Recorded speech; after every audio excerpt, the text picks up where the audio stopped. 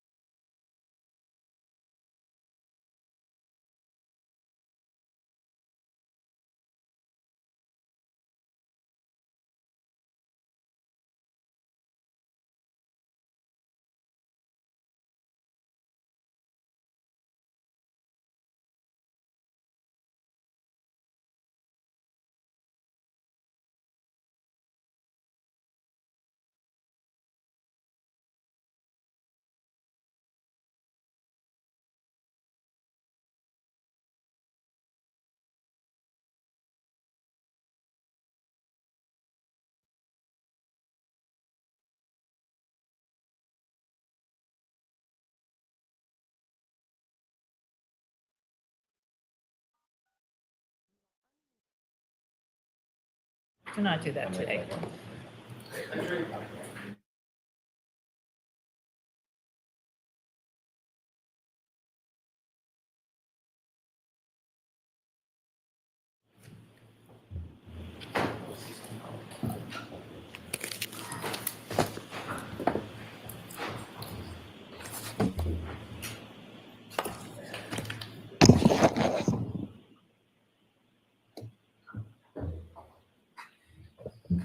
Hey. All persons have any business before the Honorable Beverly Kenobi, Justice of the Norfolk Superior Court and for the County of Norfolk. Draw near, give your attendance, it shall be heard.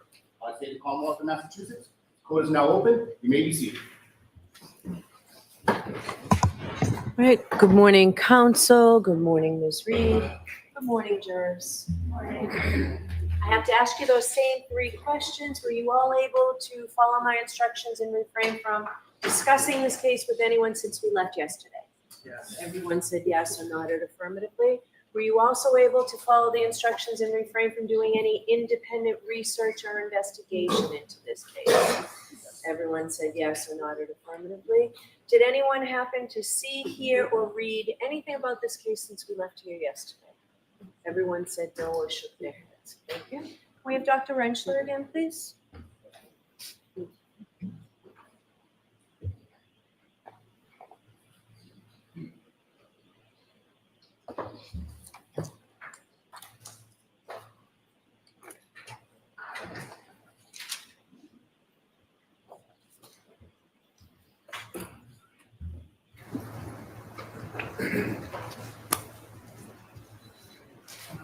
Dr. Armand, you're still under oath. Yes. Thank you. Good morning. Good morning, Your Honor.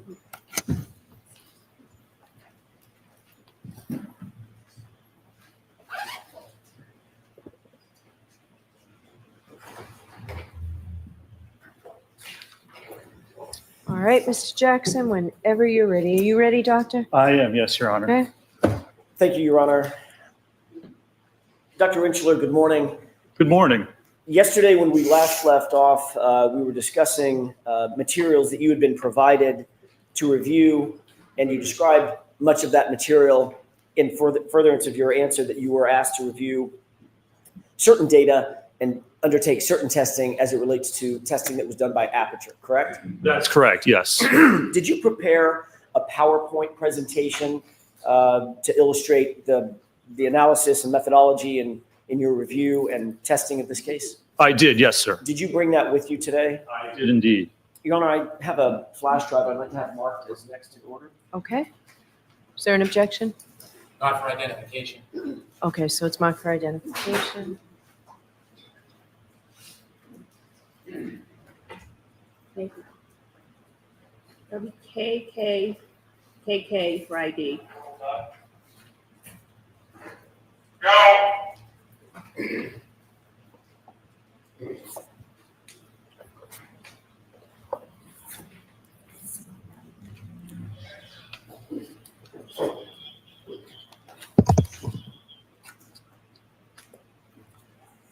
Let me know whenever you, pardon me, let me know whenever you're ready, Dr. Rentschler. Sure, you want me to bring up the PowerPointer? If you could bring up the first slide, let's start with Sure. that. Let's see here. There we go. Is this representative of the PowerPoint that you presented, or sorry, that you prepared for presentation for the jurors? It is, yes, sir. Okay. Are there several blank slides, just sort of placeholder slides as we walk through your analysis that the jurors will see? There are, yes. Okay. Let's talk about first of all, what was the purpose of your investigation? What did you seek to undertake? So the purpose of my investigation in this matter was to evaluate the evidence, and particularly as it pertains to the alleged theory of what occurred in this case. All right, so I'm going to strike that answer. Ask the question again. Sure. Did you seek to undertake an analysis of Aperture's testing or part of their testing? I did, yes, sir. All right. With regard to that testing, what was the reason that you undertook to analyze Aperture's testing? Sustained. Ultimately, were you in receipt of a PowerPoint presentation and a report from Dr. Judson Welcher? I was, yes, sir. Okay. Did you have an opportunity to review that PowerPoint presentation in whole? I did, yes. Were you able to look at his report and read his report and review his report? I was, yes, sir. Did you undertake an analysis based on his reporting and his PowerPoint presentation? Yes. So I want to see you both at sidebar for just a minute, please.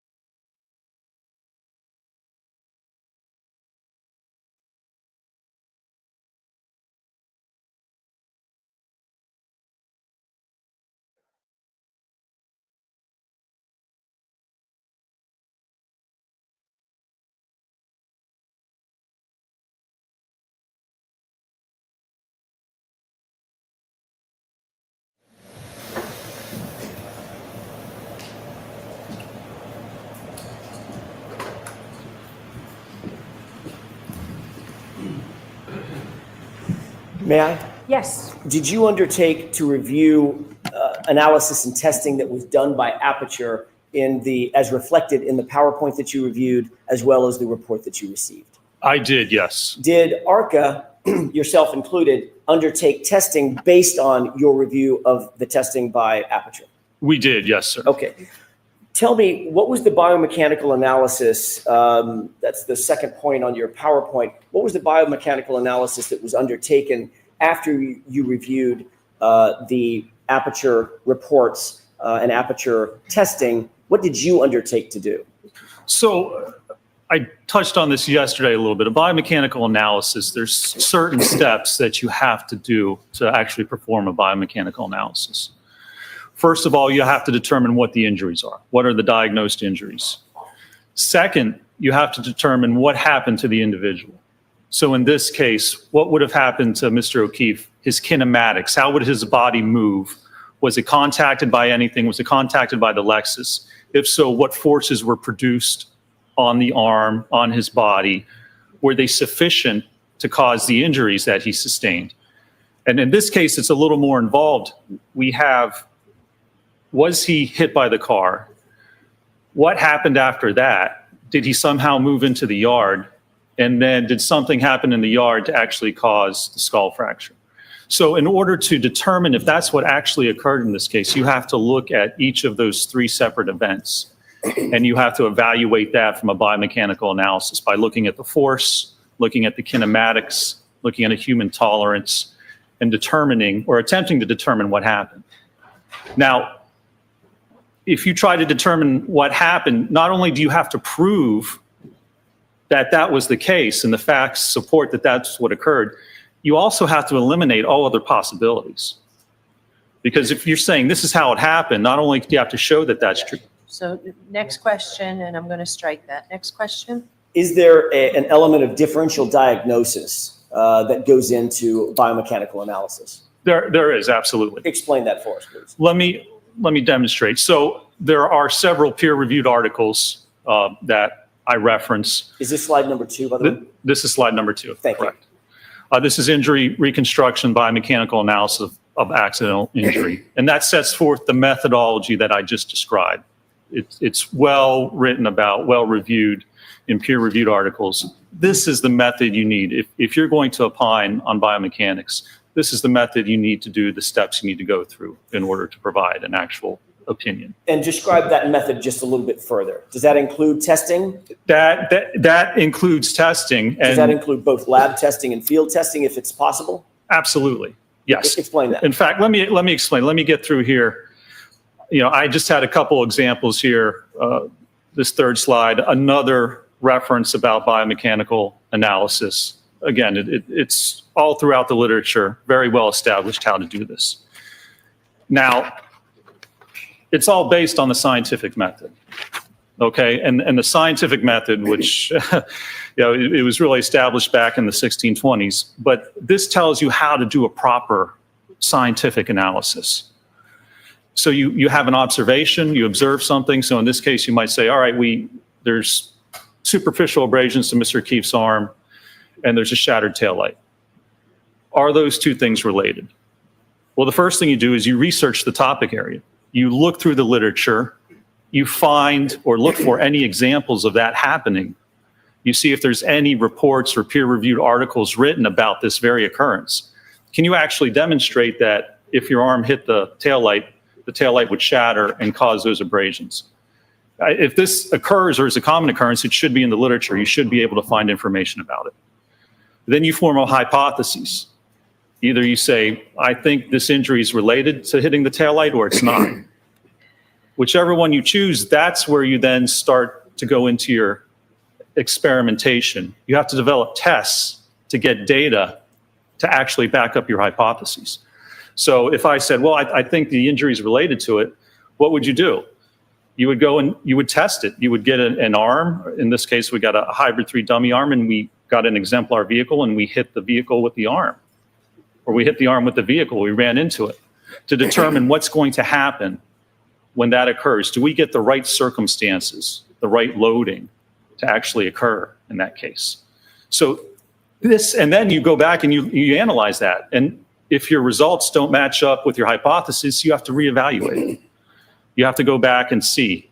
If we don't get that type of injury, if we don't get the kinematics or the force associated with what we see, you have to reevaluate if your hypothesis or what you think happened is actually true or not.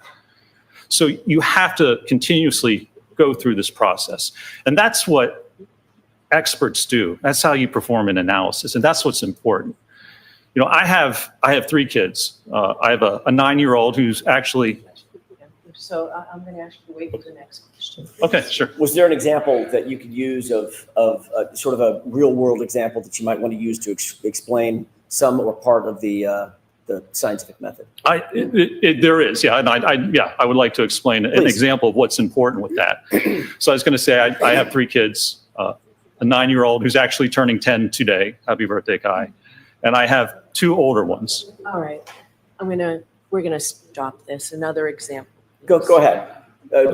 Less Minus- editorializing. just- Minus all the personal. I'm sorry, Your Honors. Go ahead. Details matter, okay? Details in an investigation matter, and details matter here. You need details. You have to explain how things happen, okay? You, as an expert, I can't come in and just say, Sustained. It needs to be more question and answer. Why do details matter? because your opinions have to be based on the facts and the evidence. Why is that? Because that's what determines your conclusions. I can't come in and say, I think, Next question. What if you don't have all the details and facts? if you don't have details, if you haven't performed a proper analysis, then you can't come to a conclusion that something happened. You can't depend just on your experience. You have to have the analysis, the evidence, and the details to come to a conclusion in a case. How do you best get details to come to a conclusion in a case? You need research, you need peer-reviewed articles, you need evidence, you perform testing. You have to demonstrate what you think happened is A, possible, and B, actually did occur. And in order to do that, you need hard evidence to demonstrate that that's what actually occurred in this case. Do you get that through both lab testing and field testing? The form. Ask it differently, Mr. Jackson. Can you get that in lab testing? Absolutely. Can you get that in field testing? You can get that in field testing as well, yes. Are those integral to an analysis? They are. If you don't have any other evidence, if you don't have research, if you don't have peer-reviewed articles showing or demonstrating what happens, you have to formulate, you have to get that evidence. And the way to do that is through field testing, if you have no other evidence and no other source of information to provide that type of evidence. Let's go to the next slide. Did you undertake, and this is a placeholder, did Yes. you undertake the scientific method in this case? I did, yes. What was the hypothesis of the incident that you utilized in furthering your analysis? So the first step, the first part of this event is contact between Mr. O'Keefe's arm and the vehicle. Could you describe for the jurors what hypothesis you used based on your review of the information you got from Aperture? Sure. So the hypothesis that I looked at, Aperture, their testing and report indicates that Mr. O'Keefe had his arm out at a 90-degree angle. Sustained. What do you see? By the way, where are these from, these two slides? These two slides are from the PowerPoint presentation that Aperture provided. All right, so you didn't create these? I did not, no, sir. Describe the angle of the arm in the left photograph with the drinking glass in the hand. So the angle of that arm is approximately 90 degrees. The other photographs in the PowerPoint demonstrate that for someone the same height as Mr. O'Keefe, the arm would be at about 90 degrees with an individual standing erect. That's what was demonstrated in their PowerPoint. Do you note anything in their PowerPoint, the Aperture PowerPoint, related to the clothing worn in that left photograph?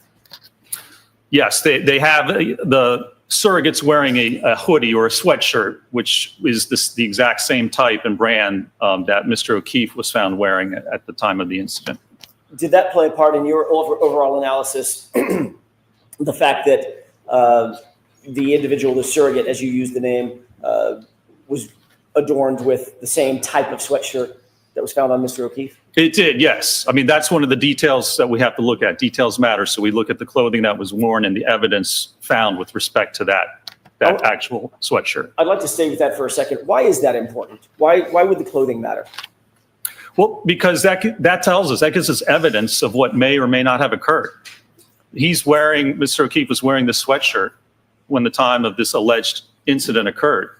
So if there is contact between his sweatshirt and that rear vehicle, the taillight from the Lexus, there would likely be evidence of that.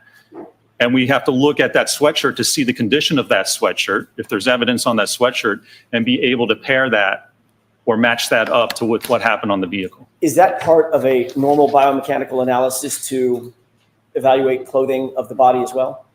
Absolutely, especially when you look at automobile pedestrian impacts. Why?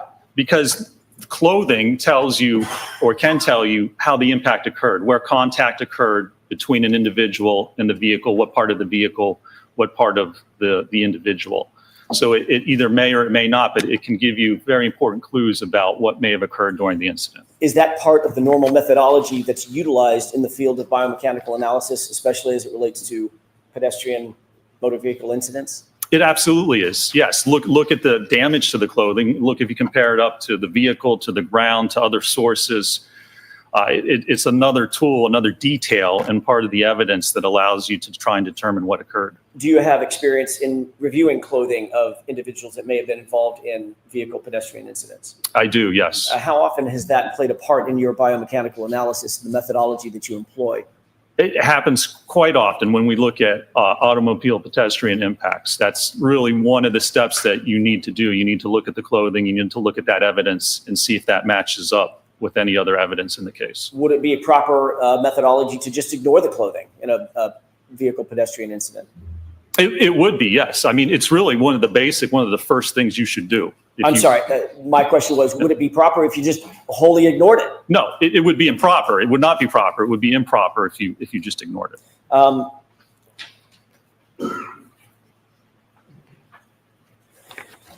Getting back to the slide at hand, and we're on slide, just to stay coordinated, is this slide 7? That is correct, yes. Okay. You've talked about the left photograph. What is the right, the short video?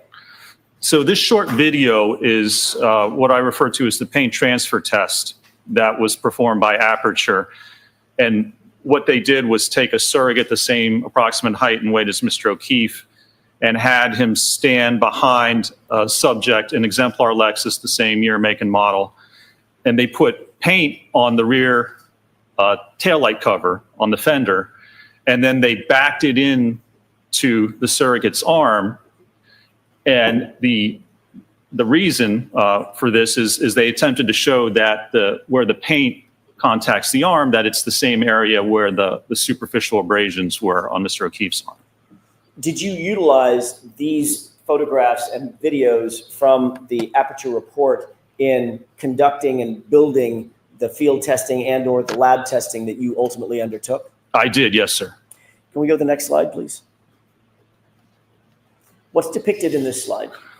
So this is from the Aperture report. And the third conclusion is that the location and orientation of the lacerations on John O'Keefe's right forearm and arm are consistent with the geometry and the orientation of the right taillight on the Reed 2021 Lexus LX57. How did you interpret the phrase geometry? To me, geometry just means shape. So the way I interpreted this is the one test that was performed with respect to the taillight. This is the only test I saw that Aperture performed involving the taillight and the arm, is that with this paint transfer test, they concluded that, again, the area where the paint was transferred onto the arm is consistent, the same shape and orientation as apparently the lacerations found on Mr. O'Keefe's forearm. Did this test, in your opinion, establish force multipliers that were exerted on the taillight? It has nothing to do with force. It doesn't describe the force exerted on the taillight or on the arm. It doesn't describe how the arm would have moved as it hit the taillight. It doesn't describe how the taillight would fracture. It doesn't describe how you would actually get the lacerations on the arm. Again, all this does is generally, and I made an error there. This report, and you can see the slide says laceration. Mr. O'Keefe did not have lacerations on his arm. What did he have? He was diagnosed with superficial abrasions. Is there a difference between a laceration and an abrasion? There's a distinct difference, both biomechanically and medically, yes. Is that an important distinction? That is. Why? The first step of the biomechanical analysis is identify the injuries, and you have to take the diagnosed injuries identified by a medical doctor. So it's superficial abrasions. To put lacerations on, that's simply incorrect. Objection. Strike. So I strike the end then. Would you describe the injuries on Mr. O'Keefe's arm as lacerations? No, Would they be more properly described in another way? it would be, yes. What's that other way? So they've been diagnosed as superficial abrasions. An abrasion occurs when there's rubbing or scraping of the skin, and it just rubs away the top layer, the epidermis of the skin. Now, a laceration is a jagged ripping or tearing of the skin, which gets down through the epidermis into the dermis. So abrasions take much less force, they're less severe than what a laceration actually is. In a biomechanical analysis, if it's done properly, is it is it important to get the proper injury to the body as a foundation to the entire analysis? That's core to the analysis because you're trying to determine how an injury occurred. You have to know what that injury is. You have to have the correct injury to be able to evaluate it. Let's go to the next slide. Bless you. This is a placeholder. I want to ask you a little bit while this is up. We can turn the lights up. First step of the analysis. What is the first step of the analysis after you determine the injuries, the type of injury? So in this step, after you determine the injury, what we want to do is we want to look at the physical evidence. So we have the abrasions on Mr. O'Keefe's arm, and we have the sweatshirt that he was wearing at the time. So the first step in any investigation is to determine, does the evidence from the arm match up to the evidence on the sweatshirt? Did you undertake that analysis? I did, yes.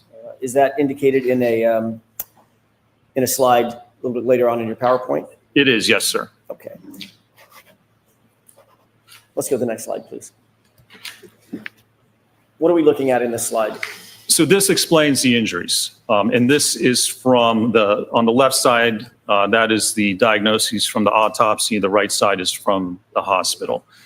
And you can see it says blunt impact injuries of head and extremities, abrasions and lacerations.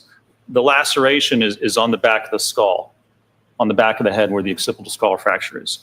When you look at the extremities, everywhere where it talks about the extremities, it's superficial abrasions. So the first step in a biomechanical analysis, you review the medical records, determine exactly what the injuries are. And you can see there's a picture of the actual abrasions. Those are the documented injuries or abrasions to Mr. O'Keefe's right arm. Are these acceptable sources? Well, let me ask you this. What are the sources that are reflected on this slide that you referred to or you relied on in coming to your opinions and conclusions regarding Mr. O'Keefe's injuries to his right arm?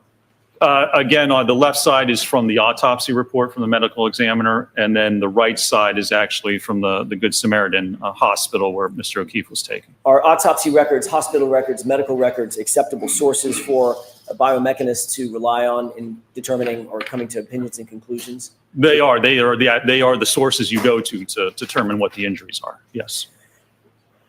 Did you see? You reviewed the entirety of the medical records as well as the entirety of the medical examiner's file. Is that right? I did. Yes, sir. Did you see reference to any fractures that were noted on Mr. O'Keefe's right arm, either his arm, his forearm, or his hand? No, there were no diagnosed or references to fractures on any part of his right arm or hand. I'm going to ask Mr. Wolk to display a couple of exhibits, the x-rays. Okay. So he's going to take over the TV screen. Sure. If that's okay, Your Honor? Yes.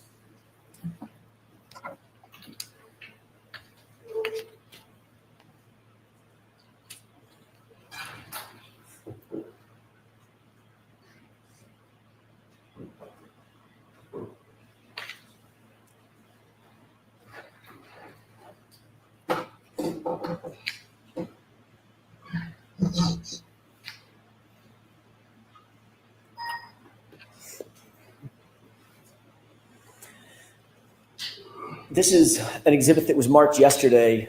I want to say 226. I may be wrong, Your Honor. I'll get the right nomenclature in just a second. This is one of the exhibits, one of three exhibits that was introduced yesterday. Do you recognize what's depicted on this? That's the X-ray of Mr. O'Keefe's right hand taken January 31st, I believe. Did you review this in furtherance of your analysis? I did, yes, sir. Was it part of the medical record, medical records or these records? It was a series of the X-rays, yes, was attached. It was part of the medical records that were provided to me and that I reviewed in this matter. Thank you. Just for the record, so I can clarify, this is Exhibit 229A, as an apple. Do you see, have you looked at X-rays before? I have, yes. Have you interpreted X-rays in furtherance of your analyses in years past? I have during my biomechanical analysis, yes. Are you trained to look at X-rays and determine whether there are fractures, hairline fractures, broken bones, things of that nature? I've been doing this for 20 years. In graduate school, I worked with surgeons and doctors to look at X-rays. Is that part of the normal methodology that biomechanists undertake in furtherance of injury analysis? It is part of what we normally do, yes, sir. Would it be an important part of a biomechanist's ultimate analysis and conclusions as it relates to an injury analysis? It would be, and especially in this case, if we're talking about impact to the arm and the hand, very important to determine, as I said, not only what the actual injuries are, but what injuries did not occur. Would it be appropriate to come to any opinions and conclusions in an injury analysis if you were to ignore X-rays, if they existed? No, if X-rays exist, you need to review them. You need to determine what they represent and what injuries either did or didn't occur. You absolutely need to look at them.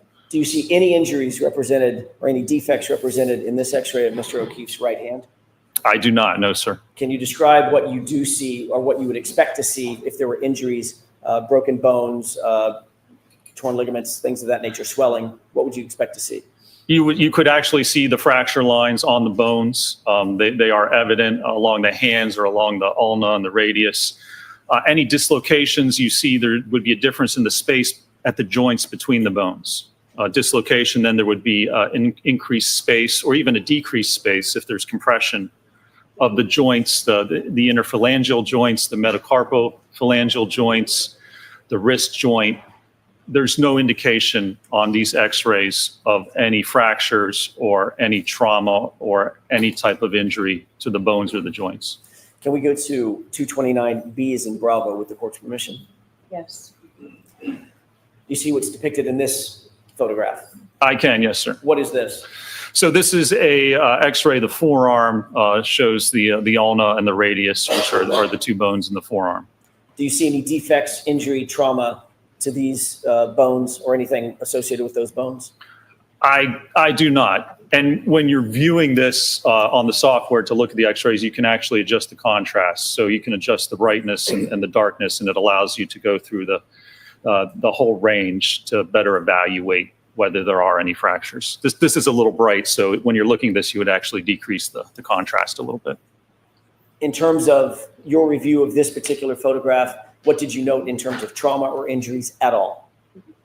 I did not note any indication or any signs of trauma or injury to the forearm or to the wrist in this case. If we could go to 229C as in Charlie. What are we looking at in this photograph? This is the right humerus, the right upper bone of Mr. O'Keefe's right arm. Do you notice, or did you review this in furtherance of your analysis? I did, yes, sir. Did you note any defects, trauma, injuries at all with regard to the bone is the humerus. The humerus? I did not, no, sir. What about the joints associated with the humerus, top or bottom? I did not note any injuries or damage to either the elbow or the shoulder joint. What is your opinion and conclusion, having reviewed all three of these X-rays, with regard to the condition of Mr. O'Keefe's right arm, starting from the arm, the forearm, and the bones in the hand? There's no indication of any type of acute injury from the X-ray to Mr. O'Keefe's right arm, either his hand, his forearm, or his upper arm. Thank you. We can switch that back. And if we can go back to your PowerPoint.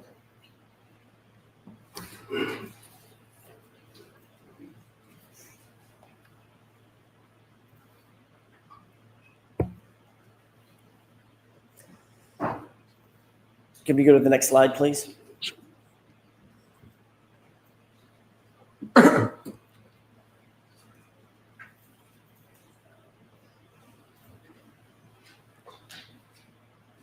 Maybe. Let me see if I can start back in on it here.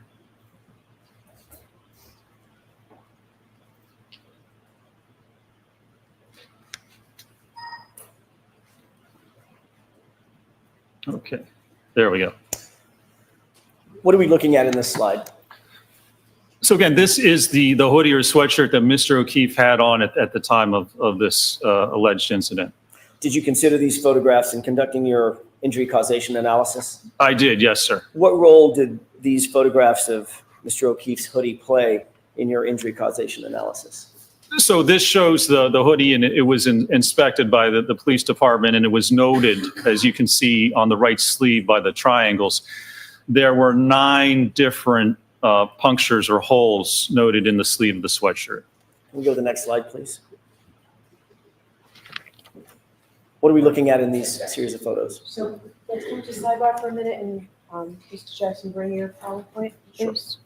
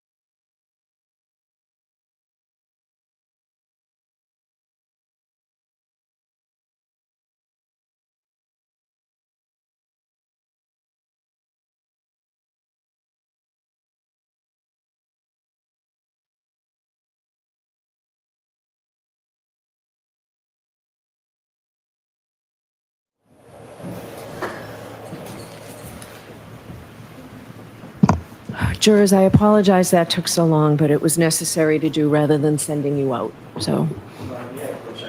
Sure.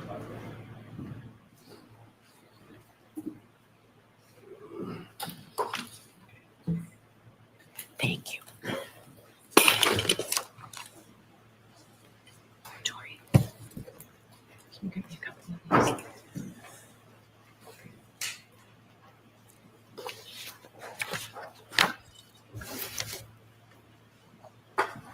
One moment.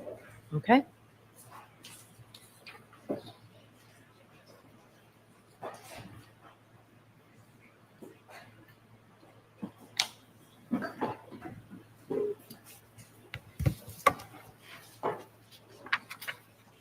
Dr. Rinchler, my eyes aren't good enough to see the upper right-hand corner. What slide number is this? That's Number on- 12. Number 12, thank you.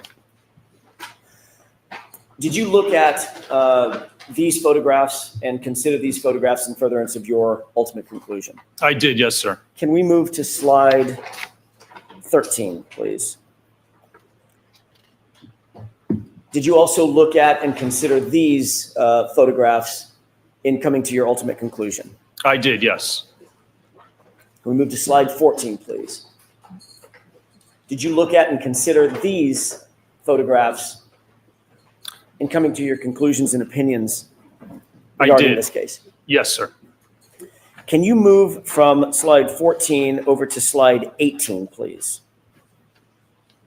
Can I switch through real quick? Sure. Yep.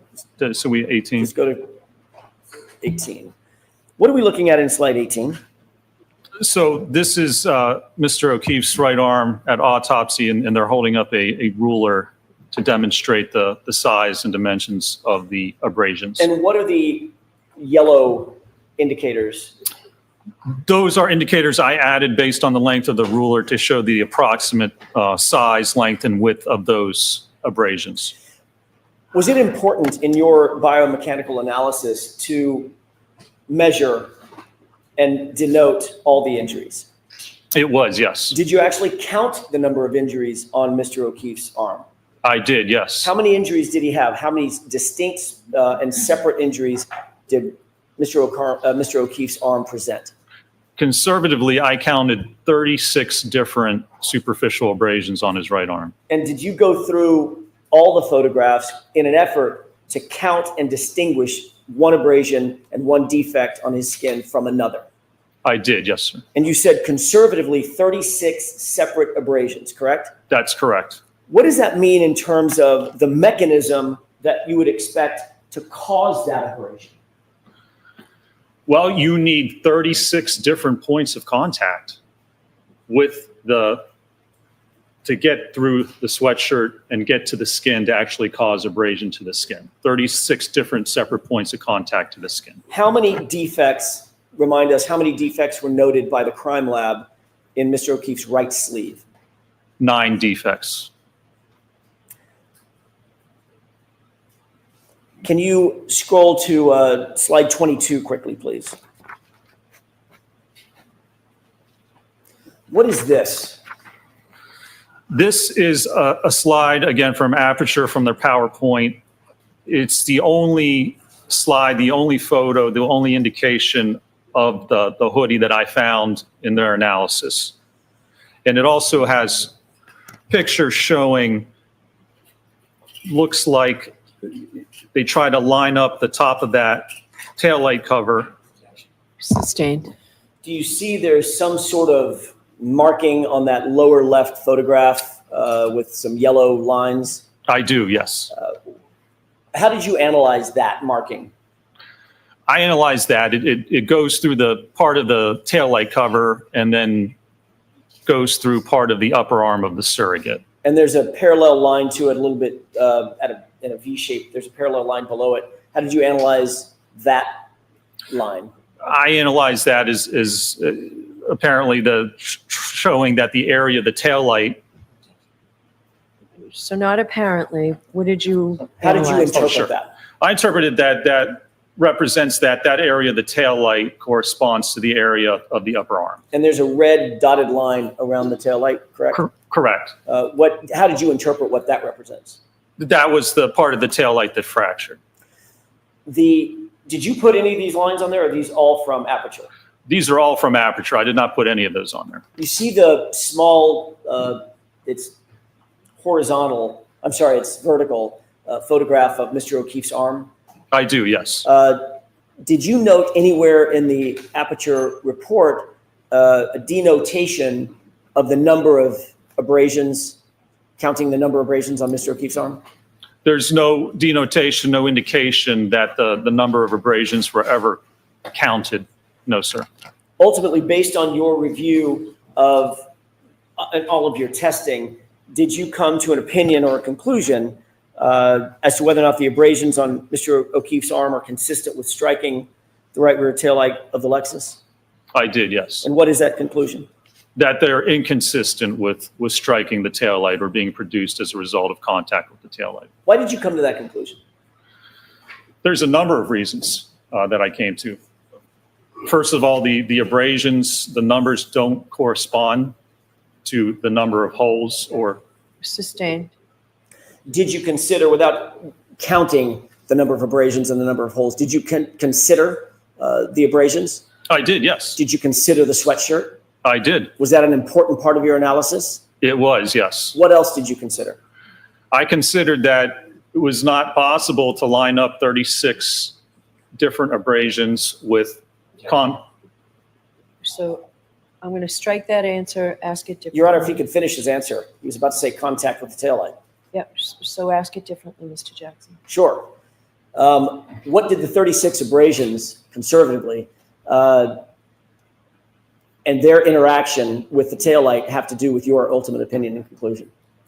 Well, that you have to, if those abrasions came from contact with the taillight, you have to be able to correlate them and line them up with contact, 36 different contacts from the taillight.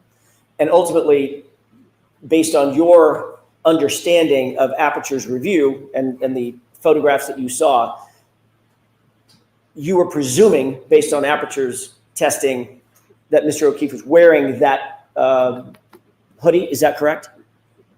Sustained. What was the condition? Let me ask it this way. There's a photograph in the Aperture report that we're looking at with blue paint on an arm, right? Correct. Is that your understanding, or did you test that Mr. O'Keefe could have been hit wearing short sleeves? No. What did you test? What was the presumption and assumption in your testing? That he was wearing the hoodie that was found on him at the time. With the 9 holes in the right sleeve? With the 9 holes in the right sleeve. Watch the form of the question, Mr. Jackson. Sure. Let's go to the next slide, please. What is this? These are the top 2 and bottom right slide are from the Aperture PowerPoint. How did you interpret the 2 photographs on the right, the parallel lines and the red lines in that slide? The parallel lines correspond to an area of the fractured tail light, and then the red dotted line corresponds to an area of abrasions on Mr. O'Keefe's upper arm, and there's a red arrow pointing to part of the fractured tail light. Can we go to the next slide, please? What are we looking at in this slide?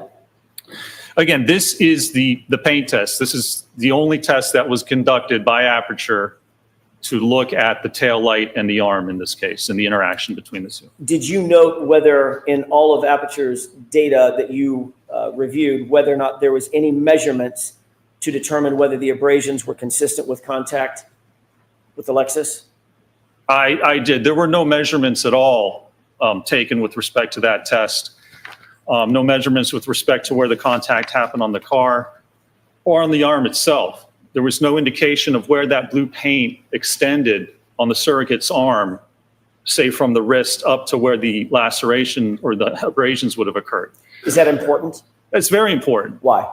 Because you can't say that the area where the blue paint is corresponds to the area of the abrasions if you don't take measurements. If you just eyeball it, all you can say is by eyeballing it, it looks approximately the same. But that's not scientific. You can't come to an actual conclusion that where that paint covers the arm is where those abrasions actually were. They could lie outside, they could lie forward, they could lie above that painted area. You can't say with any scientific certainty that that area of paint corresponds to where the abrasions are. In this motion video and the still photograph to the left in slide 24, is that what we're on, 24? We are, yes, sir. What did you note with regard to the positioning of the surrogate's arm? I think that's Mr. Welcher.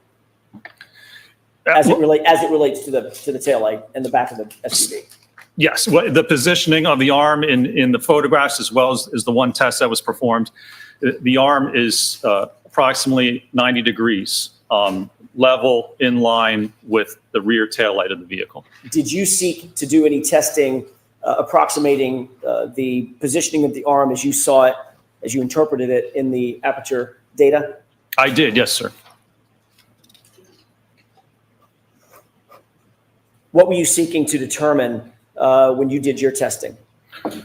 Well, if we want to determine whether the orientation and the position of the abrasions on the arm correspond to the tail light, you have to have the arm in the position that you claim it struck the tail light and then look at the abrasions. Because if you're looking at orientation and the direction of the abrasions, you can't look at how they exist with the arm. The only pictures of the arm of the abrasions are with Mr. O'Keefe's arm extended. But that's not how he would have had it according to the test. It would have been at a 90-degree angle. Dr. Retrial, were there any peer-reviewed articles cited in connection with Aperture's paint transfer test? I did not see, I was not provided a single peer-reviewed article with respect to the paint test or any indication of any test or article looking at arm contact with the vehicle or a taillight cover. Can we go to slide 25? What are we looking at in this slide?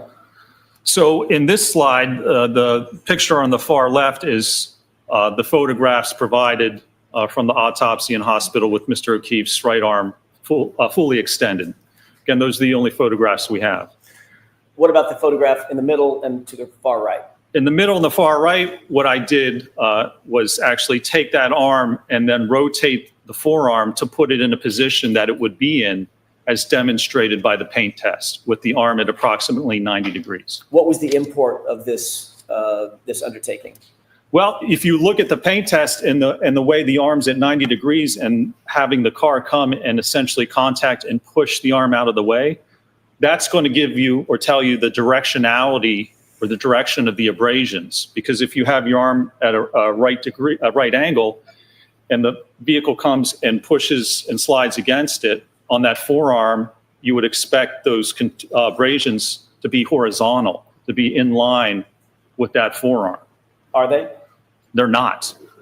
You can see some of them are vertical, some of them are angled, some of them it's hard to tell what the directionality is.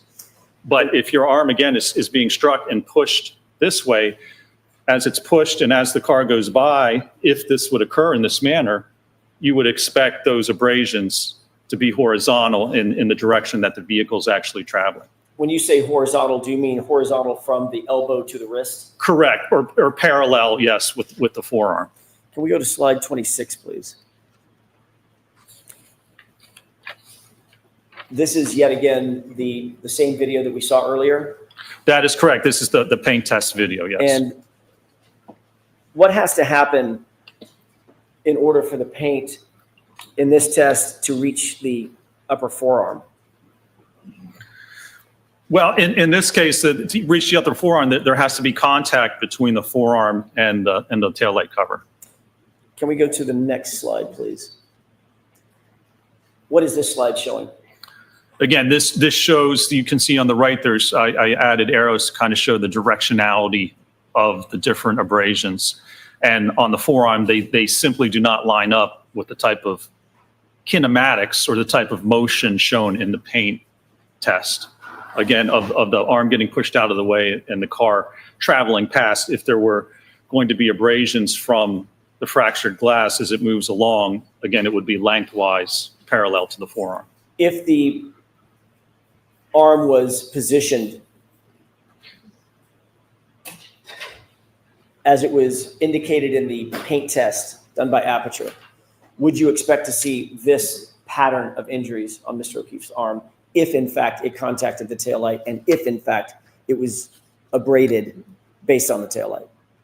You would not. You can't get, for instance, horizontal abrasions on the upper arm and somehow get vertical and angled abrasions on the forearm. The kinematics don't work out to actually produce those types of injuries. Can we go to the next slide, please? What are we looking at in this slide? So again, this is the paint transfer test, and it demonstrates there were no measurements taken, so we don't know the exact size or location of that paint or of the lacerations. And you can see the photograph on the right basically shows that after doing the test, a picture of the right arm was put next to it and basically eyeballed to say it's the same. Well, it's only approximately the same area. So I'm going to strike that. So next question. Do you see any measurements, any tape measures, any laser measuring equipment, anything like that in that right photograph? Nothing, no types of measurements whatsoever. Can we go to the next slide, please? This is on the left, the same video that we've seen several times, correct? That's correct. What are we looking at on the photograph on the right? So on the right, it is the video of this test taken from the side of the vehicle. Did you notice anything of note in this angle of the paint transfer test? I did. I slowed this video down. And so as you can see, as it starts out, and you'll see the vehicle starts to slowly back. So there was no photographs showing the position of the arm in the back of the car. The video is from the side, and the top video, you can't tell where the arm is positioned against the tailgate. But whatever positions it's at, you can see as the car backs up here, look at the elbow and the upper arm. If the car backed directly in this direction, there would be no contact with that elbow or the upper arm. And remember, this test is to show where the paint would transfer and if that correlates to the lacerations. You mean before you start the video, when you say there would be no contact with the elbow or the upper arm, you mean the biceps area and from the elbow up? That's correct. Is that based on the photograph on the right and the positioning of the surrogate? Exactly. You can see right now, if the car just backed directly straight back, it would not contact the elbow or the upper arm. Before you play the video, what did you note when the car from the angle to the right of the video on the right? What did you note as the car, just before the car starts to make contact with the surrogate? What did you note? So in order to get that pattern on the arm, right as the car contacts the arm, the surrogate pushes his elbow forward, leans into the car against the light, and then rolls off. Can you play that for us, please?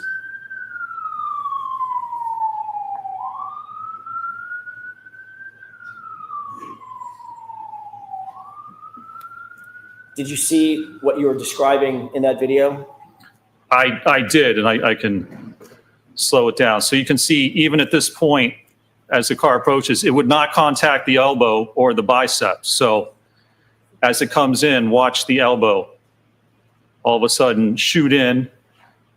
Surrogate turns his arm in and then leans against the light cover. So this is not indicative of someone standing there and having a car back into their arm. In order to get that pattern of paint on the arm, someone would have to stand there, and as the car approached and contacted their arm, they would have to actually push their arm forward and lean into it to get that paint pattern. Is that, in your view, proper scientific testing? Sustained. Let's move to the next slide, please. What is this? And so this is that same event, and you can see I slowed it down even more just so you can see the actual movement of the elbow and the upper arm to get that pattern.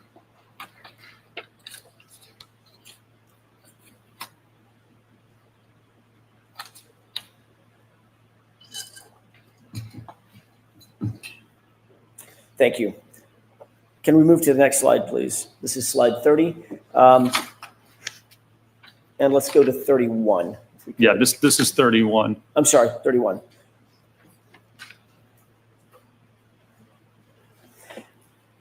What conclusions or opinions did you reach or could you reach after reviewing the totality of the results of the paint transfer test? The paint transfer test, all it can show is the approximate of where the arm was covered in paint as the surrogate jammed his elbow in and rolled against the taillight cover. So it tells us nothing about what may have actually occurred, how the lacerations were actually, or the abrasions were produced. It doesn't talk about the kinematics of the arm to actually cause those abrasions. All it does is just say, under this specific condition, if someone was to stand there and then shoot your elbow forward and lean in, you would get paint on this part, this approximate part of your arm, because we don't even have any measurements for it. That's the only thing that test demonstrates, and that's the only test that was conducted to look at the interaction between the arm and the Lexus in this case. Did you reach any opinions and conclusions regarding whether the physical evidence is consistent or inconsistent with the injuries to Mr. O'Keefe's right arm? I did, yes. And what are what's the basis? The for those basis opinions? is looking at the number of laceration or the number of abrasions on the arm, as well as the orientation and direction of those abrasions. And they don't correspond to how the arm would interact with the vehicle if it was at a right angle and struck by the rear of that vehicle. Do you hold that opinion to a reasonable degree of scientific certainty, Doctor? I do, yes, sir. Can we move to the next slide, please? Actually, slide 33. I may have just a moment, Your Honor. Yes.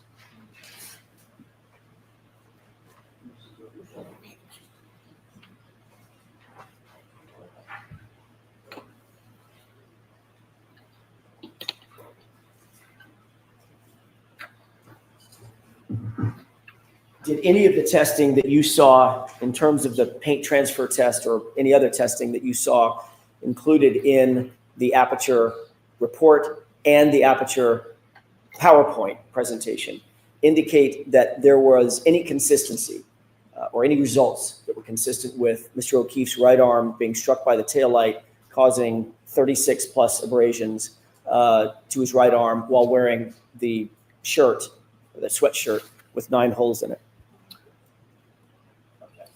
That's sustained. You have to ask that differently, Mr. Jackson. Did you determine, based on the testing by Aperture, whether or not it was consistent, that paint transfer test was consistent with Mr. O'Keefe's arm being damaged by the taillight at speed? I did. Okay, and what is that conclusion? That does not represent that at all. The evidence from that test, again, it's only puts paint on the arm. So in no way does that determine or demonstrate how, if the arm struck the taillight cover, how the taillight cover could shatter, how the movement of the arm could interact with the cover to produce those abrasions. Did you go, I'm sorry. There's just no evidence of that. There's no steps taken to demonstrate how, if that's even possible, would that actually occur in a case like that? First, you have to show it's possible. I saw no peer-reviewed articles, no research data, and the only test that was done that links the injuries to the taillight cover is this paint test. Is that the paint test in which the arm was leaned into the car? In which the elbow was shot forward and then the arm and upper arm was leaned into and against the cover. Doctor, did you also go on to further your injury causation analysis by performing impact tests to evaluate the kinematics involved? I did, yes. Can you describe that for us, please? Sure. So one of the steps involved in the biomechanical analysis is the kinematics, the motion. So we need to look at the motion of the arm. If the arm hit the taillight cover fractured, and you got abrasions, you need to be able to show that. You need to look at how the arm would actually move if it was struck by the vehicle. I've seen no peer-reviewed articles or research to demonstrate that. So what you need to do then is do testing to look at how the arm would actually move. and whether it's possible to create those conditions to actually get that injury. Did you use an ATD hybrid 3 arm for testing? We did, yes. We used a 50th percentile male ATD hybrid 3 arm. Is the use of that hybrid 3 arm accepted in your industry in terms of testing? Yes, it certainly is. As I said yesterday, it's the gold standard for testing. And the arm itself is used just for that very purpose. In fact, there's a number of studies, they use the 50th percentile arm to look at airbag deployment. One of the issues with airbags for the driver is it comes out of the hub of the steering wheel. So if you're steering and you're turning your car and you hit something and the airbag goes off, what happens? It blows right into your forearm, and it can actually cause fractures. We see that quite often. So they perform testing with the 50th percentile arm to look at the forces and acceleration on the arm as airbags go off. Very similar to if your hand was hit by the back of the arm was hit by the back of the car and propelled forward. That's very similar to having an airbag deploy. Actually, this would probably be more severe. An airbag's almost like a giant pillow enveloping the arm, and here we have an SUV actually contacting the rear of your arm. Can we go to the next slide, please? Sure. This is 35. Let's see, here's 35. There we go. Thank you. What's depicted here? So this was testing done at 15 miles an hour. So this is with the hybrid arm and suspended so that it was actually impacting the right rear of the Lexus as the Lexus was traveling at 15 miles an hour. Was there acceleration that was noted on the arm, force and acceleration? There was on both the arm as well as the hand, yes. What was the result of the damage to the taillight based on this test? So in this test, there was actually no damage. As you can see, it catches kind of the hand and the forearm. And if you want to describe it as kind of a glancing blow, there was not enough force at 15 miles an hour on this glancing blow to actually fracture the taillight. Is the position of this arm relative to the SUV consistent or inconsistent with the original spot that the surrogate in the paint test was standing as it related to the SUV? It's consistent. We lined it up so it's consistent with that original location so that it would not impact the elbow or the upper arm. So at that position, if there's impact to the arm at 15 miles an hour, it doesn't cause the taillight to fracture. And it's also important to look at the kinematics. If you look at the acceleration data below, that hand and arm is accelerated. The hand's accelerated up to the speed of the vehicle in about 2 to 4 milliseconds. How long does it take to blink your eye? 250 milliseconds. It takes a quarter of a second to blink your eye. So this occurs if your hand's hit at 15 miles an hour by a car, it's going to be accelerated up to the speed of the car about 50 times faster than you can blink. Can we go to the next slide, please? And what are we looking at in this? So this is lab testing at 17 miles an hour. So the housing and the cover was basically propelled into the forearm of the dummy at 17 miles an hour. What was the acceleration that was noted on the arm? So when you look at the arm, the acceleration here is almost 300 Gs. What does that mean So- just to us? So 300 Gs. If you look at weight, if you say the weight of the arm is 10 pounds, 300 Gs means there's 3,000 pounds of force acting on that arm. Is that enough to break a bone? It's more than enough to break a bone. Is that enough to tear ligaments? Absolutely, yes. What about the bones in the hand? Are those stronger or the same resistance as the bones in the forearm? Or are they more delicate? No, the bones in the hand are, as you can imagine, much weaker because they're much smaller. When you look at the carpal bones, the metacarpal bones, the metacarpal interphalangeal joint, which is basically your knuckles, they are much smaller and it takes much less force to fracture your hand bones compared to your ulnar or your radius. Let's go to the next slide, please. What are we looking at in this slide? So this is a 24 mile an hour impact with the arm of the dummy contacting the rear, again, tail light. and it shows you the motion, the dummy suspended, shows you the motion of the dummy, and again, the force and acceleration.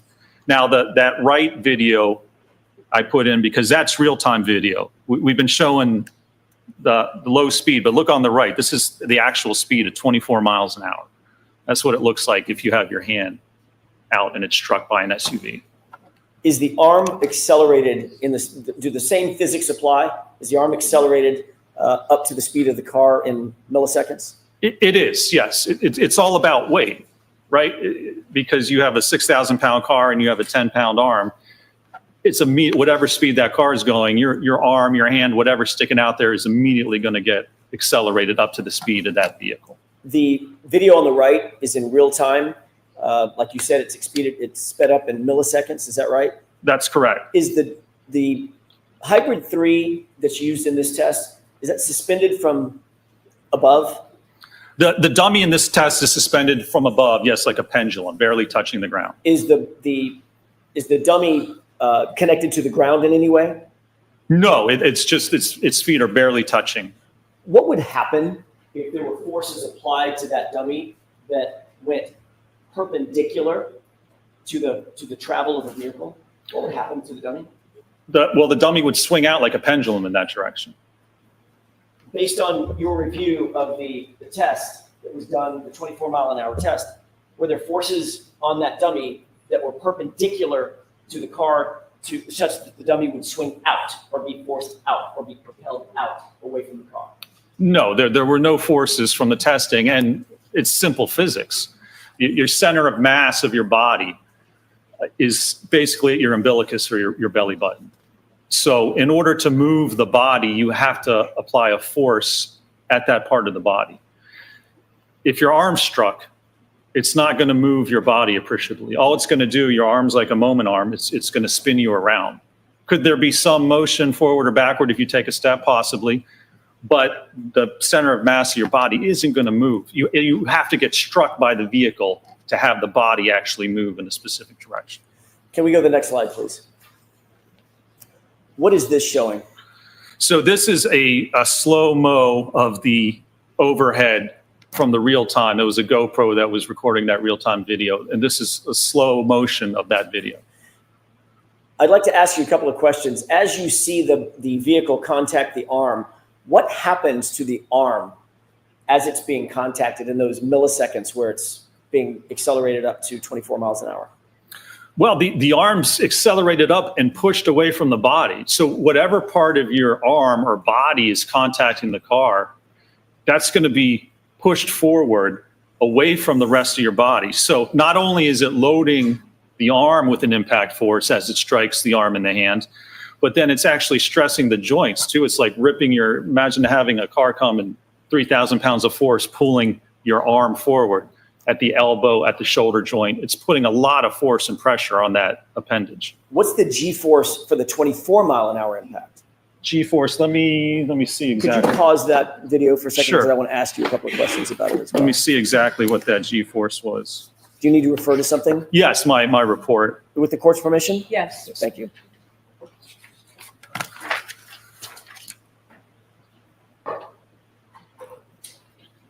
So at 24 miles an hour for the arm, the acceleration is 302 Gs. And for the hand, it's about 435 Gs. Does that translate to over 4,000 pounds of pressure? Well, for the arm, it's close to 3,000 if you say a 10-pound weight, and for the hand, that can be anywhere from 800 to about 1,600 pounds of force acting just on the hand itself. Understood. Can you back this up a couple of frames? Sure. Pause it where I ask you. One more frame back. One more back. Right there. What's happening physically to the arm, to the right arm at the point of impact? So there is a force on the hand, on the forearm, where it contacts. Now, your arm just isn't going to hit and the force be distributed evenly across the entire part of the arm. That's not how your arm is actually articulated. Even if it was, again, that's similar to an airbag deployment, where at these levels you would get fractures. But if it hits the hand, now, if Mr. O'Keefe's holding a glass at the time of this impact, think about that. What happens is you're holding a glass. It exposes the knuckles. So if you're holding a glass and your arm's at a 90-degree angle and the car comes back and hits your hand, it's going to strike right on the knuckles. The force is going to be applied right at that joint. And then it's going to likely hit along the forearm back near the elbow. What's the shape of that arm in this still photograph? Well, it's somewhat of an abnormal shape because the arm should be level with the body. The forearm should be even with the shoulder. But you can see as it gets pushed forward, it's accelerating that forearm away from the arm and the rest of the body. Does that abnormal shape suggest anything to you in terms of what you would expect regarding the bones in that arm? Again, certainly there's thousands of pounds of forces acting on the arm and also on the joint itself, not just the arm or the bones we have to consider and how much force to fracture, but think of the elbow joint and think of the shoulder joint. It takes much less force to dislocate an elbow than it does to actually fracture it. Did you see any evidence based on your review of the medical records, including your review of the x-rays, any evidence of any dislocation? There was no evidence or indication or diagnosis of any dislocations or fractures to the arm at all. Fractures or broken bones at all? Correct, nothing. Can we go forward another frame? And at this point, the arm has already been struck and accelerated, is that right? That's correct. Do you see the taillight material? I do, yes. Okay. It's basically now broken, is that correct? That's correct. It has now been fractured, yes. All right, let's go one more frame forward. And the taillight material, did you make note of that in this frame? I did, yes. What direction is that taillight material going relative to the vehicle? It's going forward. And where is the arm? The arm has been pushed away.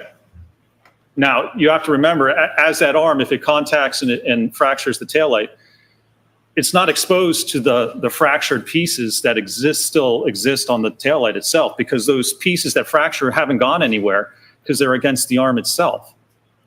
And then as the arm moves away, the pieces then move with the vehicle. Are the taillight pieces upon fracture moving at the same speed as the arm upon contact? That's correct, yes. Is that a matter of physics? That is a matter of physics, yes. Is there any possible way for the broken pieces of taillight to out-accelerate the arm upon contact when the arm's being deflected away from the vehicle? It is not, I don't believe it's physically possible. That was not demonstrated in our testing, and I've never seen that demonstrated in any peer-reviewed articles. Now, you can see here again also the light and the fragments are being propelled forward. So you also have to consider where Mr. O'Keefe was found. He was found in the yard about 10 or 20 feet from the road. There was no exact measurements. But if you look at the motion of the taillight, it's going forward. Now, if Mr. O'Keefe has to move diagonally to the top left of that corner, and if he's not hit with the center of mass, he can't get to where he ends up before the taillight fragments have already gone forward and been deposited on the ground. Average running speed is like 4 to 6 miles an hour. Even if this SUV is going 10 miles an hour, the lights fracture, they're dispersed on the ground, and then Mr. O'Keefe somehow ends up to his point of rest. But you wouldn't find the fragments on him because they've already been pushed forward, come to rest before he even has a chance to get to where they find him. Let's go to the next slide, please. What is this slide showing? So this is just frames taken from that actual video showing the interaction from the top left, then you go down to the bottom left, and then the top right and the bottom right just shows you the progression of the contact and the movement of the arm. Is the bottom left frame the same frame that you stalled on just a second ago at my request, showing the deformation of his right arm? That's correct, yes. Thank you. Next slide, please. And is that just a close-up of the same? That's just a close-up of the same, yes. Okay, next slide. And is that a final close-up of the arm after it's been deflected out of the way? That's correct, yes, sir. Does this also illustrate what you just described in terms of the trajectory of the broken taillight fragments? It does, yes, sir. Do you see any defect at all in the right sleeve of that hoodie? There is no defect in that right sleeve of the dummy. No, Was sir. the dummy's sleeve examined following this test? Closely examined up close rather than just a photograph? It was examined and photographed, yes, sir. Was there any defect in that right sleeve at all? No defects at all were noted in that sleeve. No. Next slide, please. What are we seeing here? This shows some of the photographs taken of the sleeve and the arm to show that there's no defects whatsoever, and it shows the damage to the Lexus. And again, at 24 miles an hour, not only do you get damage to the taillight on the fender there, but you also get damage to the taillight on the liftgate. Was there any damage on the taillight of the liftgate in the subject SUV? There was not, no. Next slide, please. What are we looking at in this video? And so this was 29 miles an hour with a suspended hybrid 3 arm. Was the arm in the relative orientation that you saw depicted in the paint transfer test by Aperture? It was, and in fact, in this one, there's actually contact. We moved it in so that you would get contact with the elbow and the upper arm as well. So it's in the position after Dr. Welcher moves his elbow in and rolls his shoulder into the taillight cover. We evaluated that position with this test. And do you see any damage to the liftgate taillight based on this test? There's extensive damage at this speed, yes. What about the damage to, damage would you expect to see to the arm itself at this speed and in this orientation? At this speed, I mean, we're talking 4,000 pounds of force on the forearm, and with the hand, 1,400 to probably 3,000 pounds. I mean, well above levels where you would get fractures. Next slide, please.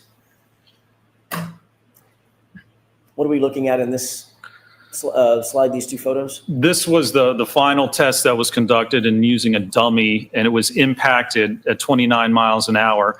And this was a center of mass impact. Why was it important, Dr. Rentschler, why was it important to do a center of mass test? Because if we have an auto pedestrian impact and you want to see where the pedestrian ends up, you have to evaluate how they were impacted by the car. In order to have the pedestrian move any substantial difference, it has to be hit at the center of mass. Again, it has to be hit at that belly button area to propel the body in a certain direction depending on the speed and direction. If there's no center of mass impact, how does someone get to the point of rest? You can't correlate a side swipe where the arm gets contacted and say if someone ends up 20 feet away, there's no way to correlate that arm impact caused them to somehow move 20 feet away. It wouldn't be as a result of the actual incident. It wouldn't be a result of the impact pushing their body in that direction. From a physics standpoint, is it reasonable to believe that your arm could be struck, just your arm could be struck as it's out in front of your body, and you could be propelled backward, say 7, 8, 10, 12 feet as a result of that strike? No, it's not reasonable. That's not physically possible. And you look at the arm itself, and we're looking at talking about the injuries and the abrasions compared to fractures. So if Mr. O'Keefe's arm was hit at 24, 29 miles an hour, what this suggests, and there were only abrasions, what this would suggest is that if the taillight doesn't cover or fracture, you can have your arm hit at 24 miles an hour and you wouldn't have any injuries at all, which from a biomechanical standpoint doesn't make sense. If the claim is that the fractured taillight's the only thing. So I'm sustaining the objection to that. I'm going to strike that portion, Mr. Jackson. Let's go to the next slide. What are we looking at in this video? So here's the video showing that strike at 29 miles an hour with the center of mass impact to the dummy. What's the import of this particular test? Why was this important, and what did you conclude following this impact test, the center of mass impact test? There's a couple of reasons. A, it shows there was extensive damage to the rear of that Lexus. So if you had a center of mass hit, you would have damage to the liftgate, to the fender, to the sheet metal. You would have substantially more damage than what we had in this case. And secondly, which I believe is just as important, it shows the post-impact trajectory of the dummy. So again, if you're struck on the corner by the Lexus, the dummy goes straight back in line with the vehicle. There's no force and no direction to actually cause that dummy to move off into the side of the vehicle. So you can't be hit center of mass with the vehicle going straight back and somehow end up 10 or 20 feet to the side of where the vehicle is traveling. So in this circumstance, would you expect the taillight material to be distributed straight back in the same center line as the vehicle is traveling? Yes, absolutely. Would you also expect the body to be struck and move in the same center line as the vehicle? Sustained is twofold. Sure. What about the body? What directionality would you expect on a center mass hit? The body's going to move in the direction that the vehicle is moving. That main direction, that main force moving straight back, the body is going to move primarily straight back. Did you reach an opinion or conclusion regarding whether the right arm kinematics are consistent with fracturing the taillight cover and sustaining the abrasions that you saw on John O'Keefe's arm? I did, yes. What is that opinion? My opinion that it is not consistent with contacting and fracturing the taillight cover. Do you hold that opinion to a reasonable degree of scientific certainty? I do, yes, sir. Can we move to the next slide, please? And if I could have just a moment, Your Honor. Sure.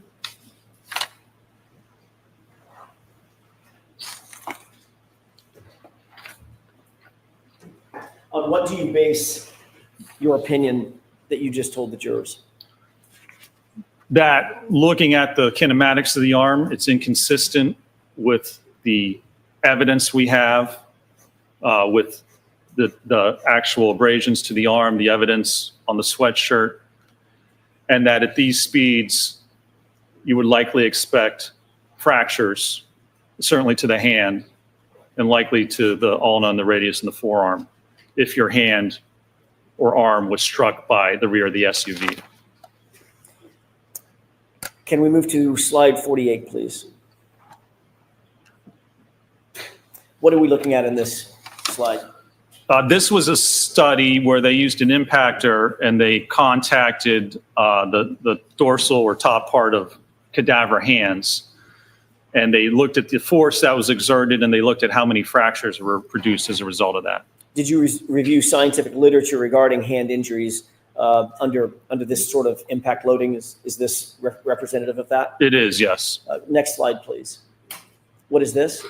So this shows the position, and this is taken directly from the aperture paint test. You can see the position that Dr. Welcher had his hand against the tailgate right at the time of impact. And you can see that corresponds, the contact areas correspond to the areas of the hand that were actually tested in this case. Next slide, please. What is this showing? So this shows the forces produced during the test as well as the forces produced during our testing. And maybe the next slide here actually better. If you look at the knuckles, which are the blue middle region, and then the metacarpal bones, which are the lower one. So for the metacarpal phalangeal joint, the knuckles, on average, it took 397 pounds of force to fracture that joint. Well, the 15-mile-an-hour test produced a minimum of 483 pounds. And more realistically, that's just with the hand weight. There's going to be more weight because it's attached to the wrist. More realistically, it's twice that, so it's around 900 pounds of force. But what these tests show is that the force produced on the hand, as represented by the PowerPoint from Aperture, even at 15 miles an hour and likely below that, you would expect to get fracture of the hand bones, of the knuckles, metacarpal interphalangeal joints, and the metacarpal bones if you contacted the rear of that vehicle at that speed. Did you see any indication in the x-rays you saw or the medical records that you reviewed that Mr. O'Keefe's hand was damaged in such a way that you would expect? There were no indications whatsoever of that, no, sir. Next slide, please. What are we looking at in this slide? This was a test where they actually looked at the force on the elbow. So this is a direct longitudinal force against the elbow. Now, there's no indication of exactly the test. The pain test has the arm horizontal, but there's no indication, there's evidence of whether maybe it would be angled or if it's straight horizontal. But even if your arm's angled a little bit at the point of impact, the forces again on the right are what we determined from our testing, and those are minimum. Again, that's just with the forearm. If you include the entire arm, it's about twice that. So even at 10 miles an hour, you're going to have 600 to 1,200 pounds of force acting on the arm. Is that enough to break it? That's enough. If you strike the elbow, that's more than enough to actually fracture the different bones of the elbow. If an arm was hit at that speed with those forces, would you expect the x-rays to show no trauma, no broken bones, no fractures, no hairline fractures? I would not expect that, no, sir. Next slide, please. What are we looking at in terms of this slide? So these are just more articles that I referenced, and they look at impact force on the forearm, so the ulna and the radius. It takes, just to have a transverse blow right against the bone, it takes about 1,100 to 1,200 pounds of force to cause a fracture. We're at that level already at a 10-mile-an-hour impact. What about a 24-mile-an-hour impact? 24, we're at 1,400 to 2,800 pounds of force. Did you see any trauma on John O'Keefe's arm that was suggestive of an impact of that nature, of that size, of that force? There was no trauma. There were no fractures. There wasn't even an indication on the arm of where it would have contacted the vehicle. So if there's fracture at the taillight, there's going to be a force at that point on the arm where it actually contacts the taillight and causes that, right? There's going to be a force riser to cause that damage. There was no bruising. There was no lacerations. There was nothing at the alleged point of contact which would indicate an impact that produces thousands of pounds of force on the arm. No evidence of it whatsoever. You just mentioned this in your answer, but I want to ask a little bit further. We've talked a lot about bone fractures and ligament damage, et cetera. What about bruising?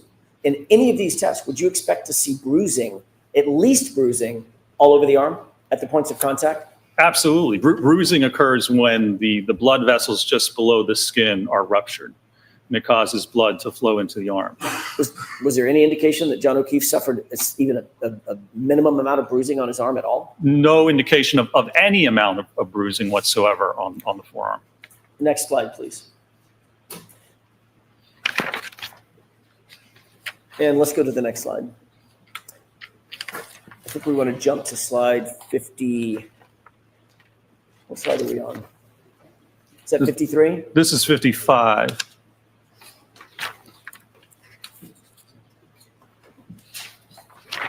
Let's go to the next slide. There we go. That's what I'm looking for. What are you looking at here? So this again is from the paint test, and it shows, even as the arm gets pushed in, the vehicle's not in line with the center of mass with Dr. Welcher here. So it's not a center of mass impact. And this is important because we've just looked at the arm, and we've looked at the kinematics and the force and whether that's consistent with what happened and the injuries. The next step is to look at what happens if the arm gets hit. How does Mr. O'Keefe end up where he does in the yard? So that's post-impact movement or trajectory of the body. You have to evaluate that if you want to link all these events. If you want to link the head injury to contact with the car, you have to know what happened in between. You have to know the details. And so the next part was to evaluate that. Is there any indication in any of the testing that you did or any of the review of the medical records medical records of John O'Keefe, including the autopsy records, all of the autopsy records, the x-rays, and the hospital records, any indication that John O'Keefe was struck center of mass? None whatsoever. No indication at all that he was struck center of mass. Do you have an opinion or conclusion to a reasonable degree of scientific certainty about whether he was struck center of mass? I do. And what is that opinion? I don't believe that he was. The evidence indicates that he was not. If he was struck center of mass, imagine that. You're getting hit at the pelvis. You're getting hit on the thigh. You're getting hit at the knee. And then the body's being propelled forward. Your arm would get pushed into your body, into your ribs, into your torso. You would have very significant and substantial loading to your body, initially the right side of your body, as that impact occurred. And there's no evidence whatsoever that occurred. Switching to a glancing blow, a blow of just the arm, not the center of mass, but just the arm. Do you hold an opinion and a conclusion as to whether or not a glancing blow or a blow to the arm only would propel Mr. O'Keefe 7, 8, or 10 feet perpendicular to the line of travel of the vehicle? I do. What is that opinion? It would not be possible. Our testing demonstrates that. The peer-reviewed articles demonstrate that. I've seen no evidence anywhere in this case that would suggest or even indicate that if you get a glancing blow or a sideswipe blow, that somehow would produce enough force to push you 8 to 10 feet into the yard. I don't believe it's possible. I've seen no research that would indicate that would occur. Do you hold that opinion to a reasonable degree of scientific certainty? I do, yes, sir. Can we move to the next slide, please? And let's go to the next slide. Let's keep going. Okay. What are we looking at in this slide? So this slide, it's a paper that describes how to evaluate vehicle pedestrian impacts and how someone moves in the projection of that body. Did you seek to analyze a fulsome understanding of whether it was possible that Mr. O'Keefe was hit on his lower extremities? I did, yes. Why did you do that? Why was that important?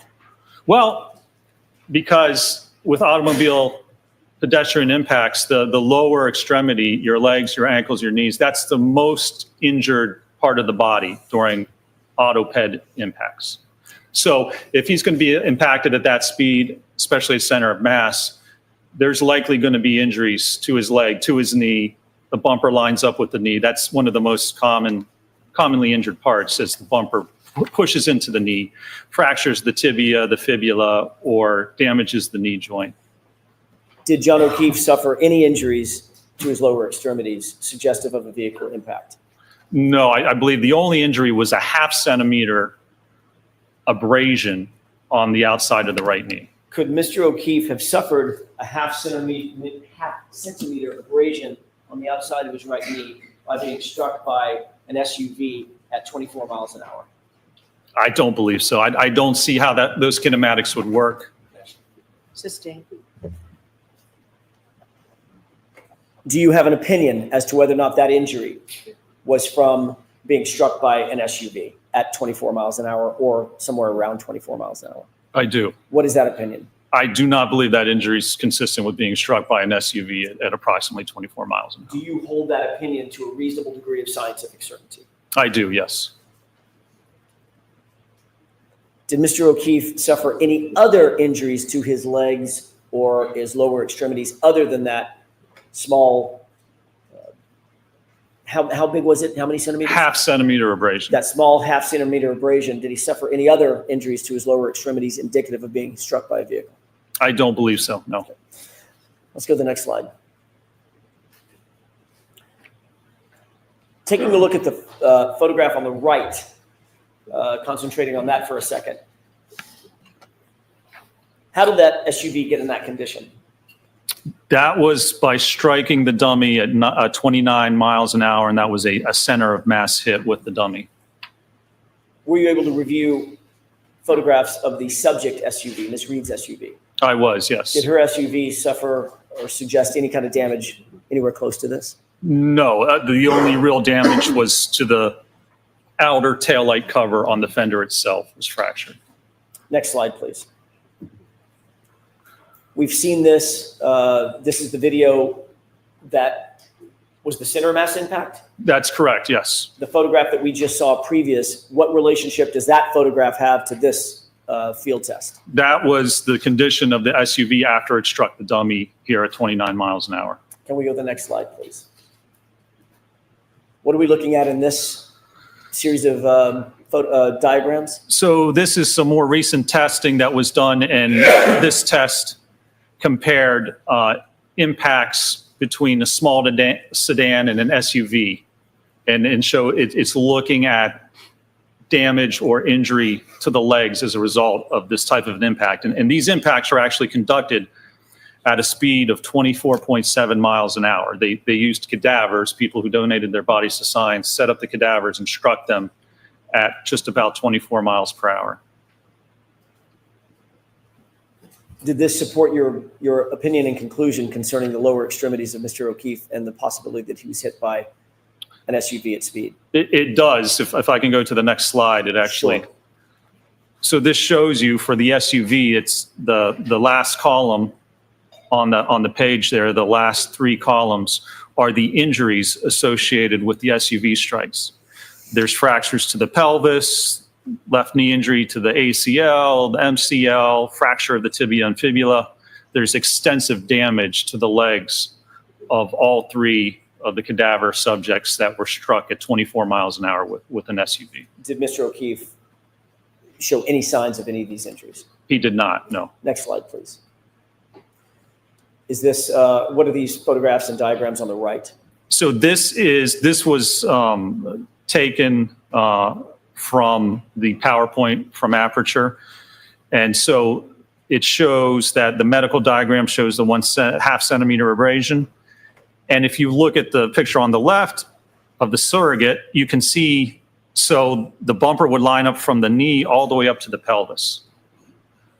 So a vehicle at speed of 24 miles an hour, if it impacts that knee or that leg, it's not going to produce only a 0.5 centimeter abrasion. It's going to get the leg, and it's going to cause significant damage to the knee and to the leg itself. When you say from the knee to the pelvis, are you talking about the width of or the height of the bumper itself being from the knee to the pelvis? I am, yes. Would that be the contact area that you would expect if there was even a glancing blow to the knee and the hip? That's correct. You can see on that picture there where that bumper, the rear corner of that bumper, where the bottom reflector is, it extends from the knee all the way up to the pelvis. Can we go to the next slide, please? What are these diagrams? Again, these are just reports, peer-reviewed articles demonstrating that auto pedestrian impacts result in lower extremity injuries and fractures. Did you review all of these peer-reviewed articles that you've told the jurors about, the academic articles, in furtherance of coming to your opinions and conclusions? I did, yes. Did you see any reference in the Aperture report that you reviewed and the PowerPoint slides that you reviewed that the concomitant peer-reviewed articles were sought in the paint transfer test? No. Or cited? There was only one article that was cited in that report with respect to automobile pedestrian impacts. Did it have anything to do with the paint transfer test? It did not, no. Next slide, please. And let's keep moving until we get to the, yes, there we go. What is that slide depict? So this is the opinions that were offered in the Aperture report. And if you look at the top, number 4, it says the totality of the evidence is consistent with the right rear corner of the Reed Lexus, again, impacting John O'Keefe and Mr. O'Keefe striking the rear posterior aspect of his head on the frozen ground.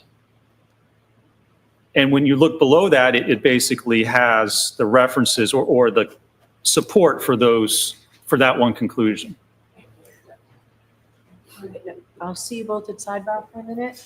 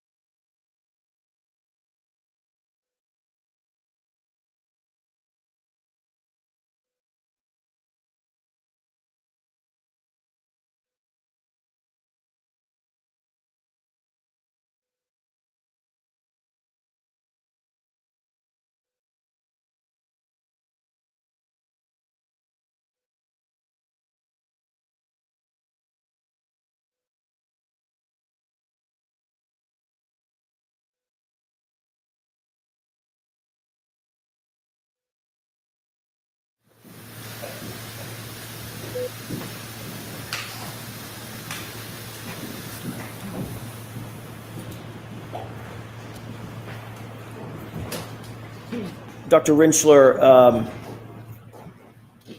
can we move to slide?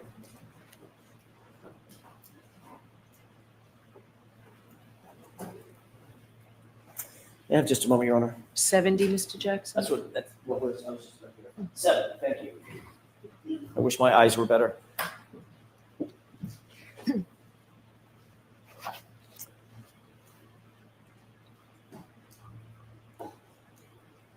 Slide 70. Oh. Let me restart it here.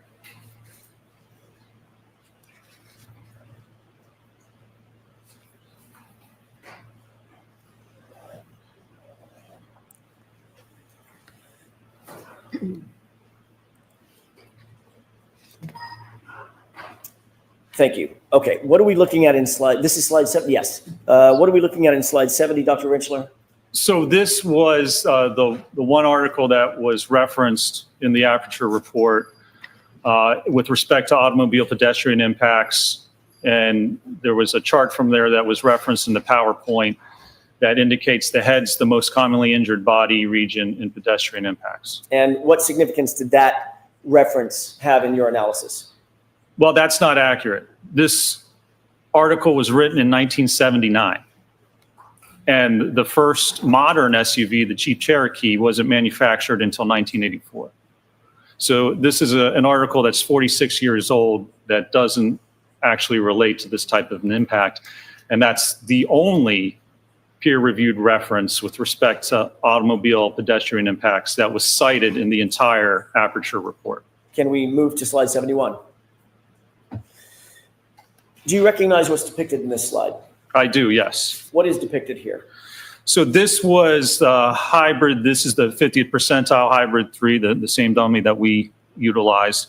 And Dr. Welcher performed a test where Can I interrupt you? Sure. So this ATD, anthropomorphic test device, Yes. was not a 95th percentile test device? It was not, no. It's a 50%? It was a 50th percentile, yes. Is that the same exact, not the same exact, same exact sized ATD that ARCA utilized in all of its testing? It was, yes. Okay. And to get the forces on the head, Dr. Welcher scaled the acceleration results based on the weight, which is what I was talking about yesterday. You scale the results from the 50th percentile. That's exactly what Dr. Welcher did in this case. Is that an appropriate way to adjust for the size of an ATD? It absolutely is, yes. Okay. Go ahead. So this test, what he did, he took a 50th percentile dummy, stood it up, and then let it drop backwards and strike its head on a concrete surface. Next slide, please.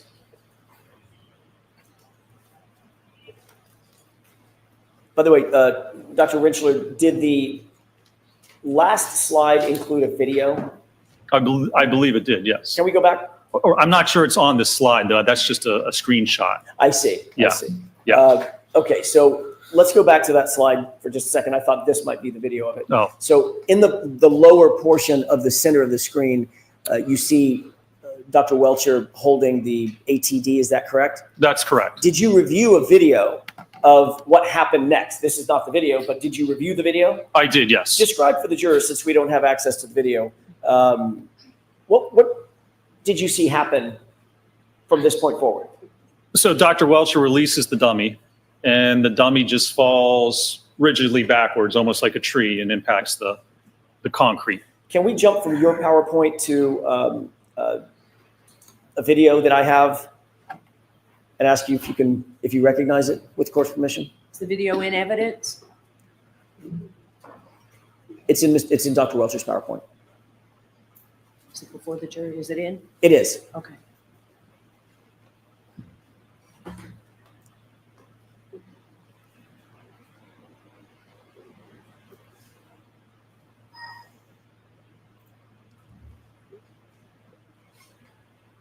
Okay. Do you recognize this? I do, yes. Is this just look like the same screen, basically same thing that you just took a screenshot of? It is, yes, sir. Okay. If we could play the first couple of seconds of the video and pause it. As that video began to play, did you recognize this as being the same video that you reviewed earlier? It is, yes, sir. And did you utilize this in coming to your opinions?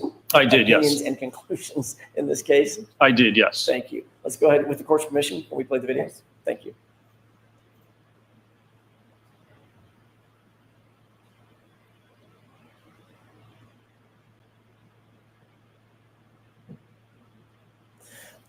What did you see? Describe what you saw in this video.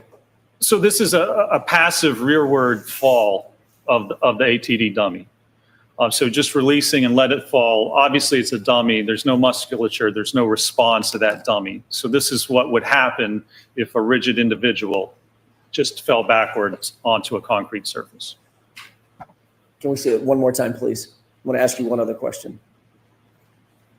I'm going to ask you to take note, Doctor, of the impact location.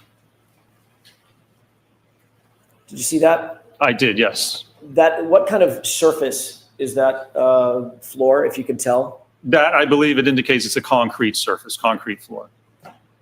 Did you notice if the falling backward like that, the dummy slid across the floor or was propelled across the floor, anything like that?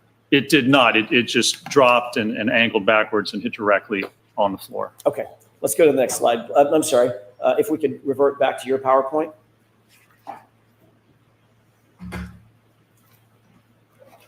And if you could pull up slide, I think it's 72. Let me, every time we do that, I have to restart the PowerPoint. Okay. Why did you include this video one more time in your PowerPoint here? Because again, this is the pain test, which indicates the position, at least that Dr. Welcher had himself at to get the impact with the taillight cover. And notice, again, so it's not a center of mass hit. It hits his arm and then he slides by. So if that were to occur, he would rotate or move to the left. So if Mr. O'Keefe did that and somehow ends up falling backwards, rigid directly onto his head, he's going to have to rotate at least 270 degrees and then stop and then fall directly backwards onto his head. There's no explanation of the kinematics.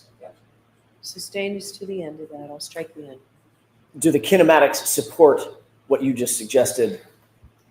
Objection. Sustained is to form. What do the kinematics support? Objection. I'm going to see you at sidebar for just a minute. Jurors will be taking our break.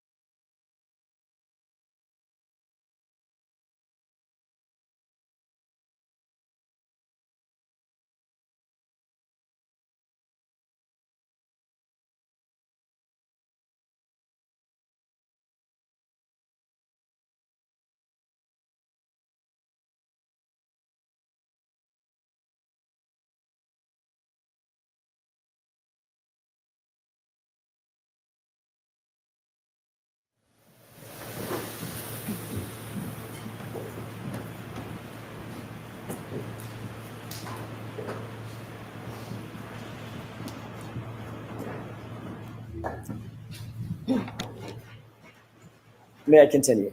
Yes. Thank you. Dr. Welcher, based on your review of everything, Actually, did I do that again? My goodness. This is Dr. Welcher in the video, correct? Correct. All right. I was staring at that. I apologize. Dr. Rinchler, based on your review of the video in which Dr. Welcher is positioned, as well as the drop test that you saw, as well as the discussion of being of the body placement, where you discussed the body placement. Do you have an opinion as to whether or not the testing that you reviewed from Aperture is consistent or inconsistent with John O'Keefe being struck by the vehicle, propelled perpendicular, backward, say 7 to 10 feet, and falling straight back onto a hard surface as depicted in the drop test? the testing's inconsistent with those types of kinematics or that type of scenario. On what do you base that opinion, sir? That's based on the testing that was performed, the evidence available in this case, and the kinematics of how somebody would move post-impact after being struck by an SUV. Do you hold that opinion to a reasonable degree of scientific certainty? I do, yes. Can we go to the next slide, please? May I have just a moment, Your Honor? Yes.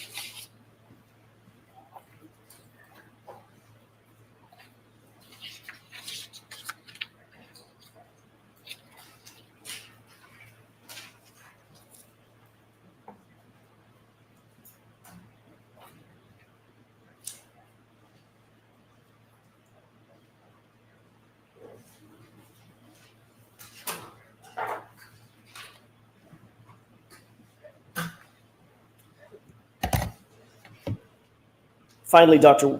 Rinchler, do you have an opinion, or did you reach a conclusion whether the biomechanical evidence in this matter is consistent or inconsistent with Mr. O'Keefe's right arm being impacted by the subject 2021 Lexus 570, resulting in a backward fall leading to the head injuries that he suffered? I did, yes. And what is that opinion? My opinion is that the evidence is inconsistent with Mr. O'Keefe being struck on the right arm by the SUV and then moving laterally into the yard and falling backward onto. And do back you hold of his that head. opinion to a reasonable degree of scientific certainty? I do, yes, sir. Thank you. That's all I have, Your Honor. Okay. So now we'll take our break, folks. We'll see you in about 20 minutes. Please rise for the jury. Jury's right this way. You are muted.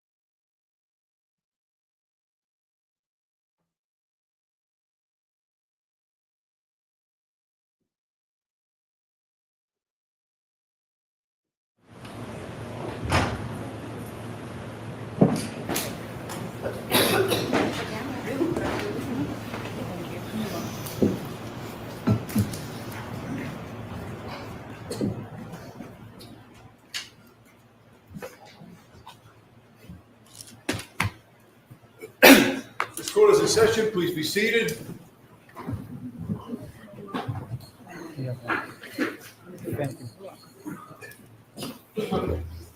All right, Mr. Brennan? Thank you.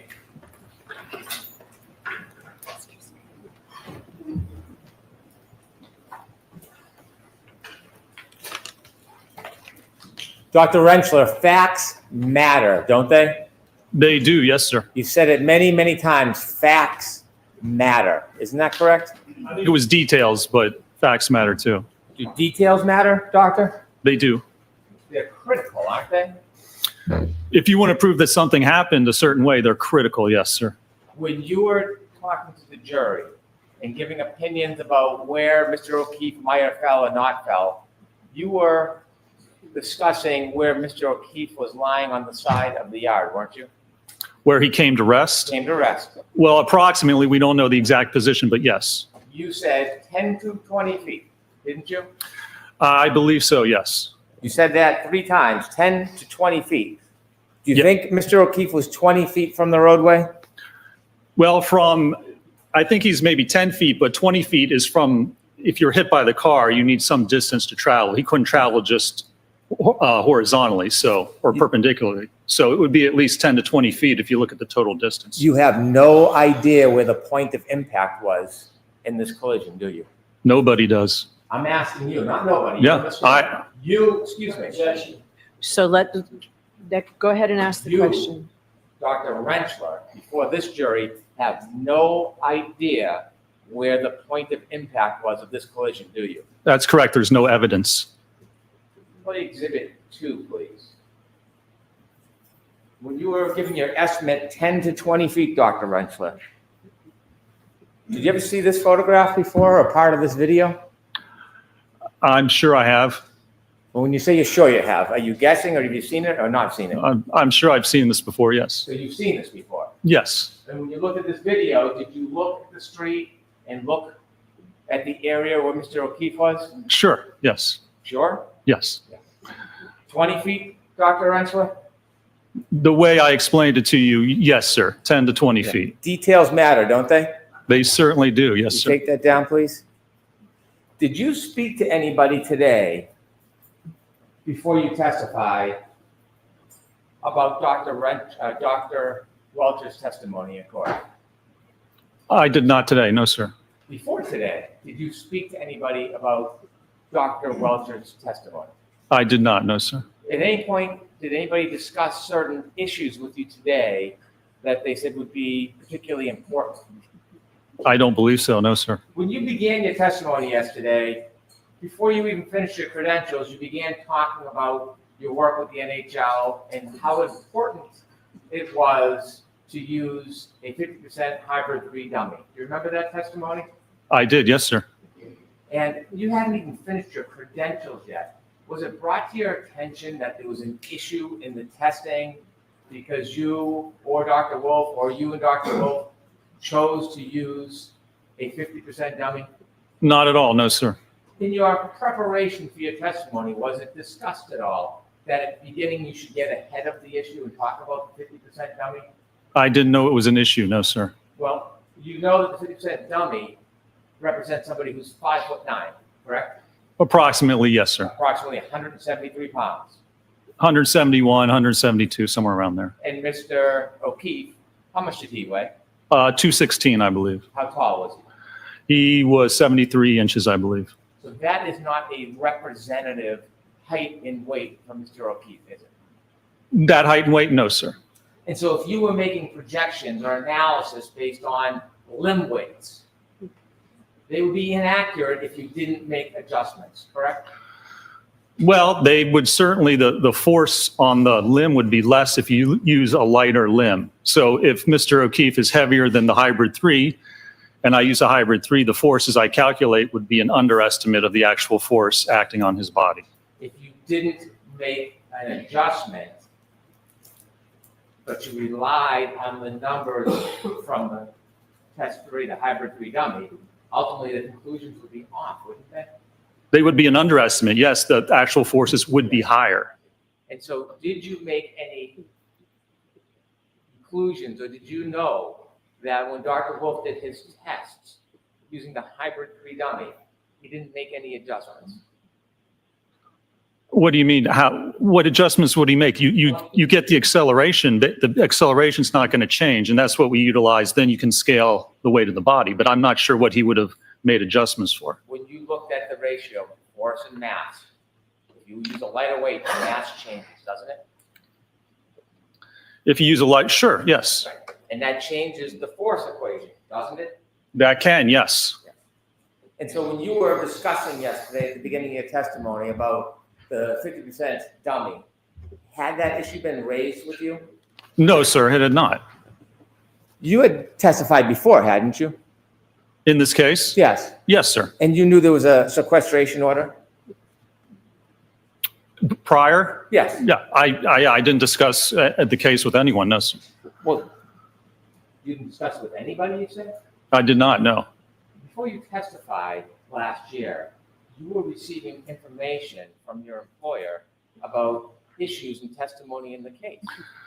The party that retained us told us things. I didn't break any sequestration. They were the ones in contact with the court. So it was my assumption that whatever they were telling me was allowed by the court. They were the client. I didn't discuss anything with them or tell them anything, but yes, they told us certain things. Before you testified under oath last year, you were getting updates from your employer about details of this case, weren't you? Objection, Your Honor. Maybe we can approach briefly.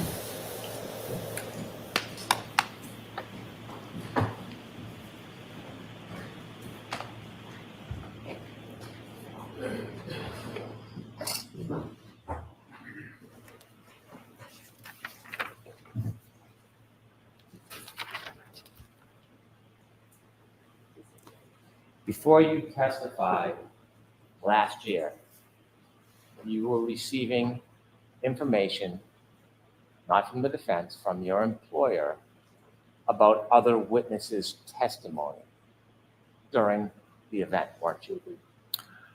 I don't know if they told us about witness testimony. They told us about certain evidence. I had no contact with the court, with the prosecution, with the defense. I had no idea what was going on.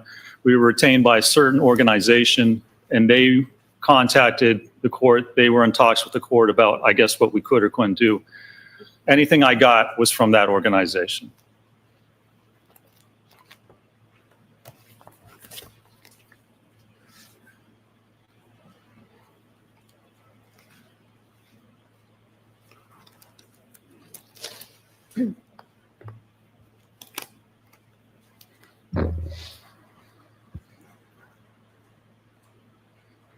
Voir dire 2, 118, line 15.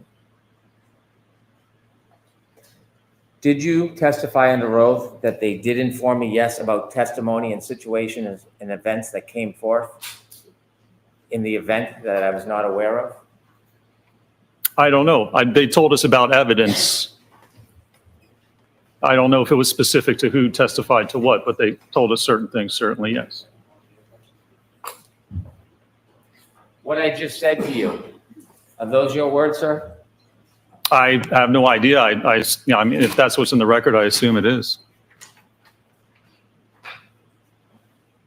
Would you agree it certainly helped you prepare? It helped me prepare. Yes. It didn't make a difference to my analysis or conclusions. Made no difference at all? It did not, no, sir. Would you agree it helped you understand what was going on during the trial? I don't think it made a difference at all, no. It doesn't change the facts that I evaluated or the analysis I conducted or the conclusions I came to. And so as you sit here today, you are denying that that information certainly helped you prepare. How did it help me prepare? It didn't change the opinions I offered. It didn't change what was in my report or what I'm opining to or testifying to today. It hasn't changed anything I've ever testified to.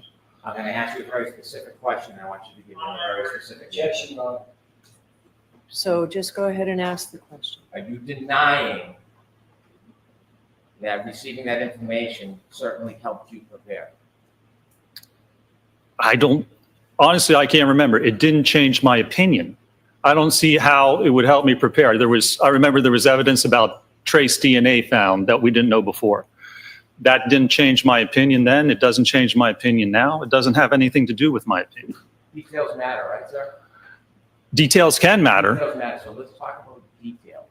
Sure. Are you denying that receiving that information certainly helped you prepare? Are you denying it? I'm going to allow it. Yeah, I don't think that it did. It's been a year, but certainly it didn't change any of my opinions or what I opined to. It didn't change anything with my testimony. I'm going to ask you one more time. I'll ask you a different question. Receiving that information from your employer, are you denying it helped you understand what was going on during the trial? I'm going to allow that.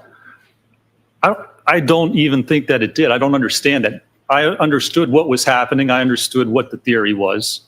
So saying that there's trace DNA doesn't change anything. It doesn't affect what my understanding of the trial was or what was happening or what allegedly occurred. When you were traveling out to testify last year, you had phone conversations with the defense, didn't you? I think I had like 2 phone conversations, 2 or 3. So that sounds like a yes, you did. Yes, there was one right before my qualifications, my voir dire, where I talked to Mr. Jackson, and that was it. Other than that, I think it was just planning and scheduling. Mhm. Was there any discussion on how you could portray yourself as independent? I don't believe there was. You can say don't believe. Yeah, there was no need to. That's not the question. Details matter. Was there any attempt? So the objection sustained. I'm going to strike that, folks, okay?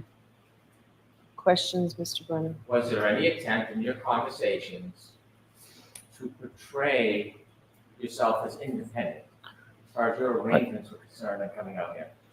No, I don't think so, because there was no need to, because it was independent. When you had conversations with the defense, did they offer to give you transportation assistance getting here?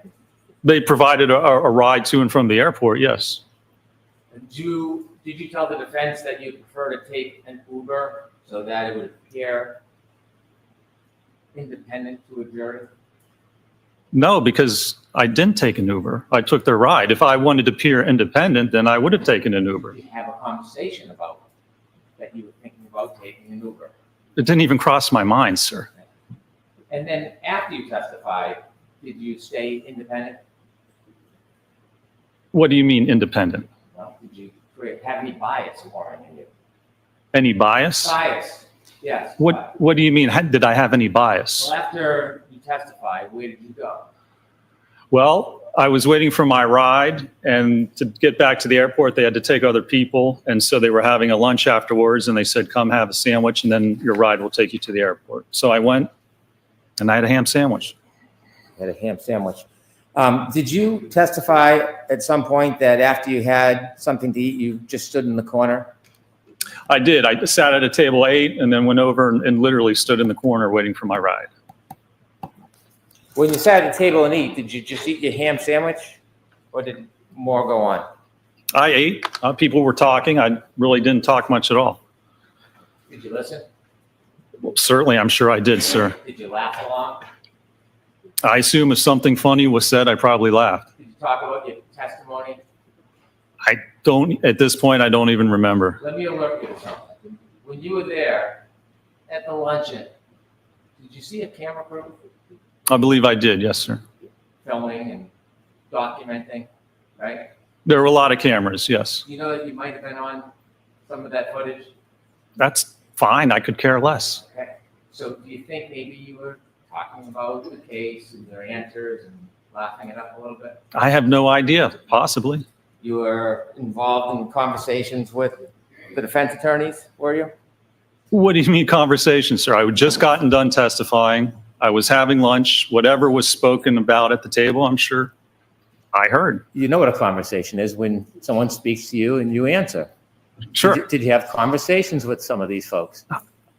Sir, I can't remember conversations I had last week, let alone a year ago. So I probably did, but I have no clue Do you remember any, what we would have talked about. do you remember accolades You might have been receiving because you had given certain answers to the then prosecutor on the case and laughing about the answers? I have no idea. Remember? I can't remember last week what I had for lunch last Tuesday. How would I remember a conversation from over a year ago? You remember when you were having conversations with some of these folks and you were laughing about when the prosecutor asked you about other evidence like DNA? You had a response, well, the physics doesn't change. You remember? I don't specifically remember that, no, sir. How long were you at the table eating your ham sandwich with the folks there enjoying the event? How long do you think that went on for? I honestly don't know. 10 minutes? How long does it take you to eat a ham sandwich? 10 minutes? And after you finished your ham sandwich and then you told us you stood in the corner, you got a ride back to the airport? I did, yes, sir. After you got back to the airport, ultimately your company billed the defense for your time preparing and traveling and testifying? I believe they did. Well, you wrote your bills down, didn't you? You wrote your time down? Well, I don't know who gets billed to it. I think it was actually, I wrote my time down and it was the same time code for the original employer that we had. I'm not involved in billing. I don't know who the bill goes out to. I just put my time in and do my work. Do you know that the defense paid that though? I have no idea if they paid it or not. And then now you have a new contract with the defense. Or I should say you have a contract with the defense, don't you? I assume ARCA does.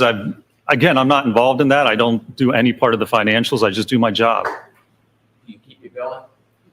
I enter my billing every week, yes. Do you know how much you've been paid so far in this case? I haven't been paid anything. I'm a salaried employee for ARCA. I have no idea how much ARCA's been paid. How much has ARCA been paid because of your work so far?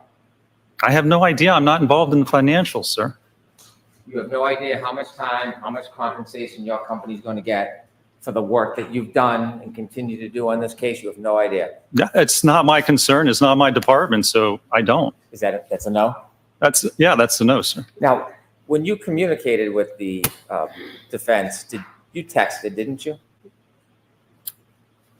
When? At any point? There were some texts, yes. And at some point, there was a court order for you to bring a copy of your text? I believe so, yes. But when you say you believe so, details matter. Yeah. Do you know whether there was a court order for you to bring your text? I believe there was, yes. Did you comply with that court order? I complied with, yes, with whatever I had. Did you Yes. have any of the text messages? I don't believe so. What happened? Well, there were like 2 text messages about where I could get my ride and what time. And so after that day, like I do many times, I'd probably erase those texts. When you say probably, did you delete the text that you had with the defense last year during the trial? Again, I had like 2 texts about scheduling, and I'm sure I deleted them like sometime around that time, like I do with most texts. Did you ever use Signal? I did not, no, sir. Why not? I have no need to. Why would you have a need to? I'm going to allow it. I wouldn't have a need to. That's why I said I don't use it. What's Signal for? It's for, I think, for encrypted messages. Do any of your colleagues use Signal to have conversations with their clients? I'm going to allow that you're aware. I have no idea what my fellow employees or cohorts do. One of your fellow employees is a gentleman by the name of Dr. Wolf. Yeah. You worked very closely with him on this case, didn't you? I've worked with him on this case, yes, sir. And working with him on this case, were you aware of his habits, of whether or not he used encrypted apps like Signal? I'm going to allow it. I'm not aware of Dr. Wolf's habits, no, sir.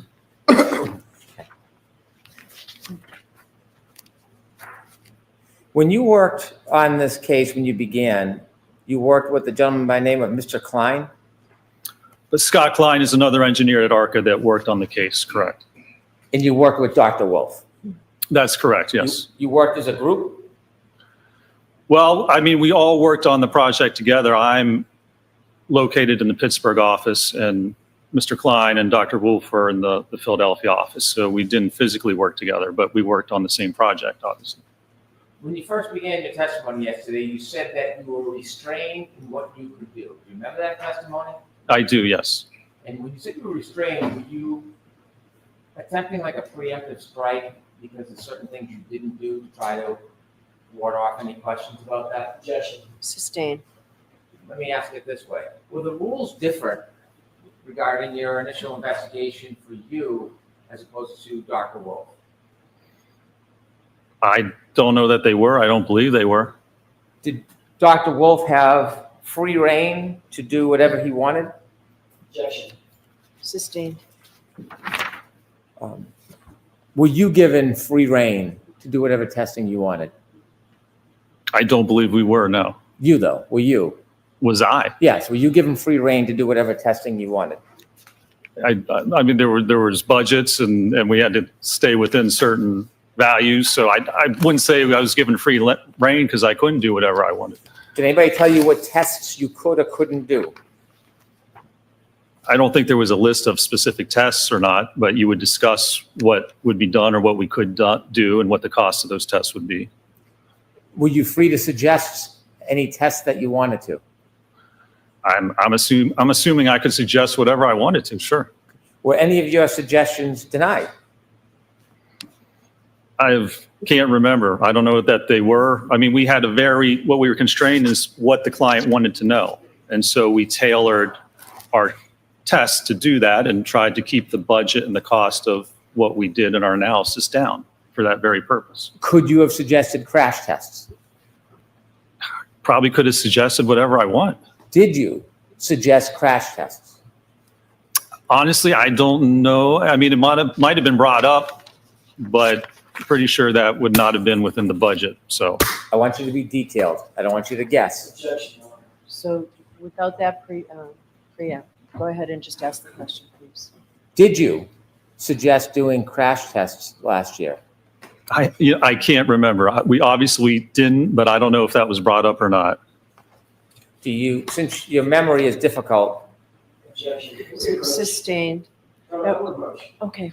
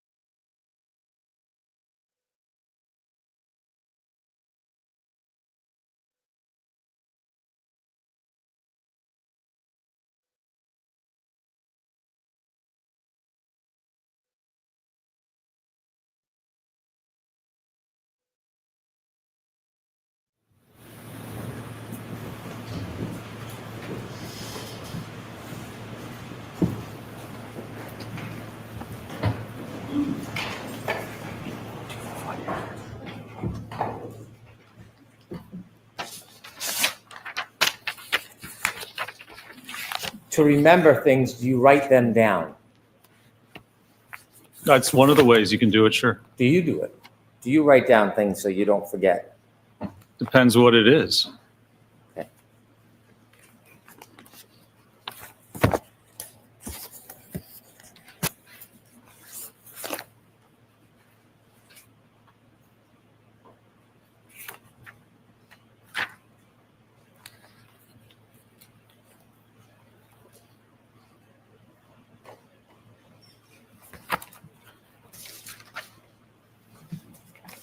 You provided a CV, which is a resume.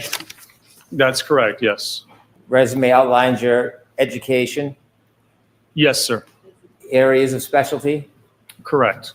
and then it highlights your accomplishments as far as the focus of your specialty or the focus of your profession, what you like or what you do a lot, right? Some of it, yes, sir. So, for example, you have a number of publications that are peer-reviewed. Correct. And peer-reviewed publications mean that you've written something that's been evaluated and considered by other experts in the industry and have been adopted or recognized, correct? Well, that it's been published, yes, sir. You have a long list of peer-reviewed articles dating back to 2003. Is that correct? Yeah, as I said yesterday, most of my peer-reviewed articles are all written when I was in graduate school, correct? Have you had any peer-reviewed articles since 2003? Probably not, no. And your peer-reviewed articles, 2003, deal with the evaluation of selected electric-powered wheelchairs. That was one of them, yes, sir. The next one, intelligent walkers for the elderly. Correct. Comparison of fatigue life for 3 types of manual wheelchairs. Yes, sir. Evaluation of a pushroom activated power assisted wheelchair. Correct. Displacement between the seating surface and hybrid testing dummy during transitions with the variable configuration wheelchair? The hybrid 3, yes, sir. Assessment of manual wheelchair ride? Correct. I was looking at forces and accelerations on the body. Yeah. Fatigue life of 2 manual wheelchair cross brace designs? Yes, sir. Evaluation of selected ultralight manual wheelchairs? Yes, sir. Augmentation of 100 key ISO wheelchair test dummy to accommodate higher mass? Yes, sir. And so you would agree that all of your peer review articles deal with wheelchairs? Well, wheelchairs and the kinematics and kinetics forces associated with propelling wheelchairs and injuries associated with that. Yes, sir. Do any of them deal with pedestrian collisions? No, they don't. You've written a book chapter, Yes, sir. Smart Technology for Aging, Yes, sir. and again, nothing on pedestrian accidents. That's correct. Expanded abstracts, you've written a few. I have, yes, sir. Suffice to say, dealing with wheelchairs. And assistive technology, that's correct, yes, sir. Any have to do with pedestrian collisions? I don't believe so, no. Looking at your CV, you can note any area of specialty you'd like, correct? You can put down whatever you like, I suppose, sure. Sure. Have you listed any specialty as pedestrian collisions? Well, not specifically. That actually falls under impact, biomechanics, biomechanical injury causation. So I didn't list it specifically, but it certainly falls under the actual expertise that I perform.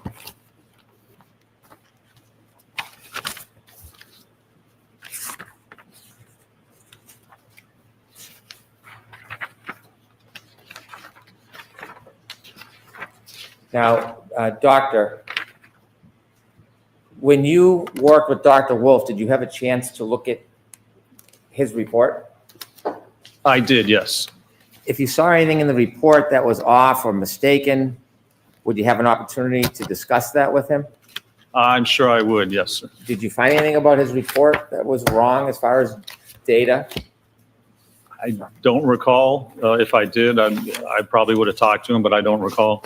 You and Dr. Wolf were collaborating together, weren't you? Yes, sir. And when you collaborate, you relied on each other's data at times, didn't you? To some extent, yes. Some things Dr. Wolf did, you relied on ultimately for your interpretation and your conclusions. I did, yes. Did you write a report and talked about the acceleration of the ATD, the test dummies, regarding its hands and arms? I did, yes. When you wrote your report talking about this very specific data, do you remember what you determined was the acceleration for the ADT right hand at 29 miles per hour? How many G's that was? Let's see. Accelerations for the right hand. Page 6. Yeah, it looks like 863 Gs. And when you were comparing data with Dr. Wolf, if something was different or off, would you correct it? I'd talk to him about it, sure. Okay. Did you ever talk to him about his collection of data regarding peak acceleration that the arm and hand experienced at a 29 mile per hour collision? Well, when I think that 863 is from 1,000, the CFC 1,000 hertz low pass filter. And in his report, he used a lower number from a 180 hertz. So they're both accurate numbers. It's just how you actually filter the data. So you know what I'm talking about, right? I do, yeah. Yeah. And I ended up using a lower number than when I did my calculations. Could we have Exhibit 1, please?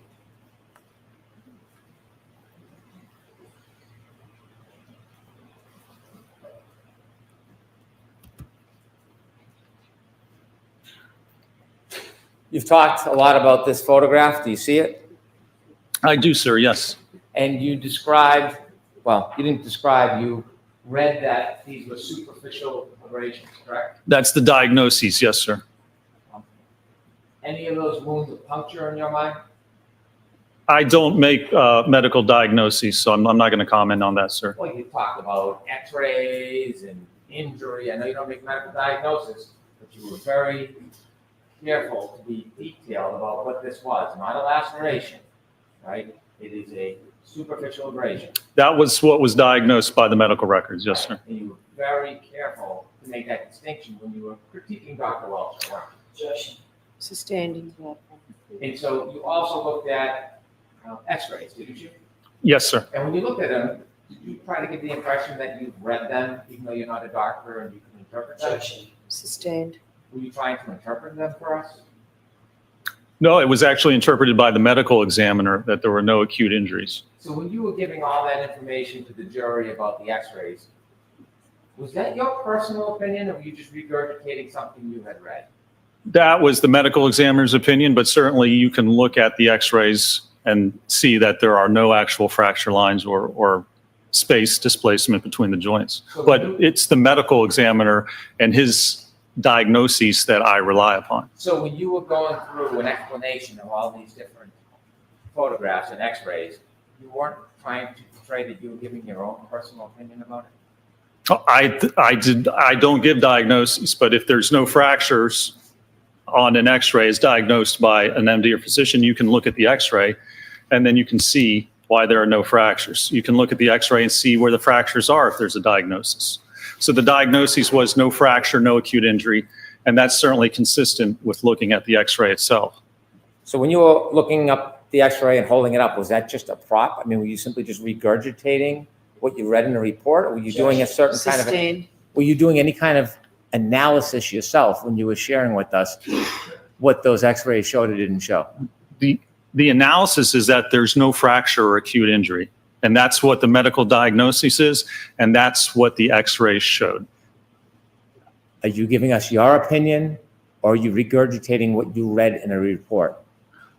That is what the medical diagnosis is, that there's no fractures and no acute injuries. That's what the medical opinion is. So you're regurgitating what's in the report. Sustained in that. Did you see any MRIs? I don't believe any MRIs were taken or performed. In no. x-rays, does it depict deep soft tissue damage? Normally, it does not depict soft tissue damage, no. How about muscle tears? No, it does not. How about tendon tears? Not normally, except you can see laxity in the joints if there is tendon or ligament tears.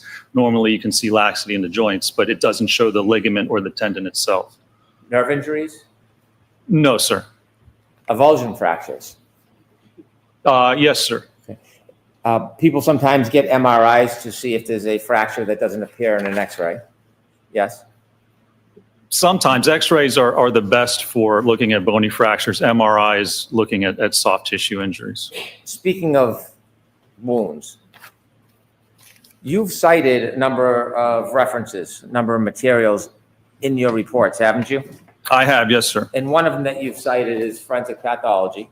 Yes, sir. This is a legitimate source to you, correct? Yes, sir. And you've relied on it for at least part of the basis of your study or opinions. Well, I relied on it because it speaks and looks at the difference between, for instance, a laceration and an abrasion. A person could be struck by a motor vehicle and not indicate any bruising to that area, wouldn't you say?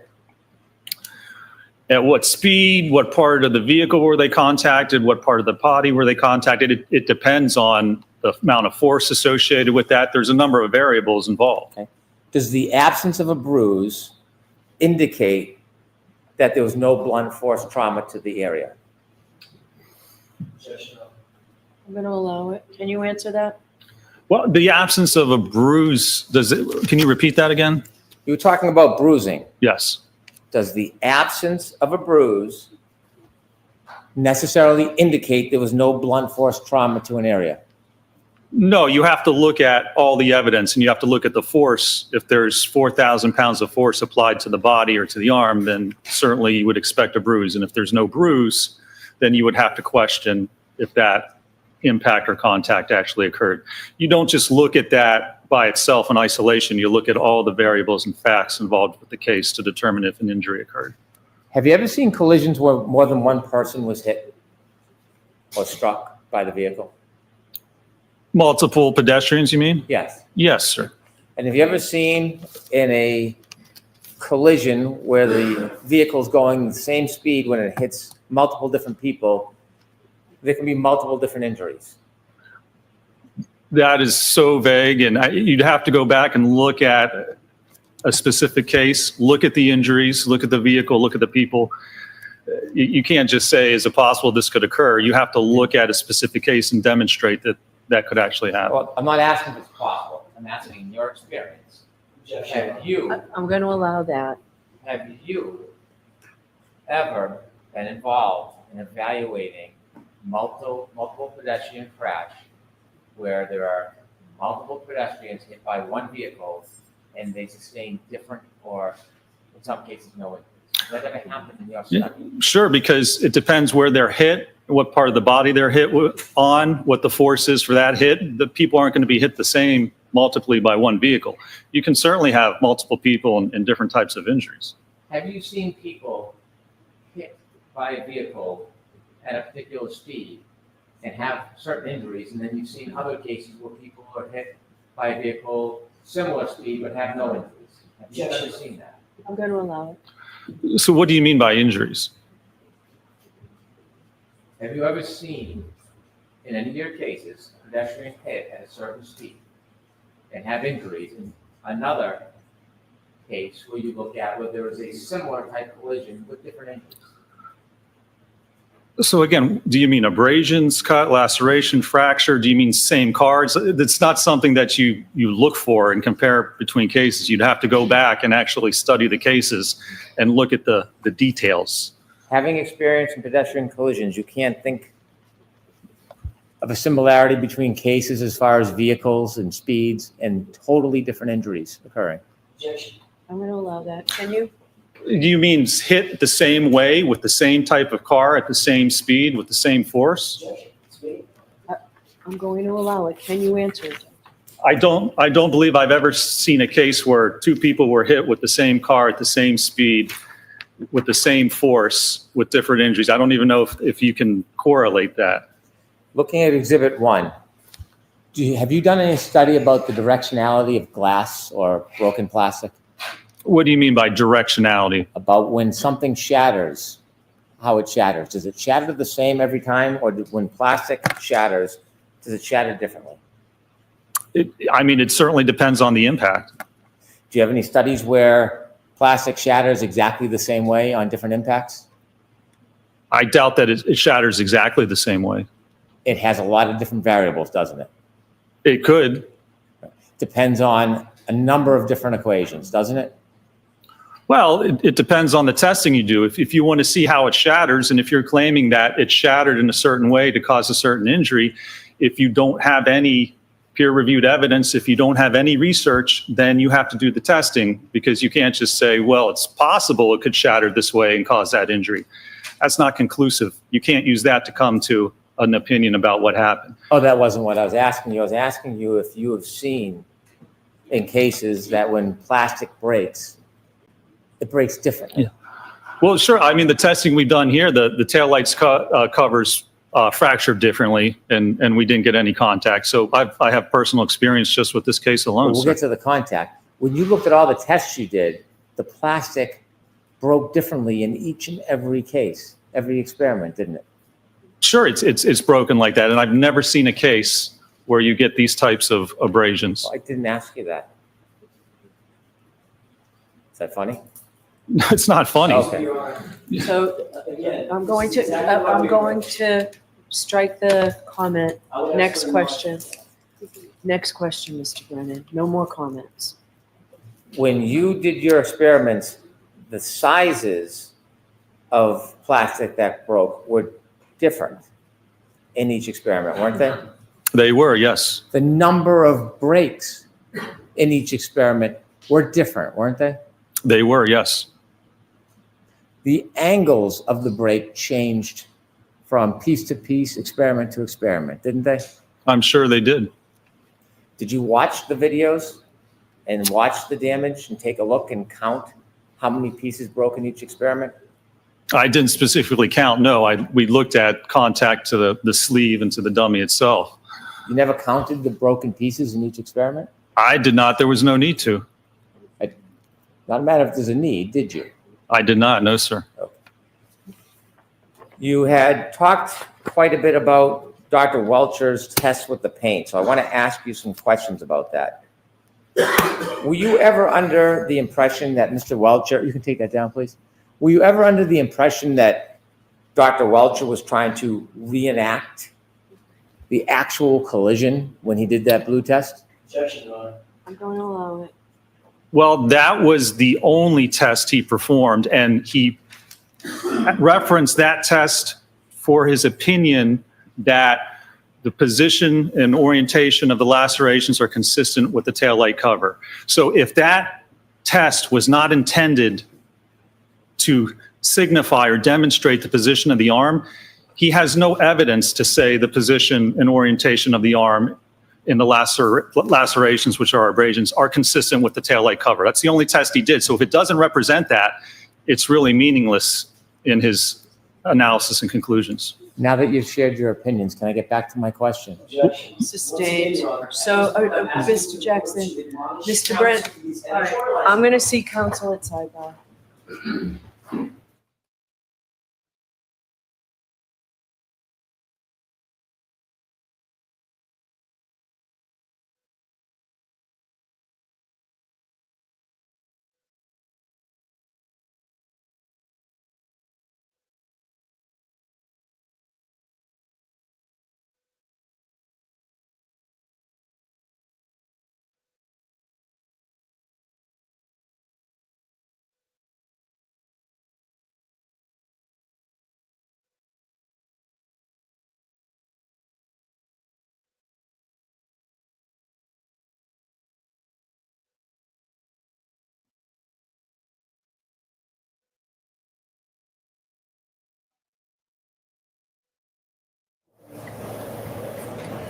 You rise to the jury. Front door, we're breaking.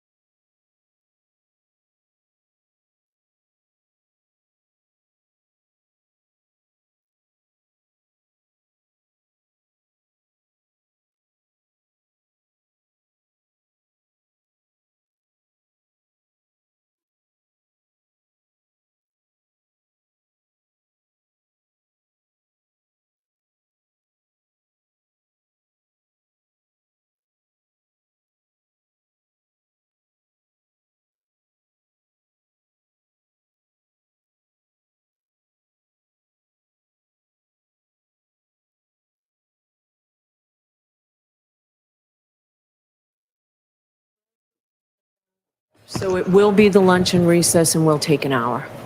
All rise to the court, please.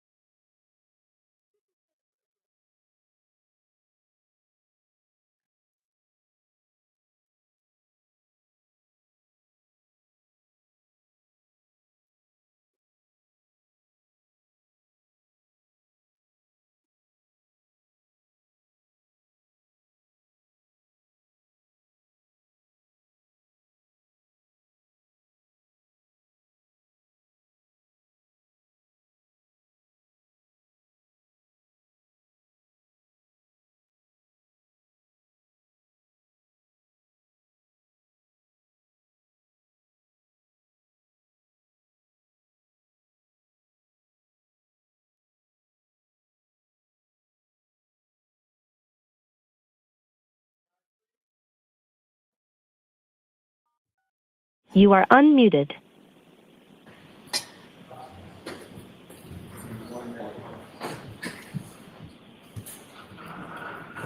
What is now open, you may be seated. All right, while the jury is on their way in, I need to see counsel at sidebar.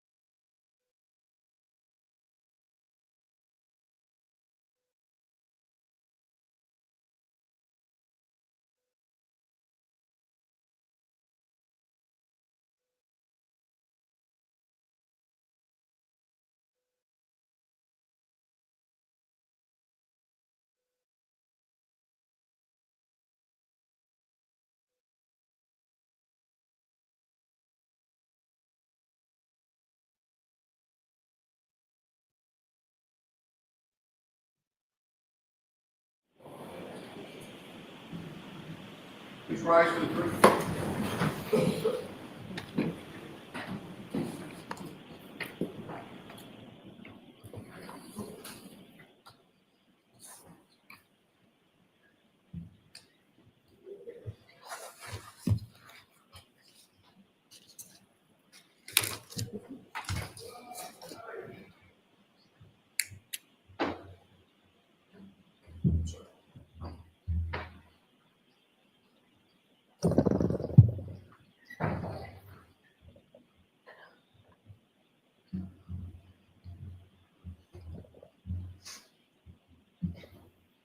Be seated, this court is in session. All right, Mr. Brennan. Jurors, hopefully it'll be comfortable enough in here this afternoon. The court officers has done a great job keeping the AC going while we were out of the courtroom, so.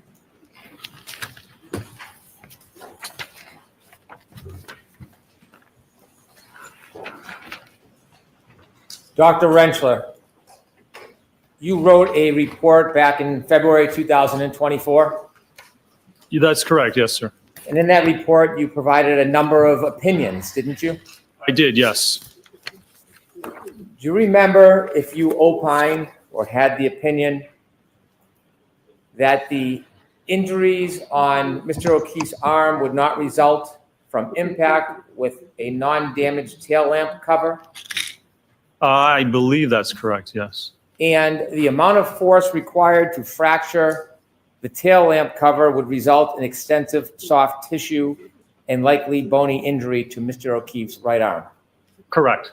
And so your opinion back in 2004 was that if a person's arm were to cause the damage to that taillight on that Lexus, you would expect to see extensive soft tissue and likely bony injury. Yes, soft tissue referring to ligaments and tendons of the elbow and shoulder, correct, and the wrist. And so you're saying not superficial abrasions, but in the arm? Yes, when you look at, and you can see from the testing we did for this case, for this round, that the arm extends and you have contact with the arm, you would expect at those speeds damage to the tendons and the ligaments, the elbow, the shoulder, likely the wrist. And the x-rays that we looked at or that we saw, and you offered the words of the medical expert, there is no MRI studying any ligament damage, is there? There are no MRIs that I'm aware of, no, sir.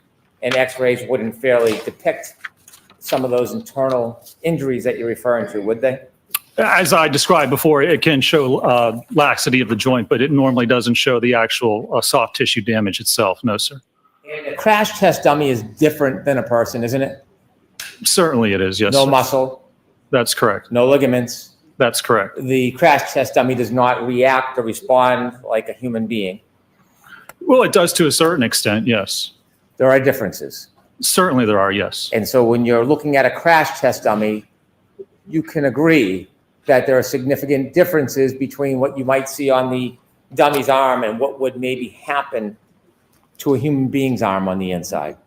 There can be. That's why you have to look at the acceleration and the force, and that's primarily what the ATD is utilized for. But focusing on the actual observation of the arm, you would agree, doctor, that looking at a crash test dummy arm is not comparable to actually looking into a human being's arm with an MRI and seeing if there's any damage on the inside? No, of course, that they're not the same. No, sir. You were speaking about references earlier. You did have a chance to see Dr. Welcher's report, didn't you? I did, yes. And in his report, there were a number of references, weren't there? There were different references, but I think maybe 26 within his report. In addition to his references, you were sent a number of gigabytes of information, weren't you? I was, yes. And in those gigabytes, there was different references to different materials, wasn't there? Well, first of all, there were only 26 references in his report that he cited to for his opinions. There was material contained within the batch of documents that they sent over. There was a bibliography or CV of different papers that he had submitted, I think 20 pages of papers that weren't referenced in the original report. And the most recent paper in that AutoPed packet was from 2004. Most of them were from the 60s and 70s, but there was an additional packet of information. When you read his report and saw his references, did you look up the references? I did, yes, sir. Okay. And when you were saying earlier that there was only one reference, you were referring to the pink test, correct? Well, I was referring to, there's only one reference specifically with respect to automobile pedestrian impacts. When you looked at his references, sir, did you have an opportunity to read any of the articles? I did, yes, sir. And many of them are peer-reviewed? Yes, sir. In addition, when you looked at the 20 pages of materials he sent over that were not in his report, how many references did you read out of those 20 pages of references that he offered? Well, I didn't read any because they weren't referred to in his report for his actual opinions in this case. Do you know whether or not he considered those references or whether he read those references? I'm going to allow that. He didn't cite to any of those references in either the PowerPoint presentation or in his report. That's the knowledge I have of whether he reviewed those. So you don't know what he considered or thought, do you? I know what he cited to and he referenced to in his report in PowerPoint. That's the extent. The question is, you don't know what he was referring or reading or relying on other than what was in his report cited, correct? Well, right. If he referred to the other articles, yes, certainly other articles in the 60s, 70s, and 80s he may have, but they don't really pertain to what happened in this case. How many references were in your May 7th report? Well, I think there were, let's see.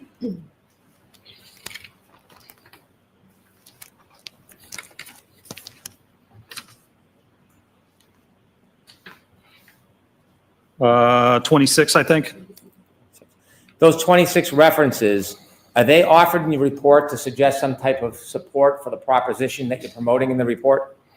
Well, they support the opinions or the methodology or both with respect to what I've offered in this The matter. reason why you put a cite in is suggesting that it supports whatever proposition you're footnoting on that. Correct? To some extent, or the methodology or some information pertinent to that opinion, yes, sir. Regarding crash test dummies and prediction in soft tissue injury, you provided 3 sites, didn't you? And soft tissue injuries? Yes.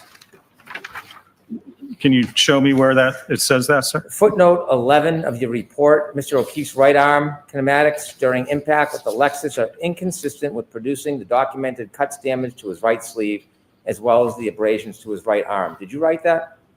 Yes, and which one was that again? I just want to make sure. What was the number? You cited footnotes 24, 25, and 26. Yes. And when you cited 24, 25, 26, did any of those 3 sites, in fact, those are the only sites that you cited for that proposition, correct? Yes, sir.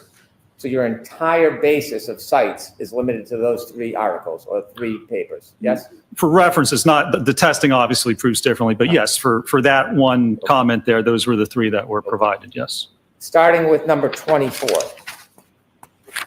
When you looked at 24, did it ever suggest, this paper, did it ever suggest that it was appropriate to use a crash test dummy in the material of a crash test dummy to make an analysis or determine whether or not there would be documented damage to someone's skin. No, it didn't, and that's not what I did in this matter. In this article you cite supporting the claim that you made, there is nothing in here that would suggest that a crash test dummy is appropriate to use in making that determination, is there? There is not, no, sir. In fact, in this article, it gives you details on what actually should be used to make that analysis, doesn't it? No, sir. It tells you certain ways to look at sharpness and how lacerations are caused. This is titled Skin Tissue Cuttability and its relation to lacerations, severity, indices. You know that, you cited that. That's correct. And it looks at specifically, I think, laminated glass and its ability to cut the skin. Number 24 in your site, correct? Yes. And it tells you 3 types of skin were examined and used for this type of study. Post-mortem human skin from 2 different body sites, Cameos leather, and Napa goat skin. Is that correct? Right, to look specifically at laminated glass and it's the cuttability of that type of glass. And the reason why the study is giving those suggestions is because a crash test dummy's arm and fabric, the way it's made, is different than how real skin would respond. Yes? Well, it is different, sure. Yeah. And I didn't do that type of comparison. You did not do any comparisons with any of the suggestions in the site that you cited in support for your proposition, did you? Oh, I did not evaluate that. No, not in that manner. No, sir. And then you cited number 24 or 25. You cited a book, Forensic Pathology, correct? Correct. And in this forensic pathology book, in the entire book, it never suggests that crash test dummies are appropriate to use when making this type of analysis, does it? Correct. And that's why I would not do that type of analysis with respect to lacerations. That's not what my analysis involves, sir. My question was, nowhere in that book does it say that crash test dummies are appropriate for analyzing skin lacerations on a collision, does it? Sure. I mean, for that sake, it doesn't say it's inappropriate either. And then you also cited an article, your third article, Understanding the Acute Skin Injury Mechanisms Caused by Player Surface Contact During Soccer. Did you cite that? I did, yes.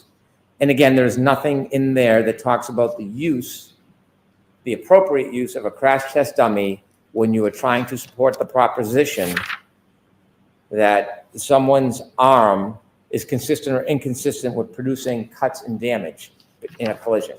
That's correct. Are you aware of literature relative specifically to the use of the hybrid 3 crash test dummy, which was used in this case? There's a lot of literature with respect to the hybrid dummy, yes. Have you ever heard of the person by the name of Stanley Bakatis? I don't recall that I have. Okay. How about Harold Mertz? Isn't he a leader in the field with crash test dummies? He is, yes. Right. Would you agree that we also do not believe the current instrumented arm configuration is suitable either for prediction of soft tissue injuries? Would you agree with that? Well, for laceration, sure, it shouldn't be used for that. It shouldn't be used in that manner. That's why I don't use it in that manner. Do you have any source that says it's suitable for determining superficial abrasions? I do not, no, sir. You have no other sites whatsoever supporting that proposition, which led inevitably to one of the opinions you gave to this jury, true? Not true. That's a misrepresentation of what I performed, the testing that I performed, and the results that I analyzed in this case. Now, you've talked a lot about Dr. Welcher's pain test. You don't have any information that Dr. Welcher ever claimed that his test was intended to represent exactly how Mr. O'Keefe's arm was when he was hit, do you? Well, the evidence I have for that is that in his report, he says that the orientation and position of the lacerations are consistent with the orientation position of the taillight cover. And then right under that, he has reference to that test that he performed. So again, if he didn't intend to do that, then there's no evidence that he can provide with respect to the arm impact at all. That's the only test that was performed to look at the arm and the taillight cover. If it doesn't represent the actual position, then apparently he has no idea how the arm was positioned or how it was impacted. Let's get back to my question. Yes. Is there anything where Dr. Welcher has informed you or written that he is intending to represent the actual arm angle of John O'Keefe when he was hit by Alexis? Again, I just described what he has in his actual report. So he didn't write specifically that that's what it's intended to do. It seems he's inferred that. And again, that's the only test that he's performed or referred to in this case. You inferred that. Inferred that that's how he believes that the arm was positioned. I think we understand your perspective is that the only test he performed, but what I really want to get at is your conclusion, your assumption that Dr. Welcher was suggesting that there was a specific arm angle that occurred in this case that he was identifying. You don't see that anywhere in his report. Well, it would be pretty odd if the one test he ran didn't actually represent what he thought happened. I don't understand what the value of that would actually be. Did Dr. Welch ever represent that he was trying to describe the actual body position of John O'Keefe when he was hit? Actually, he doesn't state that. He states very little in his report or in his PowerPoint. He demonstrates through the video of his arm like that and contacting it, and then he holds his arm up to a picture of Mr. O'Keefe's right arm to compare and apparently demonstrate that it's in the same area. But again, he doesn't actually state that opinion. He doesn't state any opinions that the contact actually occurred, except in one point, and has no evidence or foundation for that. Would the answer to my question be no? You would have to ask Dr.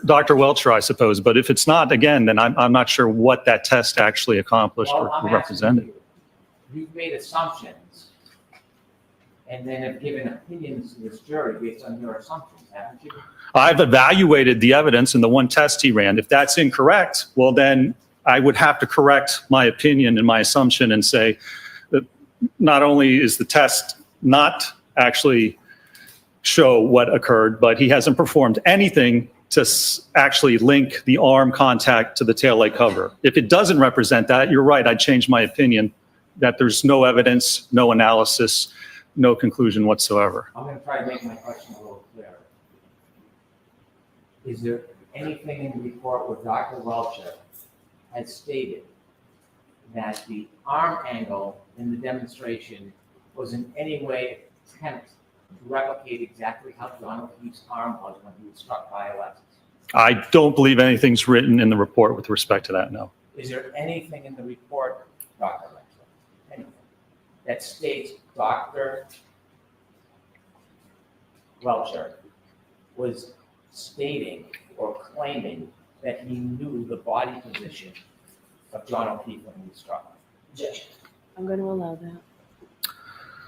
So no, I guess there is no opinion or conclusion that he knows how Mr. O'Keefe was actually positioned at the time of this alleged incident. Do you You're correct. know whether Dr. Welcher has been clear that he does not know?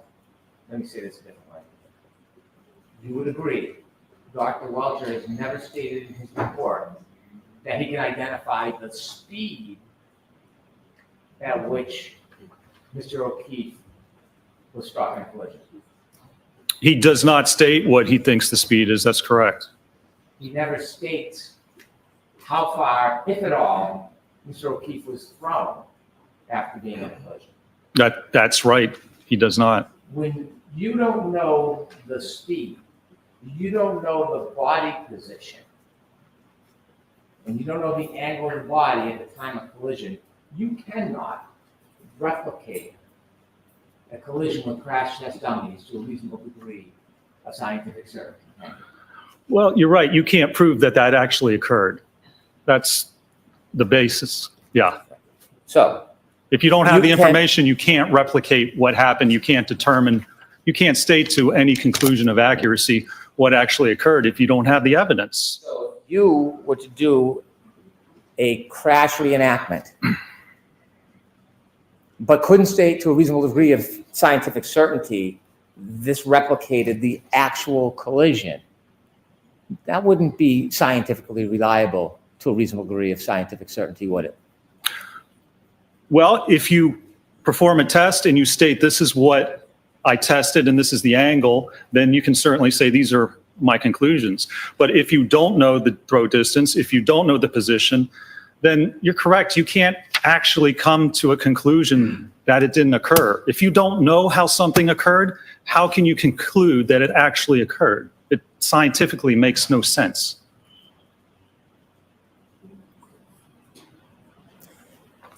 So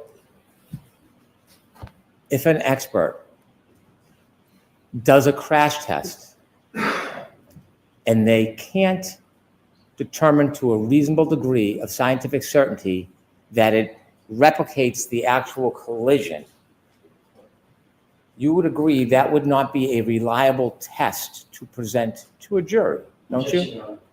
I'm gonna, very briefly.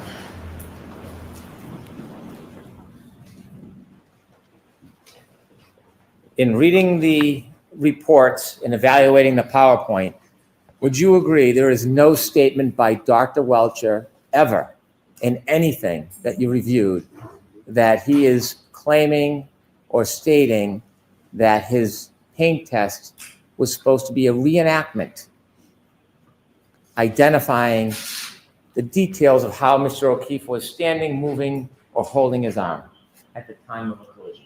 He did not state that. That's correct. So when you've made your criticisms, that you've done testing regarding Dr. Welcher,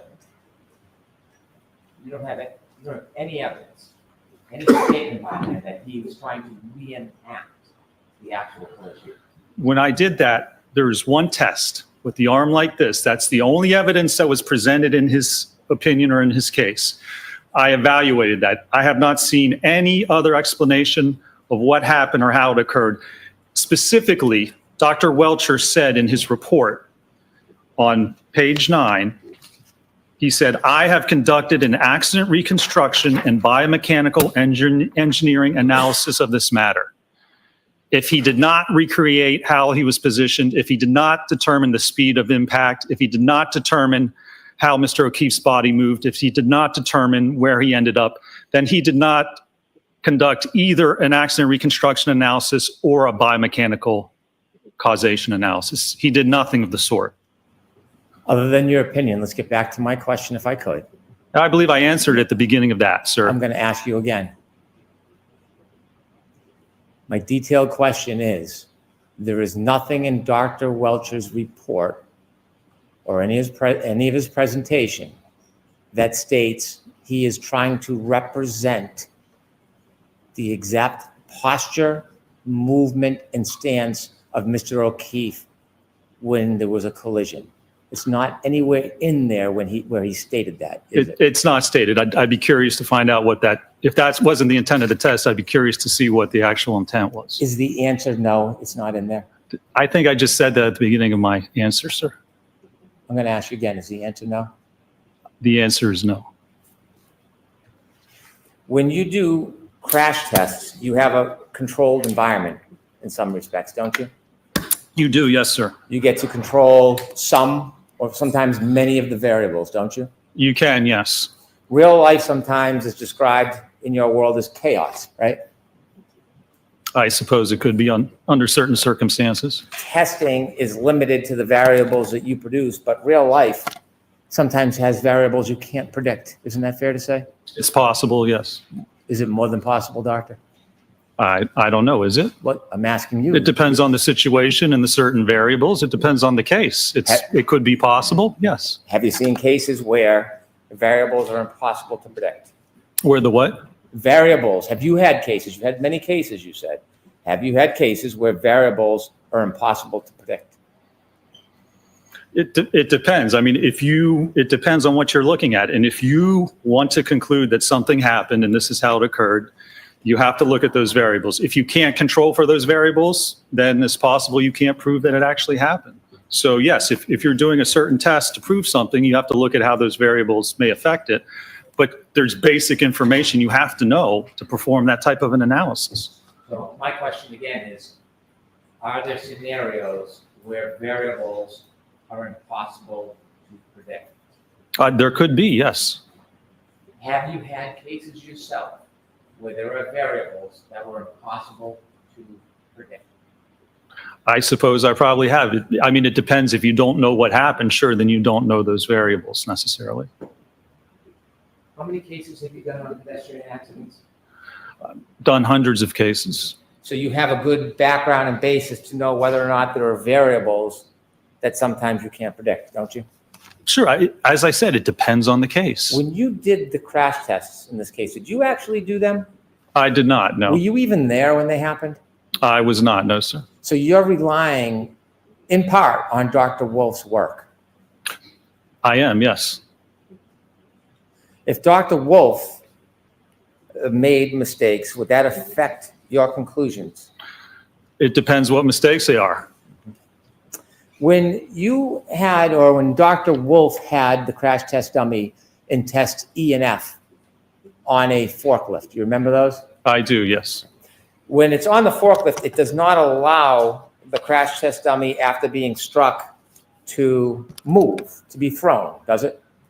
Actually, if it's a force acting on it, it will move. It will like a pendulum. So if there's a force acting on it, you'll see which direction it moves. If there's a forward force, it will move. It'll swing forward or sideways or backwards. It can move. Well, my question isn't direction. It's can it show the throw? Can it throw or move the crash test dummy in its natural course after the collision to a resting spot? No. In those tests, though, there wouldn't be any throw. If a crash test dummy is restrained by a forklift,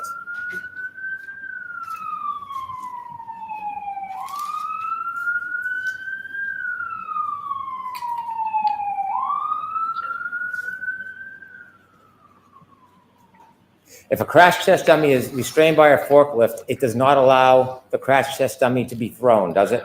Assuming there is throw, that's correct. It doesn't. It doesn't allow an observation of the crash test dummy to turn or fall, does it? No, it does not. Well, no, actually it turns, sure. I mean, it can spin. How about fall? No. And a crash test dummy would just fall down anyway. Have you seen crash test dummies where it is held in place electromagnetically, and when the collision happens, then the dummy can move? Have you seen that? I have, yes. Have you seen, excuse me, have you seen crash test with crash test dummy where there is a light? I'm sorry. Have you seen crash tests with crash test dummies where there is a light string and somebody cuts the string moments before the impact or a second before I the impact? have, yes. That wasn't done in this case, was it? What? It wasn't necessary. Was that done in this case? It wasn't. I'll speak slower and a little clearer. Maybe if you answer my question. I just did answer it. I said it wasn't. When the crash test dummy is held by a forklift and the car hits it, it doesn't replicate the drag that the car will have on the crash test dummy as it would a real person, does it? You can see if there's any drag because it's on like a pendulum. So if there's any drag pushing it forward, it's going to sway that way. It's going to move the dummy. It's not going to move at the distance that it actually would. If there was any distance, it would move it. But you can actually see the motion, and you can see in the testing, the 24-mile-an-hour testing, there was no motion, which is not unexpected for that type of a test. There is a difference between a crash on center of mass and a fender vault, isn't there? There is, yes. A fender vault is a different type of collision than a center of mass collision. Isn't that true? That's correct. It is impossible to replicate all of the different scenarios with a crash test dummy on a fender vault collision, isn't it? I mean, it depends on what you're trying to replicate, and it depends looking at the injuries or how someone was positioned. So if you know how they were positioned, you can try and replicate that, yes. Could I have 59 of Dr. Rentral's PowerPoint, please?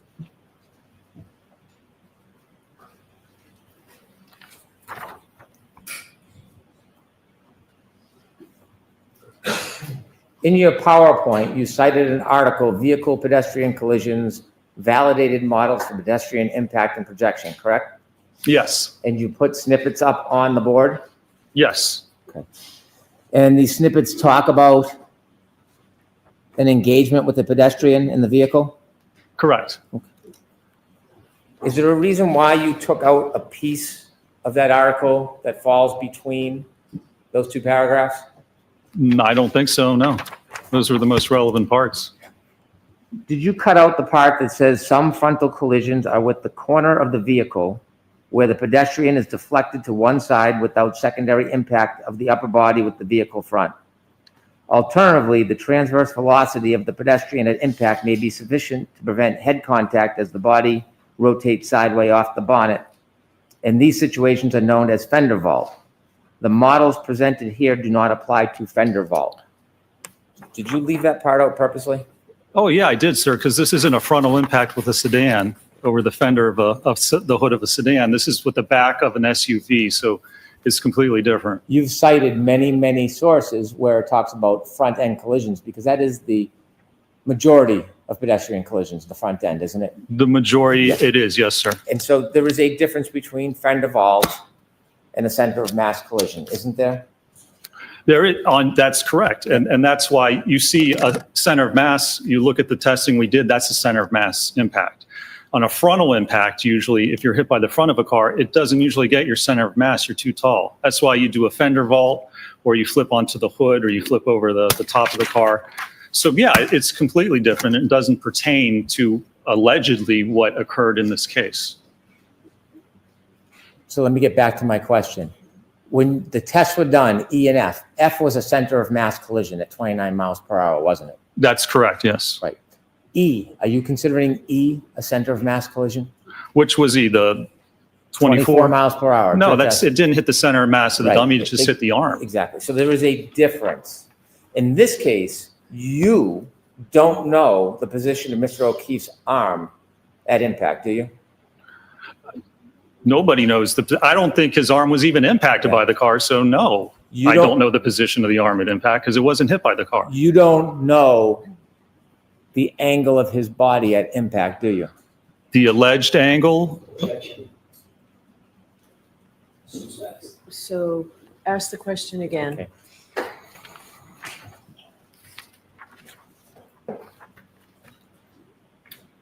You have no information about the angle of Mr. O'Keefe's body at the time the defendant's Lexus was traveling backwards on January 29, 2022, do you? we have no information that he was even hit by the Lexus. So there wouldn't be any information on the angle if his body wasn't hit. When you talked about force equations with this jury, you cited a number of pieces of literature, didn't you? I did, yes. When you cited the literature, you cited all literature regarding concentrated forces, didn't you? No, that's not true. There's a difference between concentrated and distributed force, isn't there? Yeah, I talked about that on my direct, yes, sir. When you showed your slides, for example, the hand, Yes. could we see slide 8, please?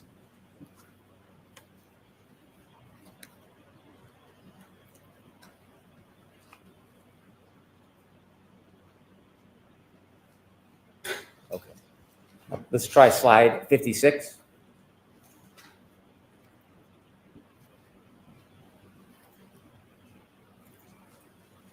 You would agree with me, doctor, there's a difference between a concentrated and a distributed load, wouldn't you? I would, yes. When you gave your opinions in this case, it was based on concentrated load, wasn't it? No, sir. When you gave your force equations, was that distributed load or concentrated load? That was the load at the center of mass. And so you can evaluate that on a distributed load. You look at acceleration and you look at bending moment. So you can do both. When you gave your charts and numbers, was that based on concentrated or distributed load?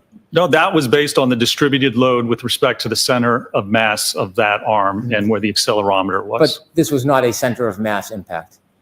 But we're assuming a center of mass is the most dispersed impact. So if we want concentrated, then we look at a focal point, and you can do that with the hand. So But the center of mass, acceleration, and distributed across the entire arm, that's where it's the least amount of pressure, if we're talking about force over area. And that's what I evaluated in this case.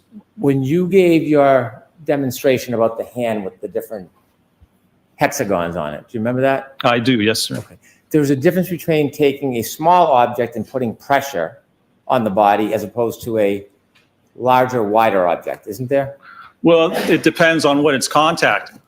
And certainly not a difference when you look at the size of that impactor and the size of the knuckles and the metacarpal bones. So for example, if somebody took a book and hit somebody off the forehead, it may or may not leave a mark. But if they use the same force and they took a high heel, the heel of a high heel, and hit somebody, there would likely be more damage with the high heel than there would with the book. Isn't that fair to say?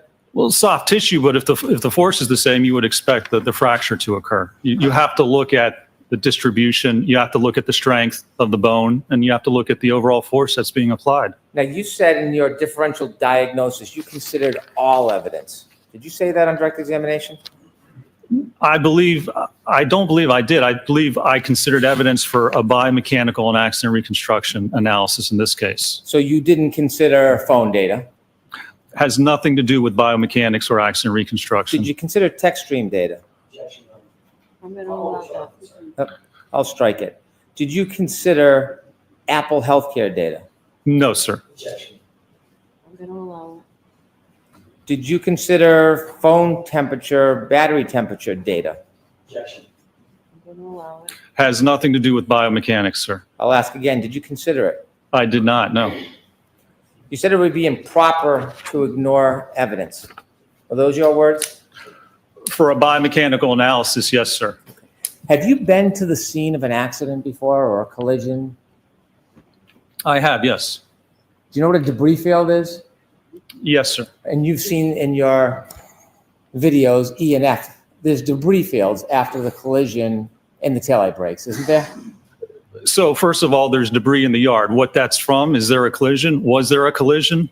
Where did that come from? Where it was positioned? That's all conjecture and supposition. Those aren't actual facts, sir. Can you hear my question about debris field? I'm asking. Yeah, and I think it's Excuse me, sir.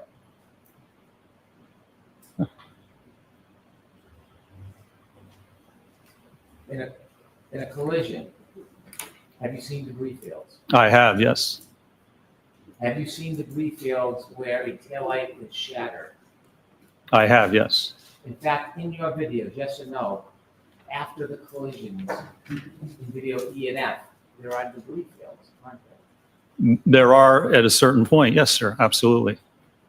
And so when you're looking at your studies, do you consider debris fields? It depends on the evidence. It depends on how it was collected. It depends if it is accurate or reliable. But from a biomechanical standpoint, no, you don't need to look at the debris field or alleged debris field of a taillight cover. That has nothing to do with the injuries or the position or the movement of Could I an have Exhibit individual. 73, please?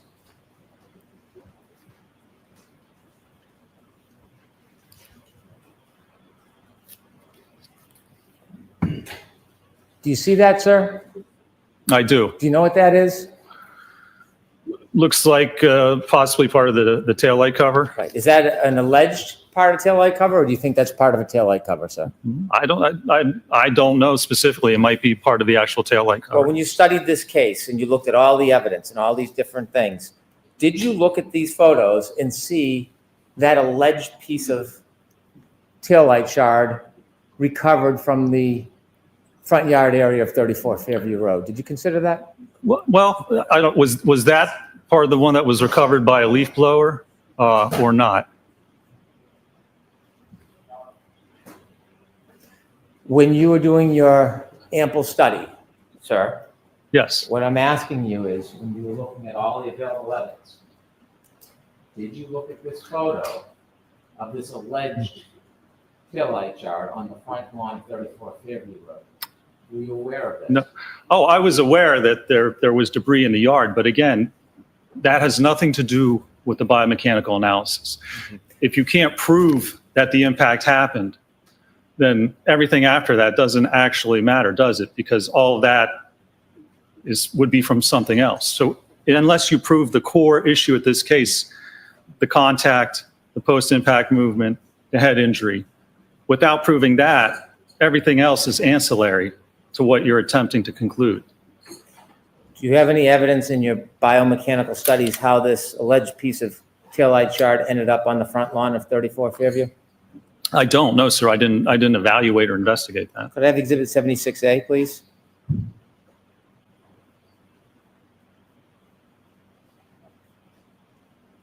Did you see this photograph, sir? I do, yes. Is that part of a red taillight shard or an alleged piece of a taillight shard? It looks like it, yes. Did you consider this in your biomechanical studies, that this taillight shard was found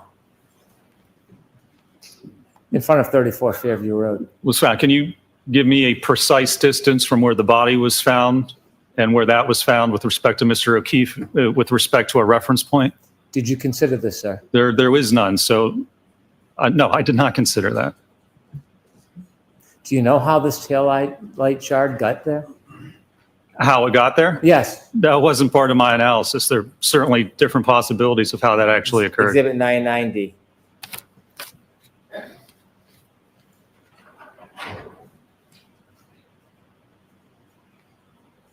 Do you know what that is, sir? It looks like part of the light assembly. Mr. O'Keefe's hat? Oh, Did you that's look at his this hat. photograph? I see now, yes. Did you know he was wearing a hat that night? I did, yes. And did you consider how that hat ended up on the ground in front of 34 Fairview? No, sir, that was not part of my biomechanical analysis. There's a number of ways a hat can end up in a yard. Is one of those ways being in a collision with a Lexus? I suppose that's a possibility, or someone could put it there. I mean, there's a number of different possibilities as to when or how a hat may appear in a yard. Who do you think put it there? Well, I have no idea. I haven't seen any evidence of how it got there, and frankly, it's immaterial to a biomechanical analysis. Do you have a theory you want to share with us about planting evidence? Is that what we're getting at, sir?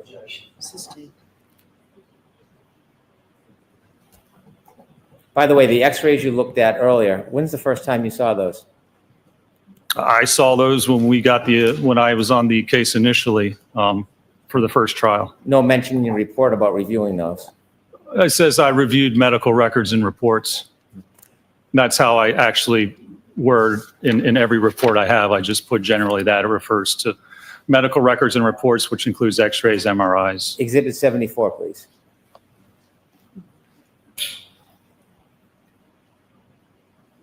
Have you seen this photograph? I have, yes. Okay. In your studies or your testing, did you determine how Mr. O'Keefe's shoe ended up near the curb? No, sir.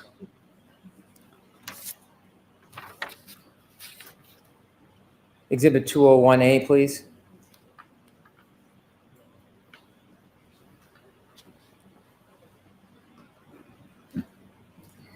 Have you seen this photograph before? I don't know that I have. Have you ever seen any container that had taillight shards that matched the defendant's Lexus that were removed from his sweatshirt and his shirt? Have you ever seen any container holding those? I haven't. Well, I believe there was evidence collected like that, but yes. Okay, could we have 201E, please? Have you seen this photo? I believe I have seen that, yes. Do you understand those are taillight shards matching the defendant's Lexus, the broken taillight, Yes. that were recovered from Mr. O'Keefe's sweater or shirt? Objection. I'm going to allow that. Did you consider that? I'll try. I'd rather try to reformat it than come sidebar. Did you know that taillight shards were collected after Mr. O'Keefe's sweatshirt and t-shirt was scraped? Objection. I'm going to allow that. I need to see the courts. Jurors, this will be brief.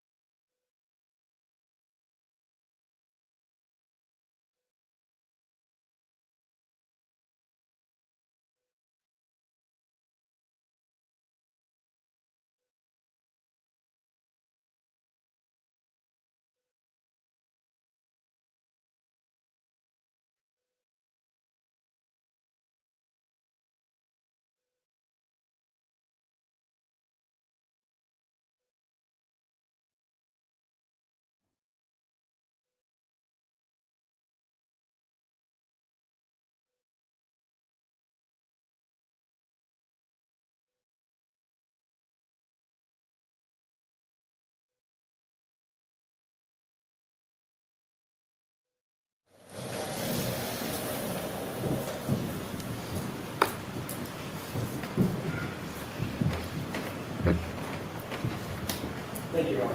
Okay.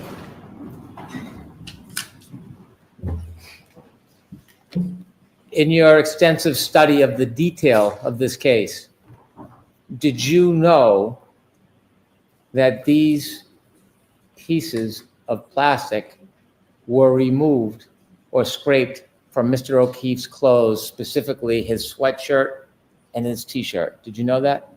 I was aware that samples were recovered, yes. Were you aware that these samples were consistent with the broken taillight of Miss Reed's Lexus. Did you know that?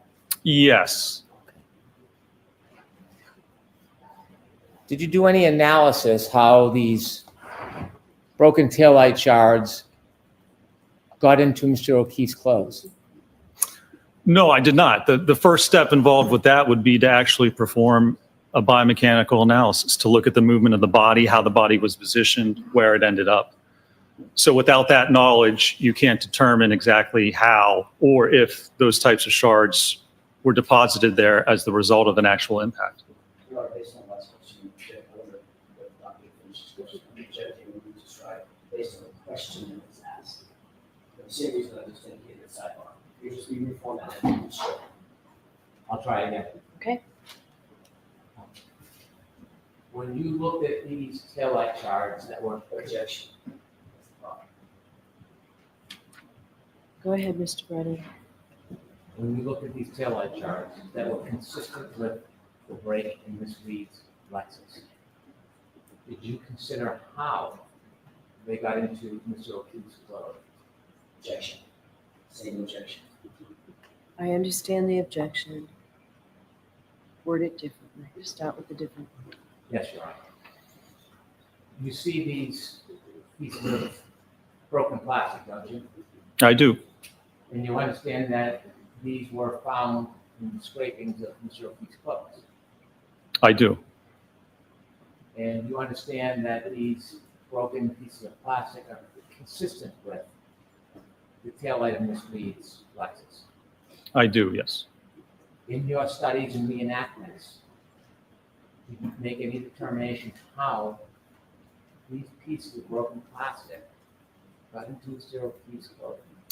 No, when you look at those studies, first you have to know how the incident occurred. Then you can look at that and determine, if you want to, how that may have occurred. Because otherwise, there's, again, different ways, different manners in which that may have been deposited on the sweatshirt. Without knowing how this happened, you can't just then look at other evidence and try and predict how it happened. You need the actual evidence to look at the event. This all goes to the event. You need contact with the arm, I guess apparently, to actually cause this incident to occur. And without that evidence of any of that happening, knowing how the body moved, knowing how it was hit, knowing where it ended up, any conclusions drawn off of information like this is just supposition, because you don't know the movement of the body or the vehicle. It's putting the cart before the horse.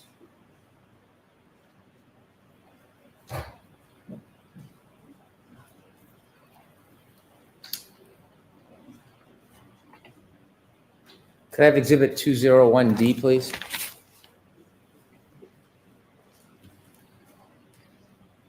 Do you understand this is broken pieces of plastic consistent with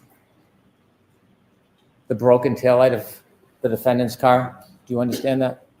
I believe so, yes. And do you understand this is a photograph of these broken pieces of plastic under a microscope? Okay. Well, I'm asking you, do you understand Well, if that? that's what you're I don't telling me, then I don't want you to rely on me. If you didn't see them, it's okay. I don't recall if I saw those or not. Have you seen this picture? I don't recall seeing it, no. Now looking at this photograph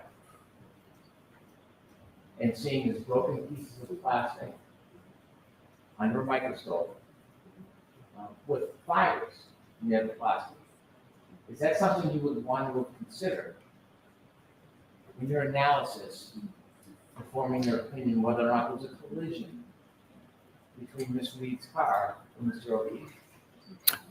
Again, if you can't do a proper biomechanical analysis, then that evidence is not consistent. You can't determine how it occurred. You can't say that that's consistent with it. You can't just look at certain evidence and not do a proper analysis. If you can't even tell that an impact occurred, you can't look at tertiary evidence and say, well, this proves that it occurred.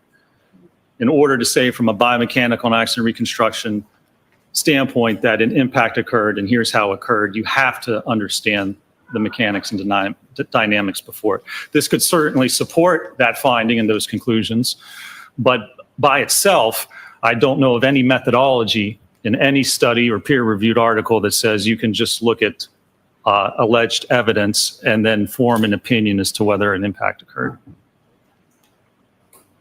Can you see with your eye that parts of those broken pieces of plastic are sharp? They look sharp. Do you disagree? Do you think they're not sharp? Well, I don't have an opinion as to that, sir. We'll take a look. Objection. Sustain. If you look at that from behind it, you tell me whether you think those pieces of broken plastic are sharp. Objection. I'm going to allow that. I guess they look sharp. I have no idea if they are or not. It's under a microscope. When you actually put things under a microscope, it looks much different, and it is much different than Could this go back Been to looking at the normal 20D? Perhaps that can help. Not under a microscope. If you pay particular attention to the larger one in the middle, that looks like a shark's tooth. Do you see Yes. that one? yes. Do you think, doctor, that some of those appear sharp? Some of those appear sharp, could possibly cause a laceration, sure, as opposed to an abrasion. Do you think that any of those could cause an abrasion? I don't think that you could get a consistent level of superficial abrasions along the entire arm of minimal depth of less than 0.5 millimeter through impact with the glass. To have that minimal force on every part of the arm to only cause superficial abrasions would be highly unlikely. Do you think some of those sharp pieces, if they were lodged in Mr. O'Keefe's sweater, could cause an abrasion? It's possible if you had enough punctures and holes in the sweater to correspond with the abrasions on the arm, that would be, I suppose, that could be a possibility. In your testing, not to belabor it, I'm just going to show you one. I want to show you video E. Could we go to video E, please?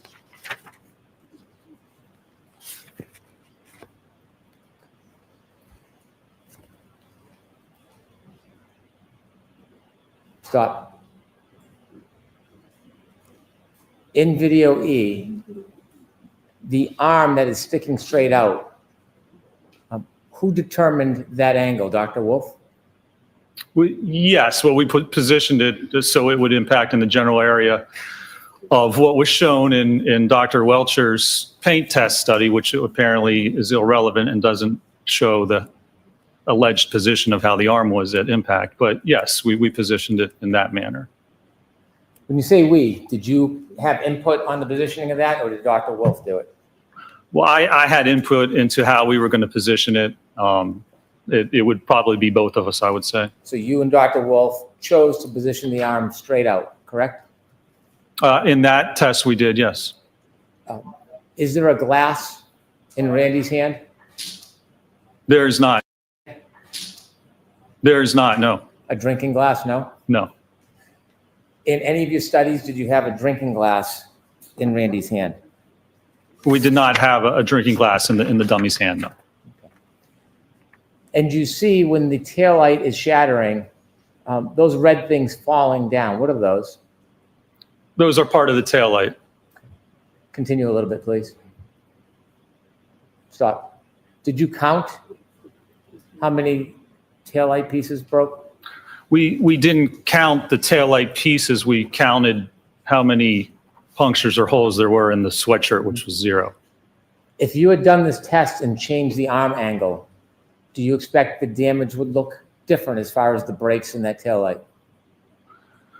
Well, we conducted a number of tests. It may look somewhat different, sure. If you conducted this test and moved the arm angle, not another test, this Yeah. test, but you moved the arm angle, do you expect that the break would look different? That the break would look different? Yes. It could look a little different. I mean, certainly the breaks looked a little different in the test, but they were comparable to each other. You do not know how John O'Keefe was standing that night, do you? Well, Objection. No, I'm going to allow that. You do not How know he was how John standing O'Keefe was standing that night, do you? if he was standing, if the impact occurred, then no, nobody knows how he would have been standing. You would not know what his arm angle was, would you? No, You would not know the exact speed of any vehicle that hit him that night, would you? Objection. Sustained. The debris, the broken taillight, is that traveling in a consistent or a different direction? What do you mean consistent or Is different? it all going in the same direction, or is it going in different directions? No, there's some spread to the debris. So the pieces don't all fall right in a pile with each other, do they? They do not, no. Can you continue, please? Stop. Do the majority of the pieces land on Randy? No, they do not. And so as they fall, if Randy were to fall, many of those pieces would not be among the immediate area of his body, would they?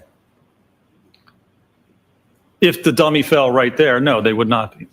Now, the dummy can't fall because the dummy is on a forklift, correct? It's suspended like a pendulum, correct? And you see in your test that the tail light at what you say is 24 miles per hour can be broken without the dummy's knees touching the vehicle. Isn't that fair to say? That's correct, yes. You can't tell the full movement and fall of this dummy the way you've set up this test, can you? Well, knowing the physics, you can certainly determine or estimate where it would be, but no, you could release it and it would fall primarily straight down. It would twist and it would fall down. Is there something that could affect the dummy if you let it fall? Is there something that could affect its movement after being hit? Like what? Like, could its feet be twisted and then hit another object like a curb? Well, there's going to be very little lateral movement of its feet, but even if it did, then it's still going to fall over right where it is. Can you continue, please? Can you see the feet, doctor? Yes, Are they twisting? they are, yes. Is that because of the rotation of Randy after he struck?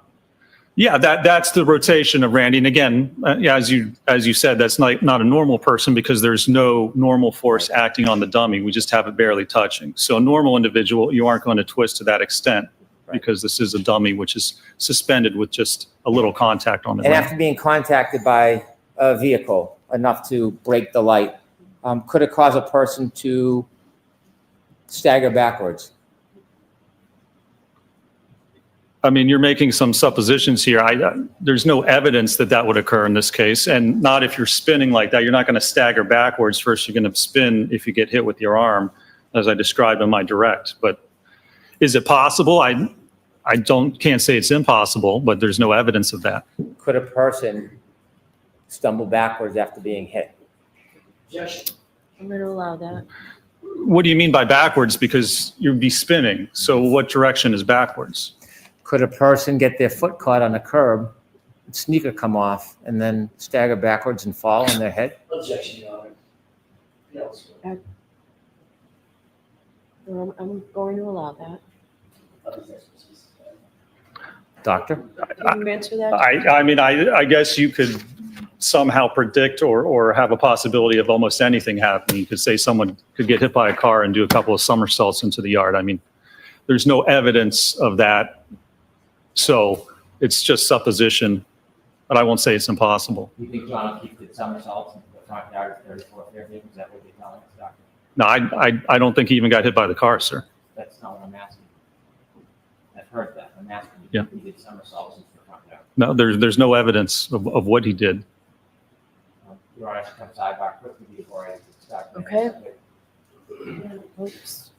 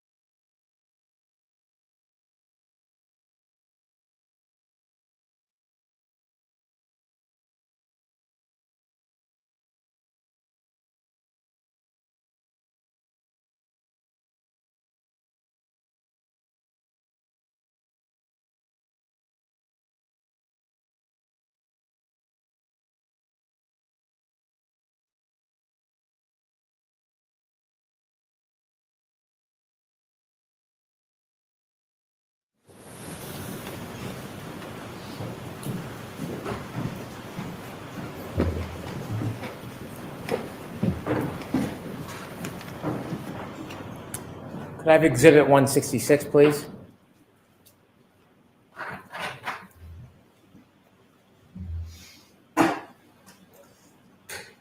Did you see this photograph, sir? I did, yes. And do you see the cut on Mr. O'Keefe's nose, the left side of his nostril? I do. In your analysis of whether there was a collision with the defendant's Lexus, did you consider or know that there was evidence that a piece of glass or a piece of broken plastic was pulled from Mr. O'Keefe's nose? Objection. I'm going to allow that. Question. I'm going to allow that. Your Honor. So, hold on. Let's get an answer, Dr. Mitchell. Your objection's noted, Mr. Jackson. I was aware there was some piece of material allegedly pulled from the nose, yes. Allegedly pulled from the nose? Yes. Okay. And that alleged piece of material, were you aware that it was perhaps a piece of glass or broken plastic? Objection. Are you aware of that? Your Honor, that's not the evidence. That is not the evidence. So, Glass? No. hold on, Mr. Jackson. Mr. Brennan. I can do you have a reword quick- Okay. Please. You're welcome. Are you aware of that object that was pulled from Mr. O'Keefe's nose? What material that was? I believe it was glass. Did you want to know in your assessment about collision where that came from? Well, I did evaluate that, and it's actually entirely inconsistent with coming from an impact with the vehicle.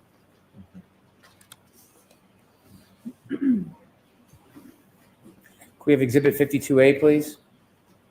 Do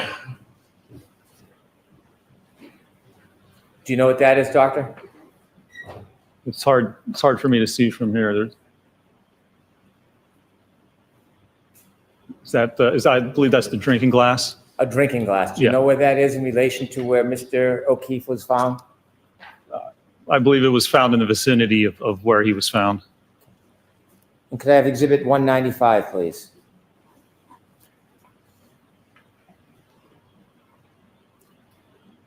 You recognize that?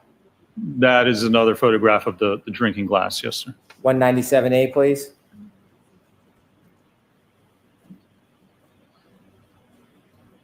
B.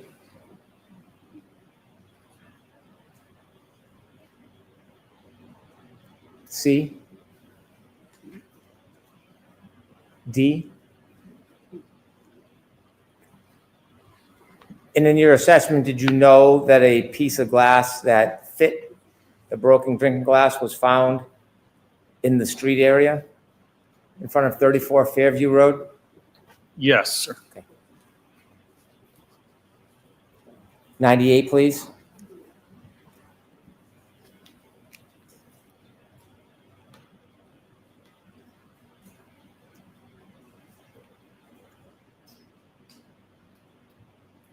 A little more, please. Do you know what that is, sir? It's hard for me to tell from Does it back look like here. a drinking straw? Okay, the black, that does appear to be a drinking straw, yes. Have you seen that before? I've seen that photograph before. And do you appreciate that is in front of 34 Fairview Road? Yes, I believe that's correct. And sir, in your analysis, in your reconstruction analysis, did you consider the broken glass found near Mr. O'Keefe's body, the suggestion glass is found in his nose, and that glass that fit the broken glass was found on the street? Did you consider all those things in your reconstruction analysis? Well, my biomechanical analysis, I did consider especially the glass in the nose, yes, and whether that could have been as a result of the impact. A result of what? A result of the impact with the vehicle. When did you find out about the glass from Mr. O'Keefe's nose? When did you learn that? I don't recall specifically. But was it before you came and testified last time, or was it before this time?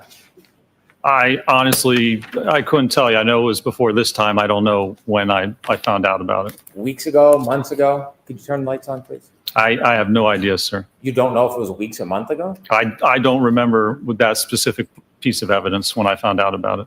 What do you mean you don't remember it? Have you seen it before?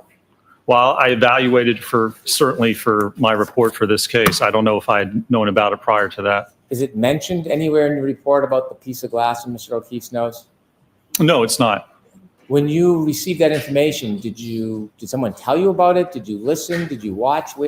How did you evaluate this evidence? It might have been in an interview or something that it was pulled from his nose, I believe. Okay. So you saw and listened to something? I believe so, or was made aware of it. Okay. Just a couple more questions, sir.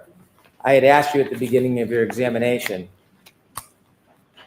whether you denied that receiving information certainly helped prepare to understand what was going on during the trial. Do you remember those questions? With respect to the trace DNA, correct? Okay.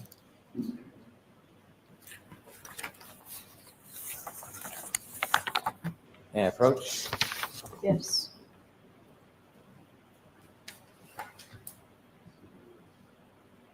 April 20th,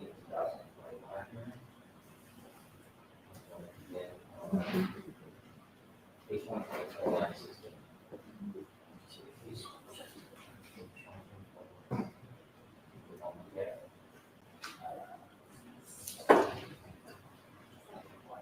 Yes.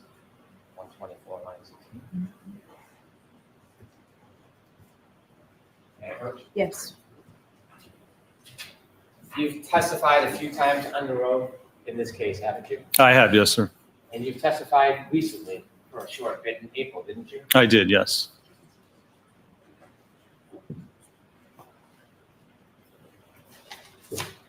On April 28, 2025, did you testify in this very courtroom I believe I did. under oath, Yes, sir. like the oath you took today? Yes, or yesterday. Now, when I read this, I'm not attributing this in any way to the defendant's attorneys. I'm going to read you this just for clarity. You were asked, did they inform you about witness testimony? And what did you say, sir? They did inform me, yes, about testimony in situations and events that came forth in the trial that I was not aware of. Those are your words? Yes, sir. Page 125, line 7.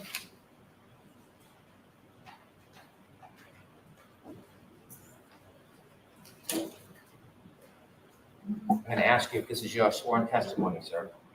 On page 125, line 7, I'll read the question, and if this is your answer, you should read the answer.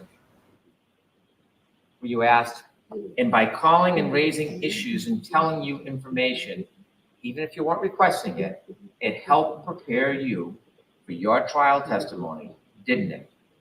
What did you swear? I said it certainly helped prepare me to understand what was going on during the trial, yes.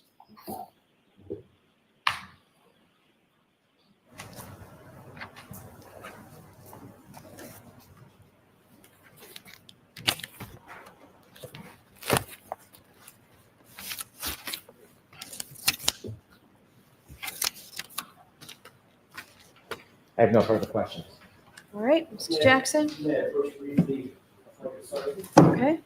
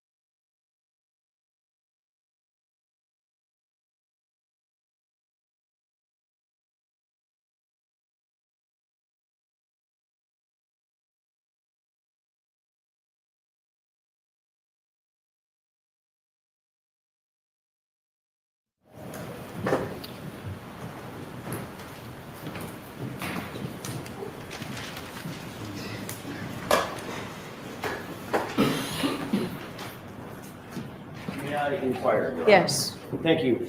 Dr. Rentschler, you were just asked a couple of questions about they provided information about the prior trial, correct? Correct.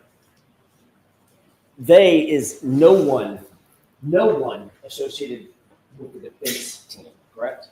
That's correct. No one associated with you, and they provided information. And again, it let me know what was going on, but it didn't affect my preparation or my opinions. It in no way changed any of my opinions or what I testified to. Thank you for that. To get through this, I'm going to let you just Thank you. answer the question. Sorry, And- Your Honor. Rentschler. And with regard to, and I appreciate that, Mr. Brennan asked you a couple of questions about they being your employer. Do you remember those questions at the beginning of his cross-examination? I do, yes.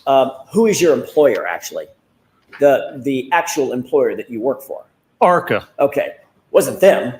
No, It's a client, correct? it was a client. A That's completely correct. separate entity that hired you for that work, correct? That's correct, yes.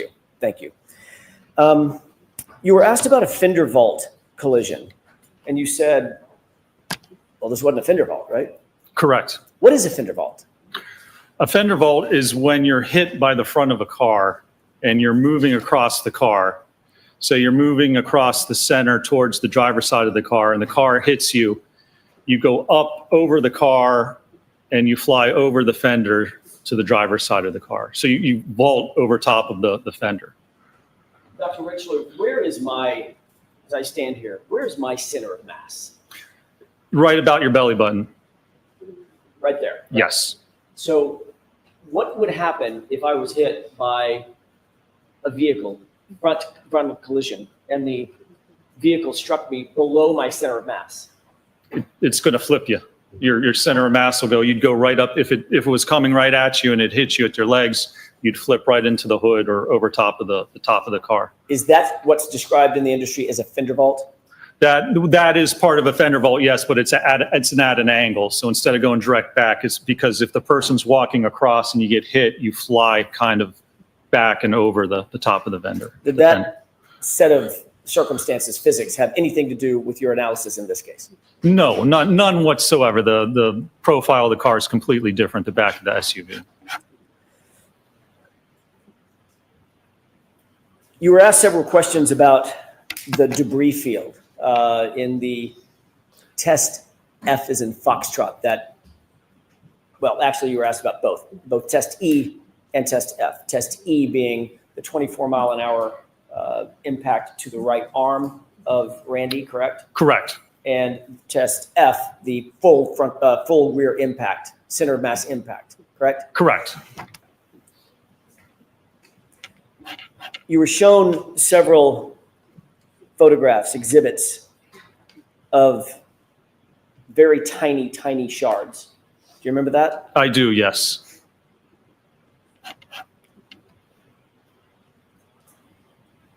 I'll get to that in a second.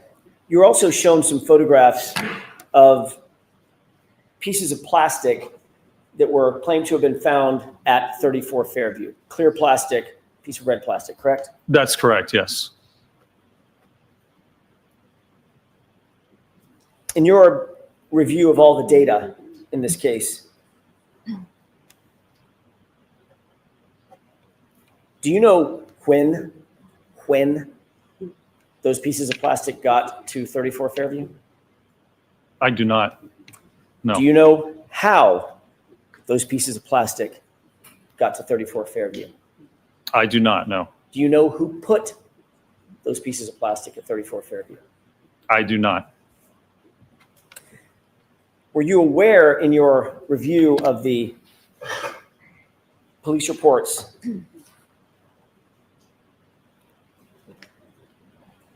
that none of the plastic that you were shown was found at the time John O'Keefe's body was discovered and the area was initially searched? That is correct, yes. I was aware of that.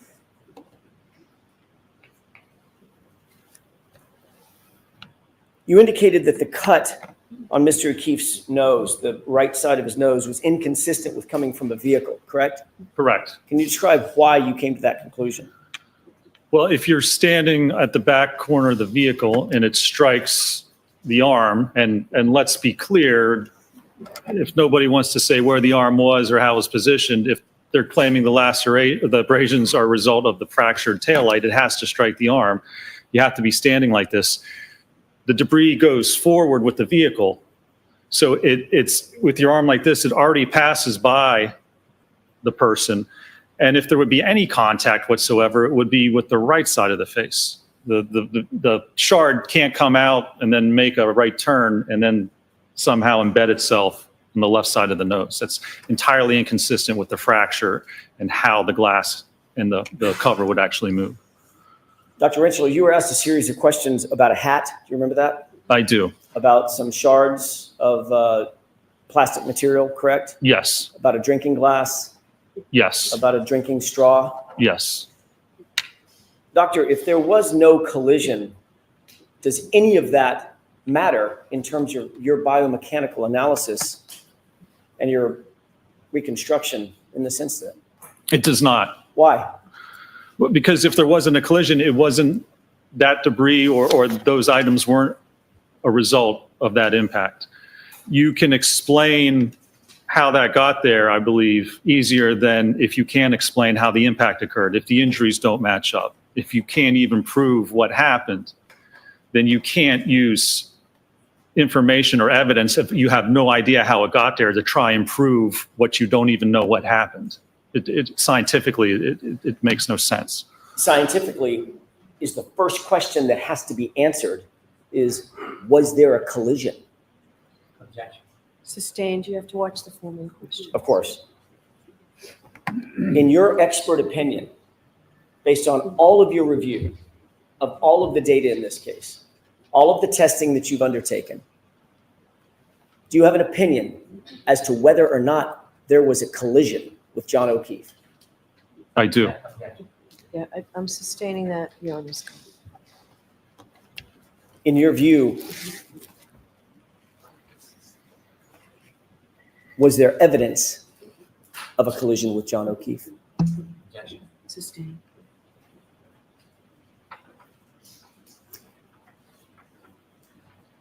In your opinion, were any of the injuries that you saw suffered by John O'Keefe consistent with having been struck by the subject Lexus? No, they are not. Do you hold that opinion to a reasonable degree of scientific certainty? I do. Thank you. Okay.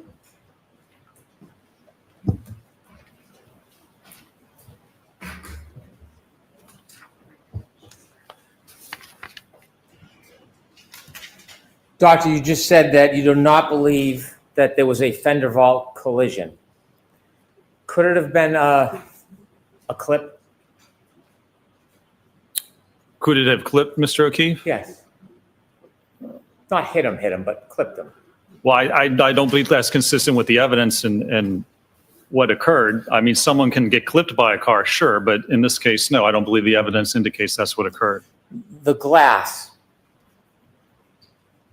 When you learned of the information of the glass in Mr. O'Keefe's nose, when do you think it was that glass was pulled from his nose? What date? I think it was the morning when his body was discovered. January 29, 2022? Yes, sir. Somewhere around 6:15 a.m. Is that your understanding? Sometime when his body was discovered, that's correct. Do you know or understand that, did you see any evidence that Mr. O'Keefe had a drinking glass outside of 34 Fairview Road that morning after he got out of the defendant's Lexus? Do you understand that? What do you mean evidence? Drinking glass. Did you hear anything about that in your review about? What evidence would there be? Is there a video or a photograph, you mean, of him holding a drinking glass? Because otherwise there's a drinking glass there, but there's no evidence that he had it. We have a clip, right? Okay. Judge, can I come sidebar? Okay.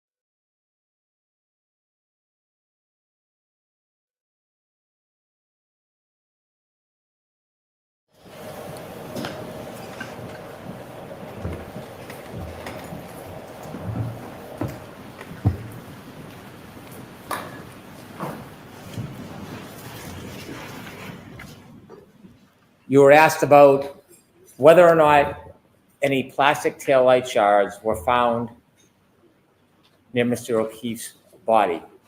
Do you know the limits of the search that the Canton Police Department did around Mr. O'Keefe's body? How small of an area they searched when they first went there?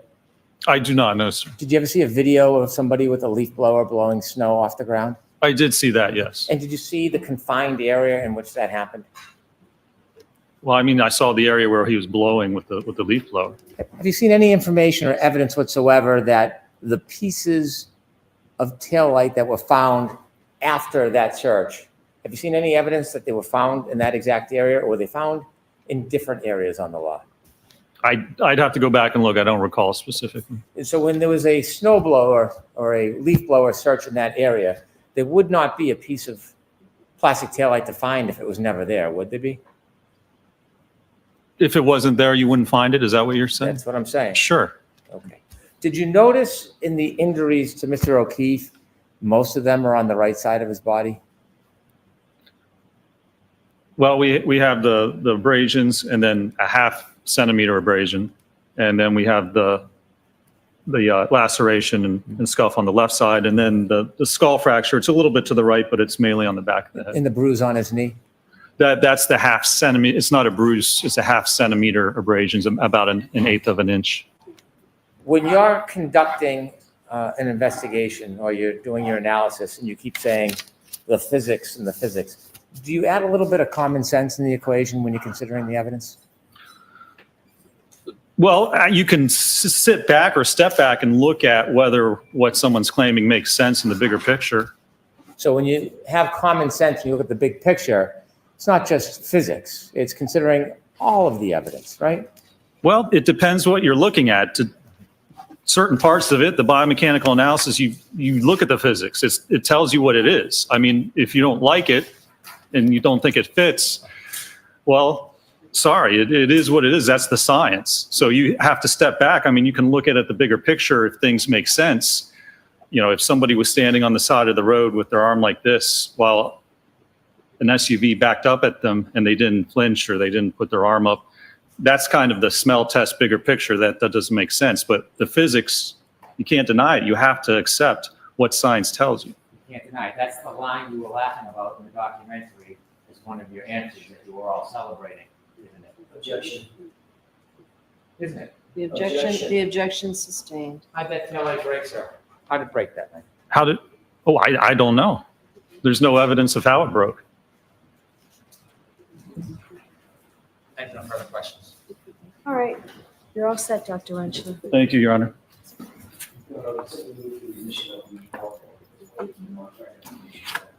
Is there an objection?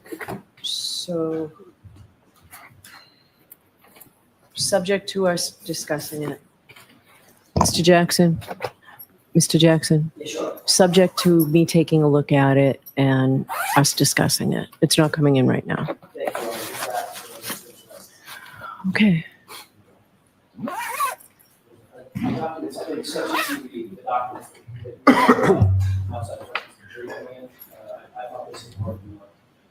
They've been marked for identity. Jurors, I want to see counsel for a couple of minutes over here.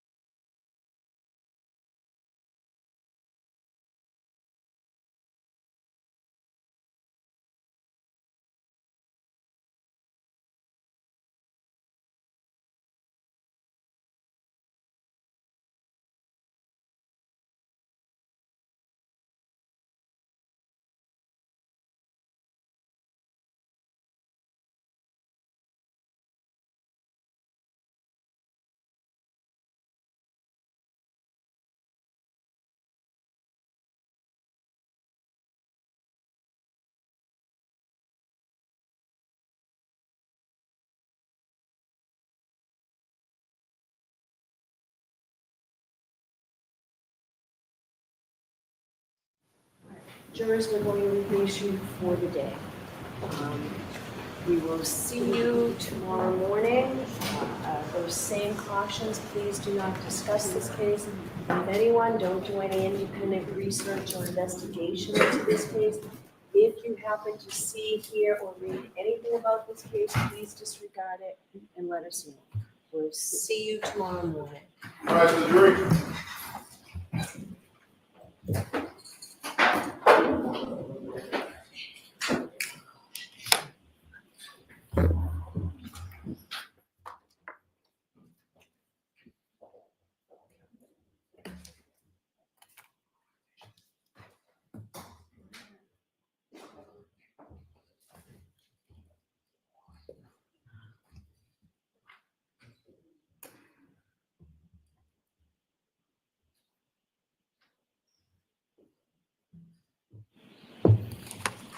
You may be seated. All right, so Mr. Brennan, I'm going to take a recess. You go ahead and look at that PowerPoint. I'll come back out in 10 minutes regarding the PowerPoint.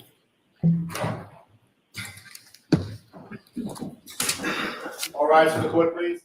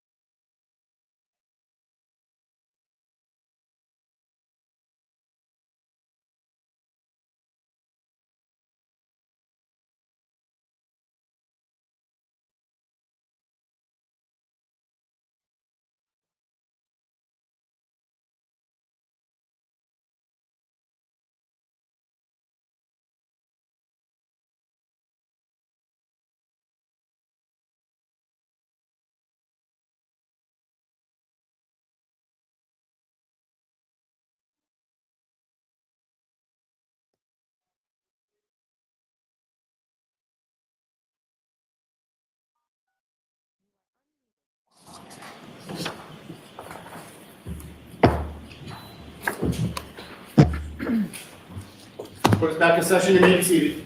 All right, so I had a minute to look at the PowerPoint. Are you in agreement on the PowerPoint? We're not. I do not want to admit it. I don't think it's substantive evidence. Okay. Mr. Jackson? It's exactly the substance of Dr. Welch's PowerPoint. Which was not objected to, right? No, the court keeps saying that, yes, there were things that Mr. Leslie objected to, yes. There were things that But did he object to the PowerPoint coming in? it's been, we're all under pressure. I don't know what Mr. Leslie did or didn't do regarding the PowerPoint. That's the question. The question is whether this PowerPoint is admissible, and it is. There's nothing in it. We've taken out all hearsay, discussion, the opinions or thoughts, thought processes. These are all the tests that were completed and done, exactly as Dr. Wolf's PowerPoint was done. Dr. Wolf's PowerPoint is evidence. This PowerPoint should be evidence. Is there anything in this PowerPoint by way of videos that is not already in through Dr. Wolf? I believe the video of the drop test is in Dr. Welch's PowerPoint. There are,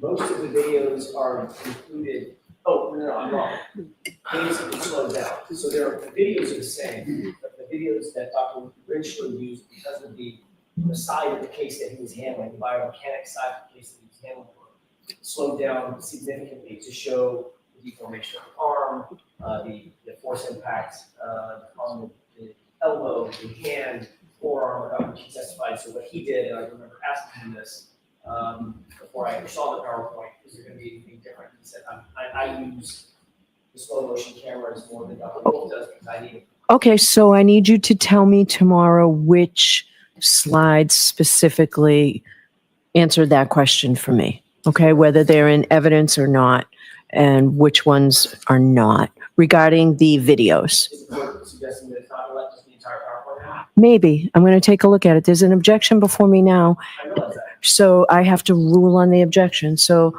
I will take a look at this, okay? Okay. So if you let me know, and if you want to let me know tonight, I can let you know first thing tomorrow. All right. Have you heard briefly? Yes, Very briefly. yes. I am objecting. It's not admissible. It's hearsay.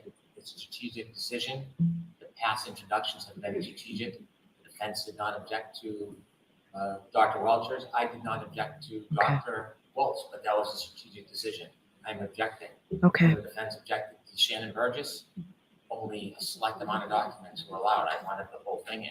I was precluded properly from introducing it because it was hearsay and they objected. I'm objecting. Okay. There's no hearsay. They objected to certain slides. We took out the slides. They had an objection to the PowerPoint. They should have proposed that objection before it was displayed for the jury. Well, The jury has not seen the entire PowerPoint. I think it's tactical. It's not strategic. It's tactical. They just don't like it because it hurts their case. If they didn't want certain things before the jury, which is exactly what admitting it into evidence does, brings it before the jury so that they can see it, they should have objected in a timely manner. When they objected, they chose certain slides, certain data on certain slides, and we took all of that out at their request and at the court's instruction. We did that with the court's instruction, with the Commonwealth's instruction, and there was no objection to playing it before the jury. Given the fact that it's been displayed in, not in part, but in whole, as it now assists for the jury, assists for the court, for quadruple K for identification, it should be admitted. okay. Just like Shannon Burgess. It's no different. All right. Shannon Burgess's PowerPoint is in evidence. So, Mr. Jackson, when you let us know which slides answer my question about slides that are not in evidence and you want to put in evidence, the videos, just the videos, let me know that. And if need be, I'll hear you all on this tomorrow morning as well. Okay. All right. Is that it for today? Will we see everybody just tomorrow morning? What else do? Mr. Leslie needs to, I didn't need to interrupt.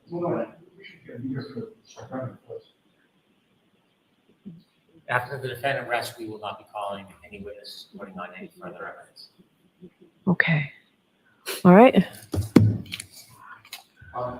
Your Honor, it's late in the day. We would like to renew our motion to required finding of not guilty at the close of all evidence. It won't be a lengthy argument, but I'm happy to be heard on that in the morning if the court we got tomorrow morning. Okay, is that all we have left now? I have no idea what Mr. Alessi wants to talk about, but would, I'd like to respond to that, Your Honor, and the answer is, given Mr. Brennan's answer with no more witnesses, my issue is moved. okay, great. So, The only other technical thing is we need to move in the 3 items of evidence, the documents associated with the sweatshirt. I think they've been marked for identification. My memory- no, they were marked as evidence, right? They're private markets exhibits. Yeah, they're exhibits. But no, they're come into evidence, Your Honor. I mean, ruling this. Are they, I thought they were marked as identification, not evidence. If they're in evidence, they're in identification. so I need to find that. It would be my intention that they get put into evidence. I'm not going to display them and bring a jury in just to see those at this point. I'm not asking for that. Okay. As long as they're in evidence and I can use them in closing argument, then so be it.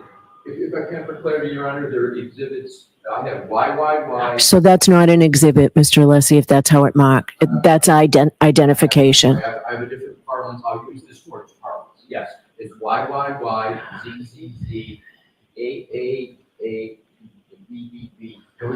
So that means that, all right, so that's for identification. Letters are identification, numbers are exhibits. Your Honor, I understand that. We all know what we're talking about, and Your Honor agreed that they're going to be in evidence. Right. So, and I've ruled that they're in evidence.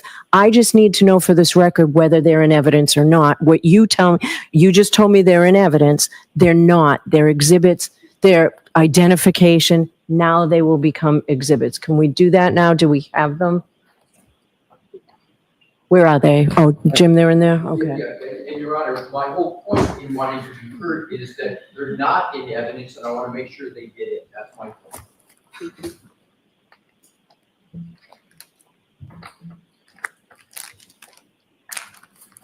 What number are we at, Madam Court Reporter?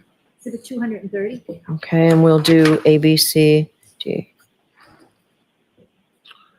So is it Y, Z, A, and B? I think I have. I don't think I have. Counsel, I'm not sure I have those. All right, so we will make, so as of now, they're in evidence. Tomorrow, we need to physically put the sticker on those. Can I stick numbers? Yes. 230A, I'm sorry, say that one. 230A through C, 230C.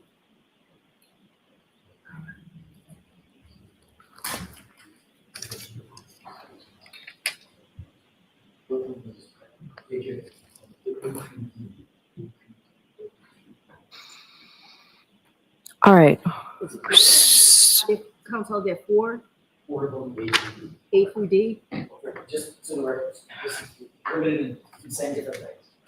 They were marked for identification as triple Y, triple Z, quadruple A, and quadruple B. Okay. And all I need to do for my records is figure out which one is which in terms of the focal points marking. So as we do that, I'm good and I'll get out of here. We will do that first thing tomorrow morning. That's fine. Right? We will, so everyone is in agreement then. I will let you have tomorrow without the jury. We'll have our charge conference here in person. Then I'll give you the rest of the day to get your closing arguments ready. I'm imagining that you don't want to argue tomorrow morning at 9 o'clock. Is that fair? That's fair. Mr. Brenner, are you in agreement? I'm in agreement. I'm not interested in arguing tomorrow. Okay. All right. So we'll give you tomorrow. We'll have a charge conference tomorrow. I'm going to ask the court officers to call the jurors tonight as soon as possible. This is great that you did it. I was going to give you until 7 o'clock tonight, but if you're certain, then the court officers will call the jurors now and let them know they don't have to come in tomorrow. And then when they come in Friday morning at 9 o'clock, we'll do arguments and charge. Tomorrow morning will be the charge conference. Since we don't have jurors, do you all want to come in at 10 o'clock instead of 9 o'clock? That Does that work for the Commonwealth as well? Yes. Okay, so I'll see everybody tomorrow morning at 10 for the charge card. Do you have them now, Jim? I do, Judge, and just for the record, YYY, ZZZ, AAAA, and BBBB are 223A through D. If you want to look. In the same corresponding order, so you know what they are, Mr. Jackson, in order, okay? 223. 223. Thank you. My only other question, Your Honor, was regarding the parameters for the argument. Last year, we were relegated to 1 hour. I would ask 1 hour and a half. Oh, please, just let this pass. No, I got it, but now you can go. I would ask for.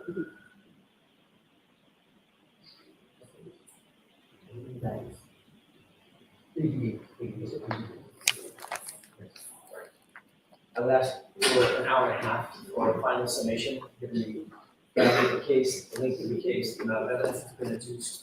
I think that's outrageous, and the court normally allows only an hour. You might get an hour and 15 minutes out of me. Let me see it out an hour. Let me see, you would not have got an hour and a half by asking for 2 hours. Mr. Brennan, what are you looking for? Do you want the I don't same? have a position, I'll take whatever the defense is. Let me think about it. Yes, All Your right, Honor. so we will see. Thank you. All right, so I'll see everybody at 10 o'clock tomorrow morning. Is there anything else we need to discuss? No, thank you, Your All Honor. right, we'll see you tomorrow morning. All rise for the court, please.